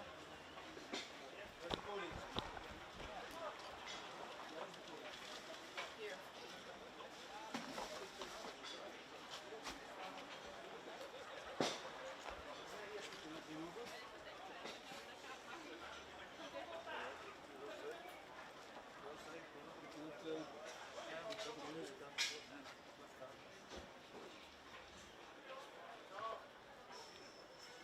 Thank you. I think that's a good picture. I can tell him.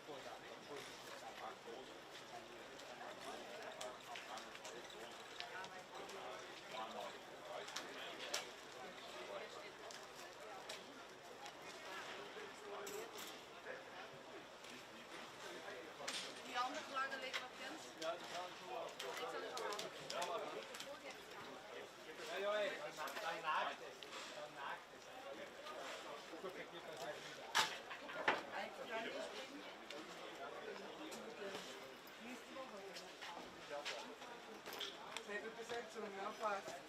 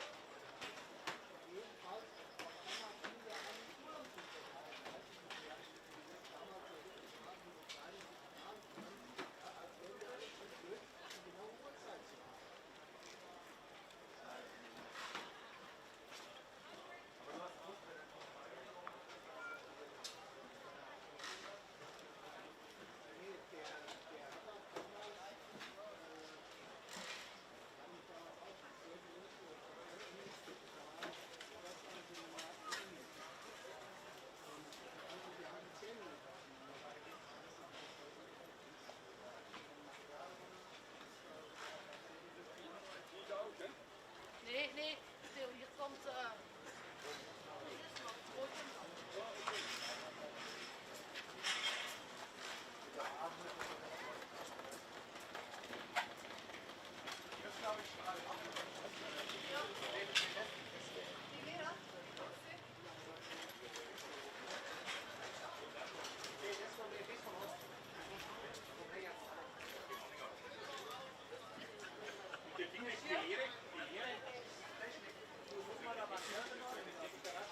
Der Schirm ist doch alles gewachsen, das bleibt doch Nee, das ist nicht mehr.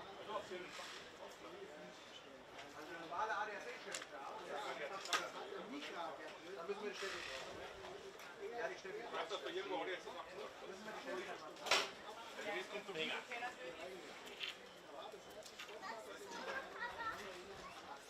Ja.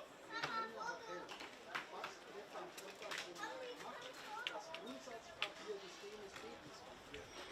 Was soll das? Ja? So, und dann stellt sich raus, wenn das ist nicht werden soll, dafür, dass der nächste Mal als Fußballer So, Manneplatz 2. und dann hat er Die Leiter hier.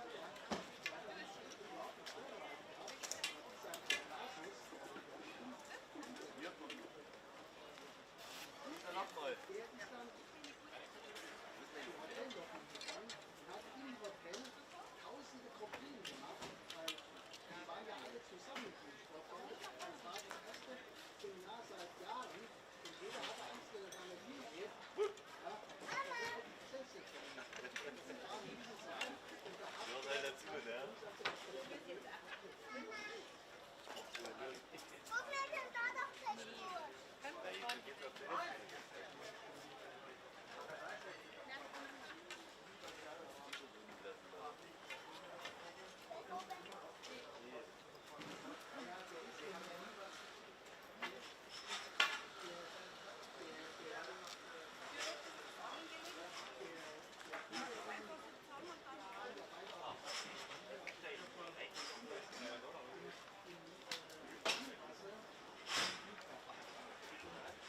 der hat dann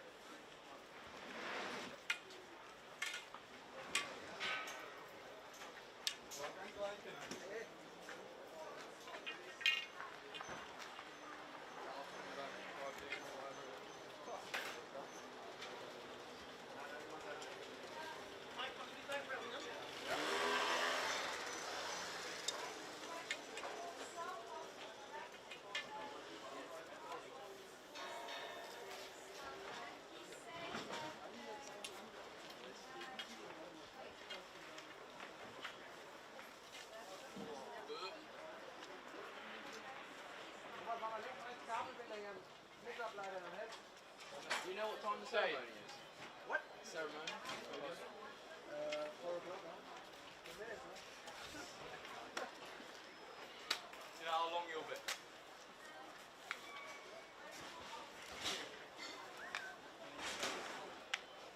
You ready, yeah? Do seniors first.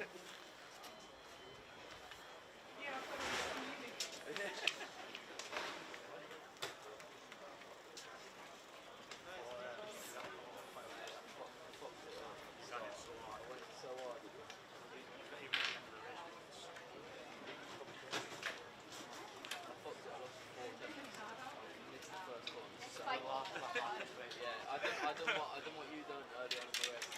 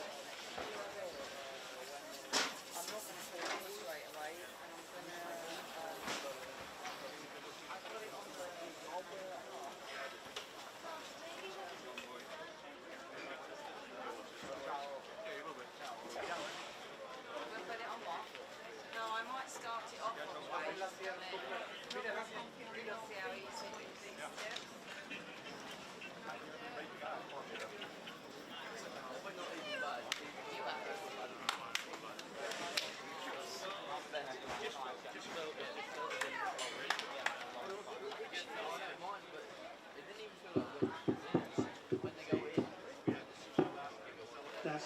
Yeah.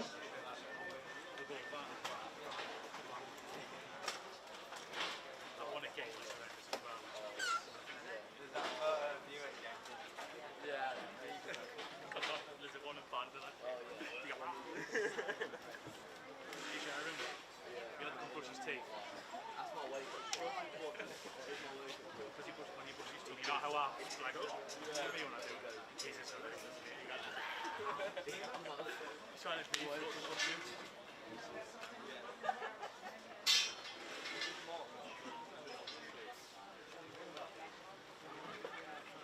Testing 1 2, testing 1 2, mic check.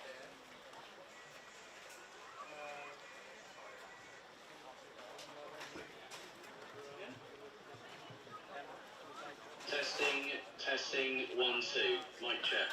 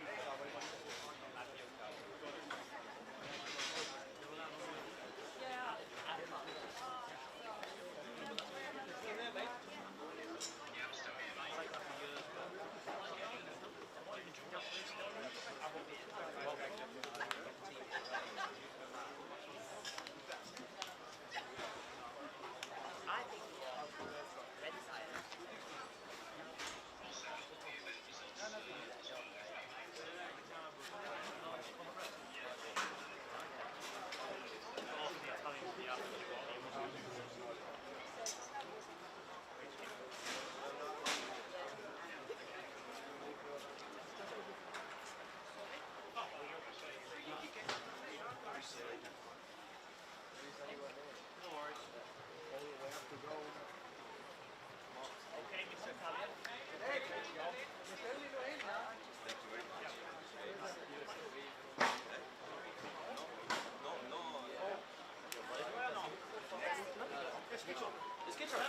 Every time he's spoken to me, that's all. I'm striking.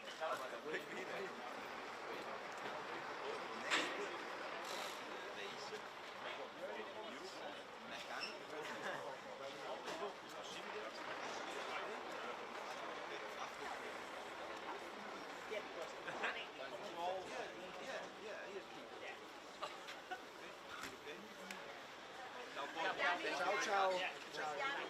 Per strada. I want your internet. Grazie, ciao ciao. Right, money. All I've got is that.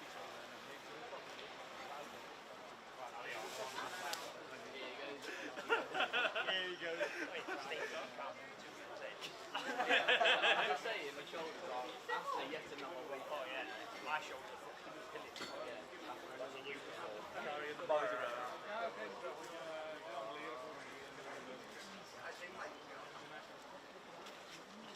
Hey, Fury order. I think he's going a bit harder than it. Yeah, you know what? I was watching the front way going like that, going waiting for the front stop.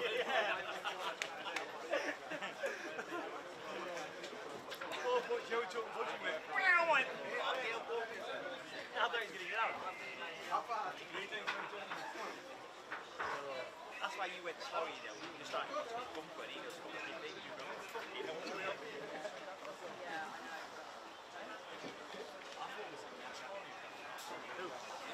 He loves it. Just rotate it. Yeah. Right. Cow. Cow. Pointed to the first corner. I know, look at that. See that there? We went into one yesterday. One's got in, I went.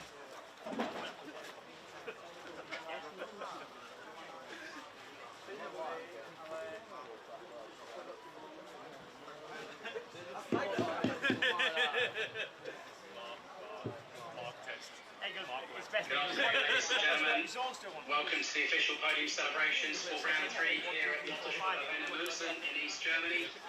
First up, we're going to start with our junior Rotax drivers. In third place with a total of 31 points, representing the Netherlands, Bruno Mulders.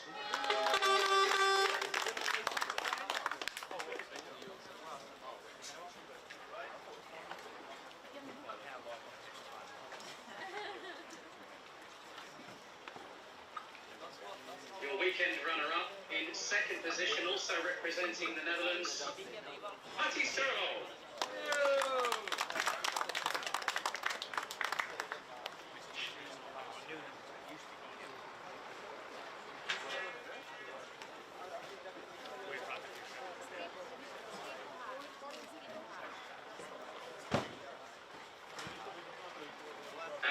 Junior Rotax weekend winner, a maximum score for Great Britain's Ethan Jet Hall.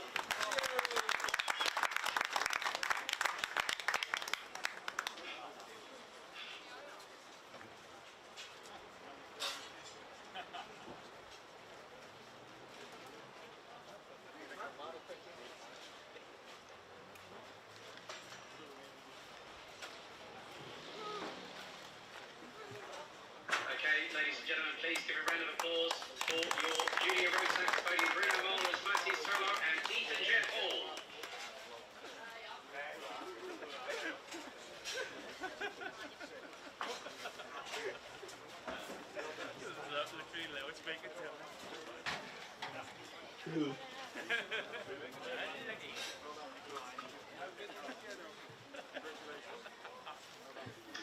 Next up, we turn our attention to Senior Rotax in third position, total of 36 points, representing the United Arab Emirates, Lachlan Robinson.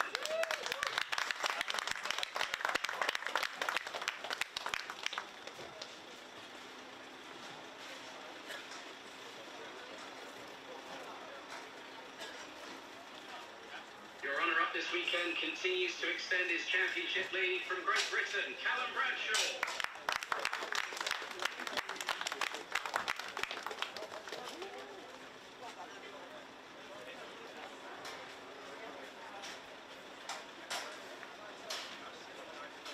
And your weekend winner, with a total of 41 points, representing Great Britain, Sean Butcher.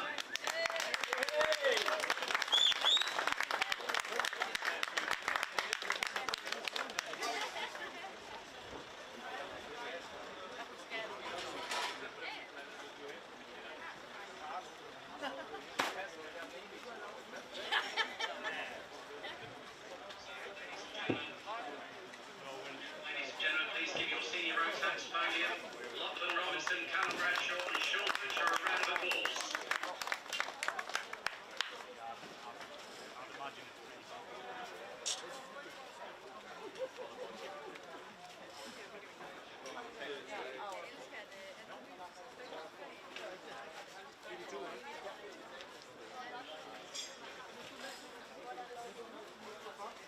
So next up, DD2 in third position with a total of 29 points, representing the Czech Republic, Jakub Bezel.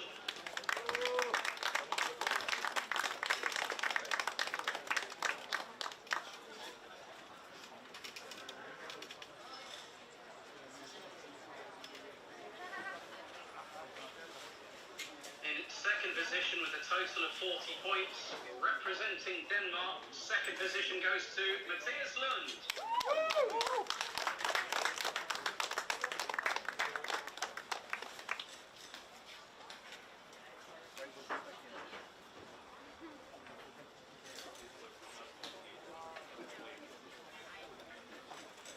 And your weekend winner, another driver with a maximum score, representing Finland, Ville-Ville.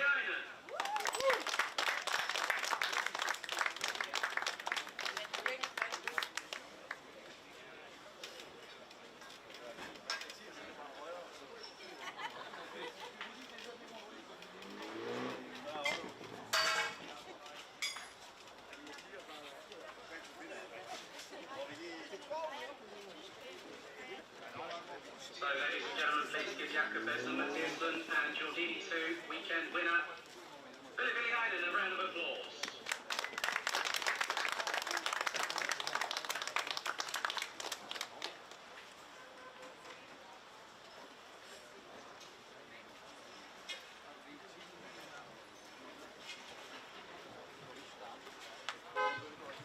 So, next up, our penultimate podium, we head to DD2 Masters.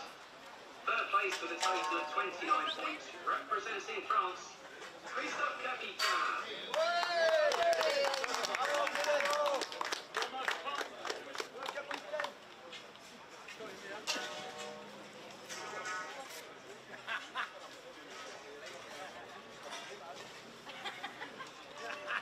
Your runner-up this weekend, a total of 40 points, representing Germany, Michael Becker.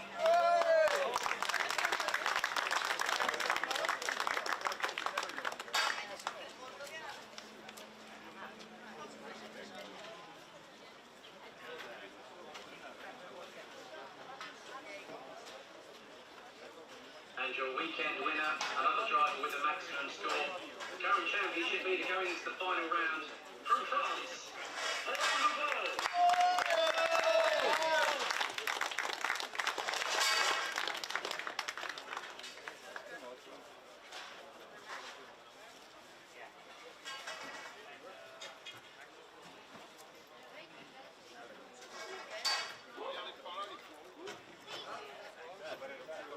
So, ladies and gentlemen, please show your appreciation for Christophe Capitan, Michael Becker, and your DDC Masters weekend winner here in Mülsen, Francis Paul.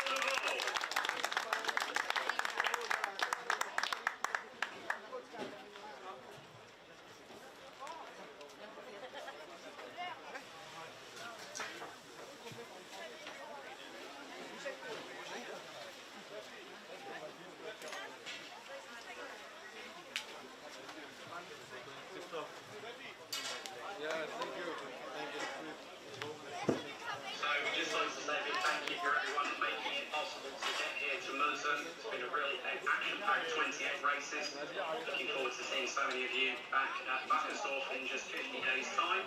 We've got one more podium to get things concluded here in Mülsen, and it's Project E20. So, third place, a total of 33 points.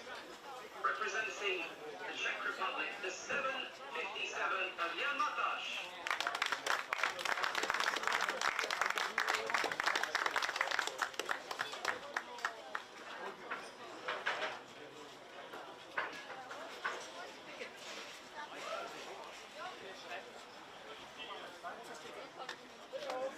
And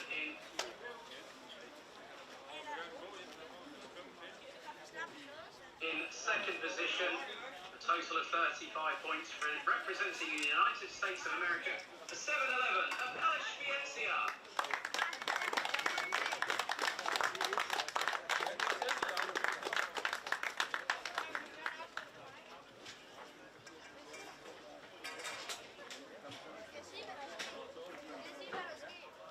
And your weekend winner, with a total of 45 points, not only gets the Rotax Racing Cap and the winner's trophy, but also gets a ticket to the Grand Finals this coming December in Bahrain, representing the United Arab Emirates, the 733, Theo Kakati.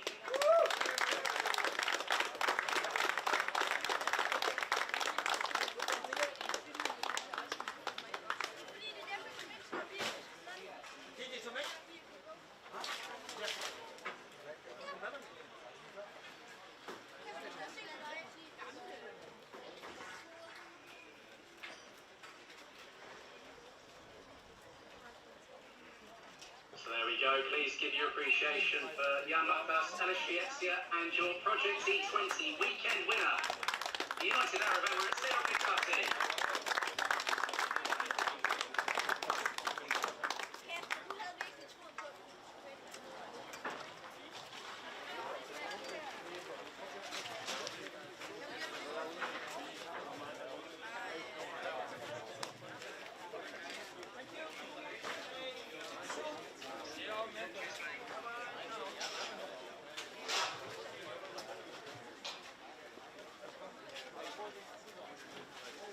Aus dem Weg ist vorher. Das heißt, du nimmst das Aushaus.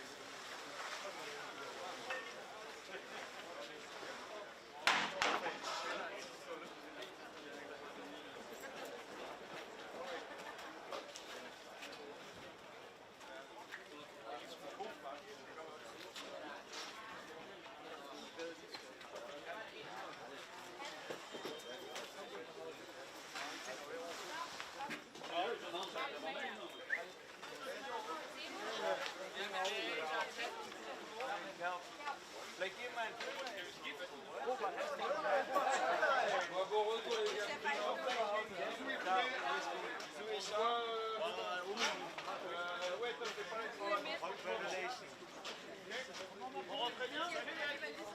Ciao, ciao.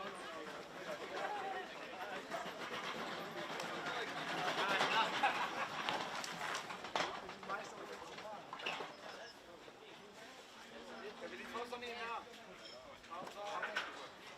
Ober. Komm noch.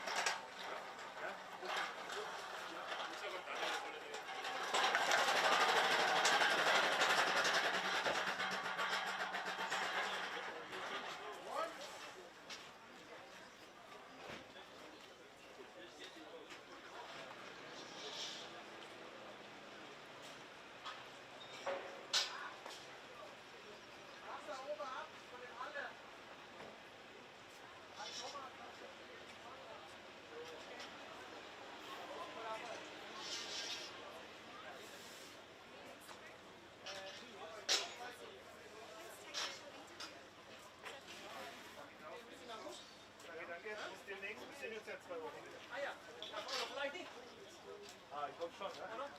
Ah, nee. Mitte August wäre okay. Okay, Ja. 2 Wochen dann, ja? Ja, ja. Ben je vrouw er nog gezien? Nee, waar ben je aan luisteren? Nee, dat denk ik niet.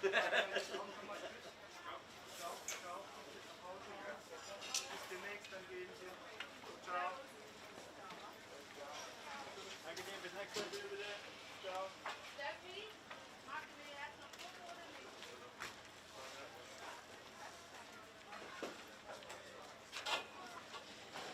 Haben wir noch 2 Masken? Leere.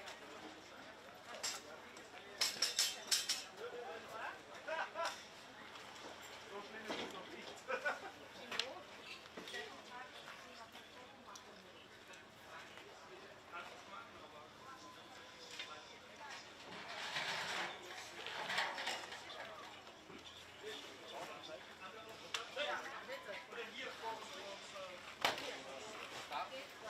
Hier ist jetzt noch leer.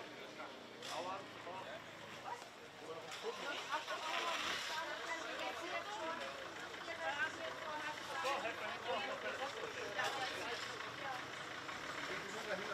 Nick, Nick, kom je lang voor die foto?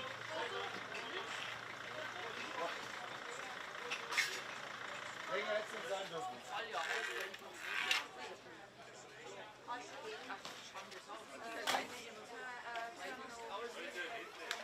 Also ich stelle mir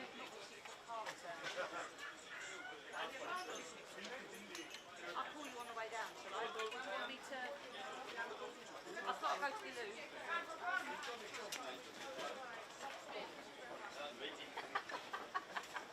Staat hier al. Right, let me go to the loo. I'll be back 2 minutes. Boys, right there. Ich will auch mal groß sein.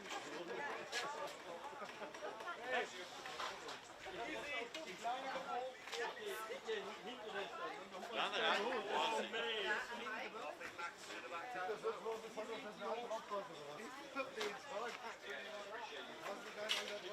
I'm not sure about that. I think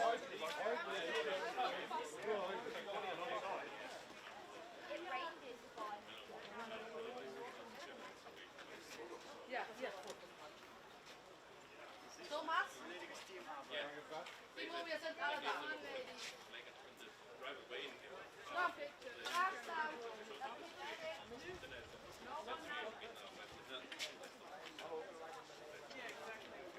Can you let your mother know? Oh, Mike, thank you for everything, yeah? welcome. Greetings to Okay, and we'll see you in... Yeah, please.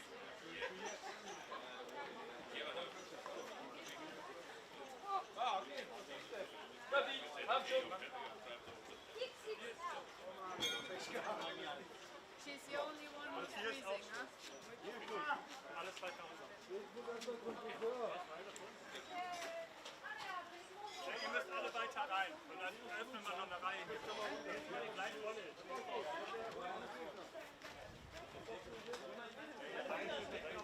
War ganz vorsichtig. Das waren sie aber nicht. Die Thomas war ganz vorsichtig. Gehst du noch auf die andere Seite? Auf die andere Seite, wie kriegst du nochmal zack? Ich auf die andere Seite. Dann müsst ihr ja euer Zeug stehen.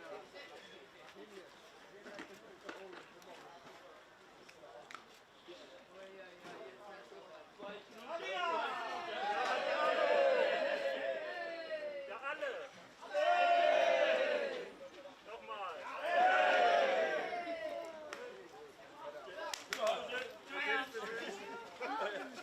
Über geht's. Ja. Ciao, ciao. Of du es mit einem Philipp hierher. Das ist kein Philipp. Ciao.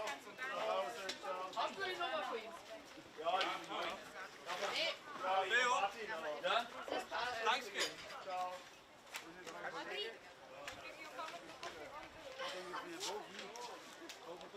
Beeil dich, aber das ist gleich weg. Danke. Top gedaan. Ja, lekker, ja. Keren, dat weet ik. Ah, kun je ook weer even. Je het moet zo gaan, hè? Ja, dankjewel. Leo, kijk er misschien bovenop de fans. Rotax, dank hè. Leo. Leo. Ja, misschien bovenop de fans.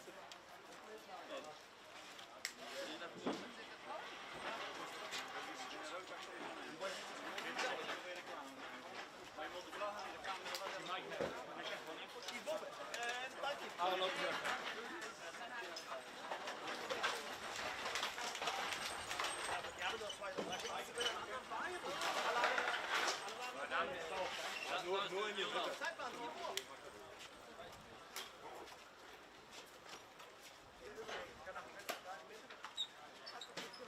Moet je achterin pakken, Dion.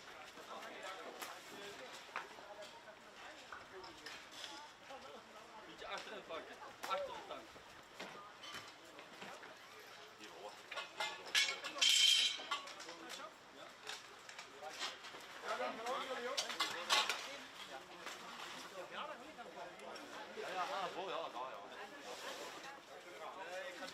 Kan eraan. Hey, David is weg, hè?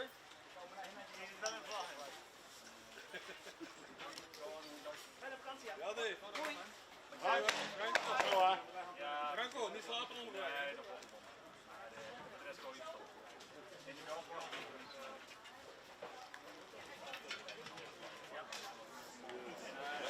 Dat jij niet, Dion.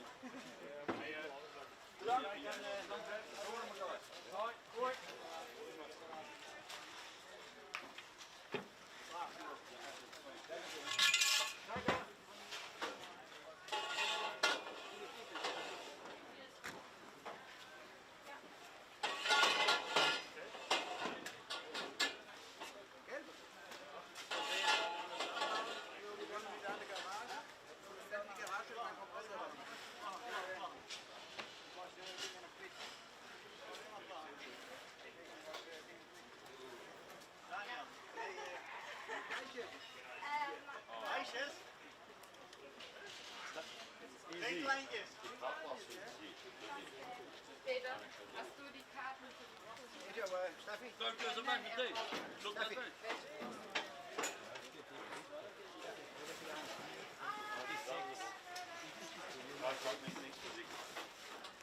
Dat is waar. Aber der, Ich habe mit Herrn Gerke gesprochen, weil wir geben nochmal 6 morgen hin und möchten heute noch Karten haben. Ja, dat is de von der Arena. Ich bin noch einen Augenblick, du siehst ja. Ja, ja, aber und wer ist morgen von eurer Mannschaft? Keiner. Wir fahren heute an. Heute an. Ja, wir kommen am Freitag. Brauchst du mir, dass ich das? Ich denke, ich weiß ja, wer du bist. Du weißt auch, wo du mich triffst, oder? Hör auf. Wir wissen, wo du wohnst. So, und das, und hier geht das nicht. Das muss man nur am besten. Danke. Table, table out of the garage. In de garage, hè?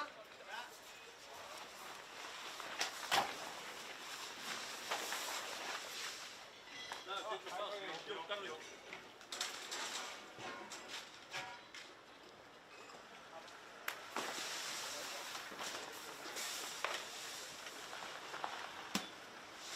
Gaan we die rollen of gaat je die?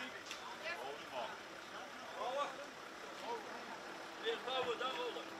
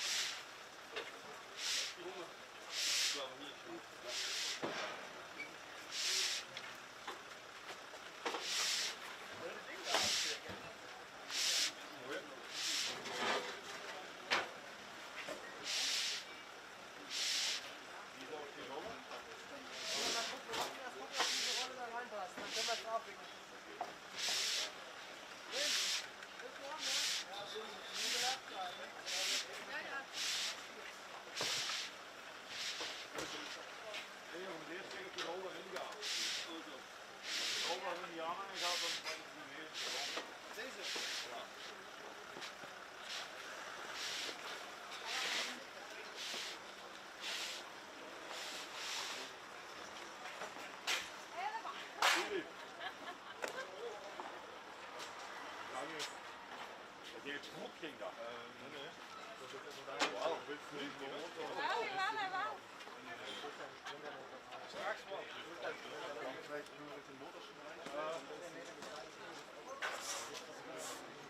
Die moet niet groeien. Ja, maar ze gaan eerst even staan op die buis en die remorge valt. Warte.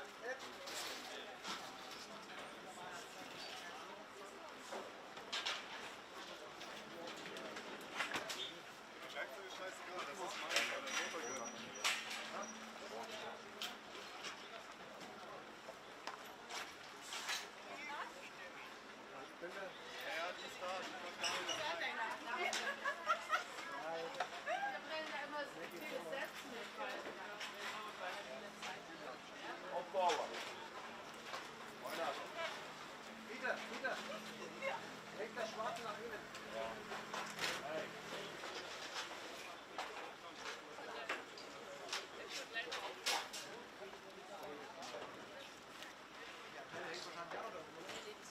Ja, die Antenne muss ja auch noch da sein. Andersom opbouwen.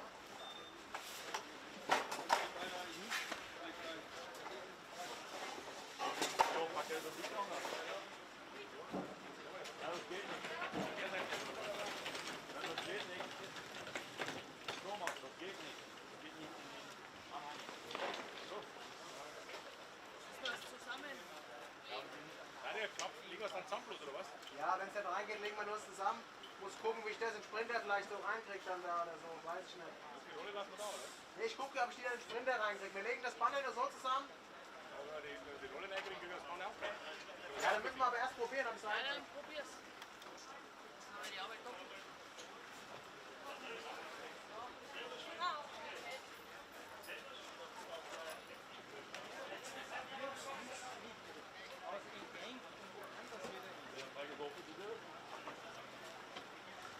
Ja, genau. Geht nicht rein, Thomas, das sehe ich schon.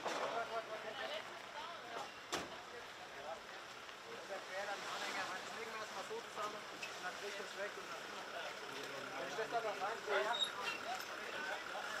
war's.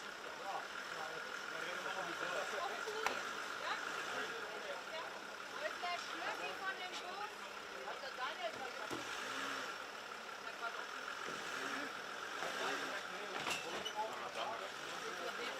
Die Antenne ab. Hat den grünen mal Haar ab. Nee, Herr, das zu jedem Wort Herr. Auch auf Englisch. Das ist so schlimm. Nein.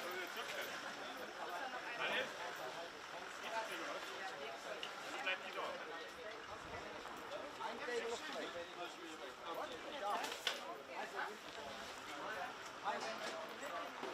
Das ist weg. Was weg?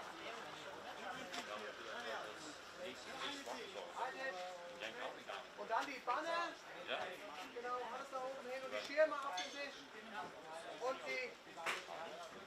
Das Zelt kommt dann daneben hin, festmachen. Ab so, left Seite. Nee, du Breitschatz.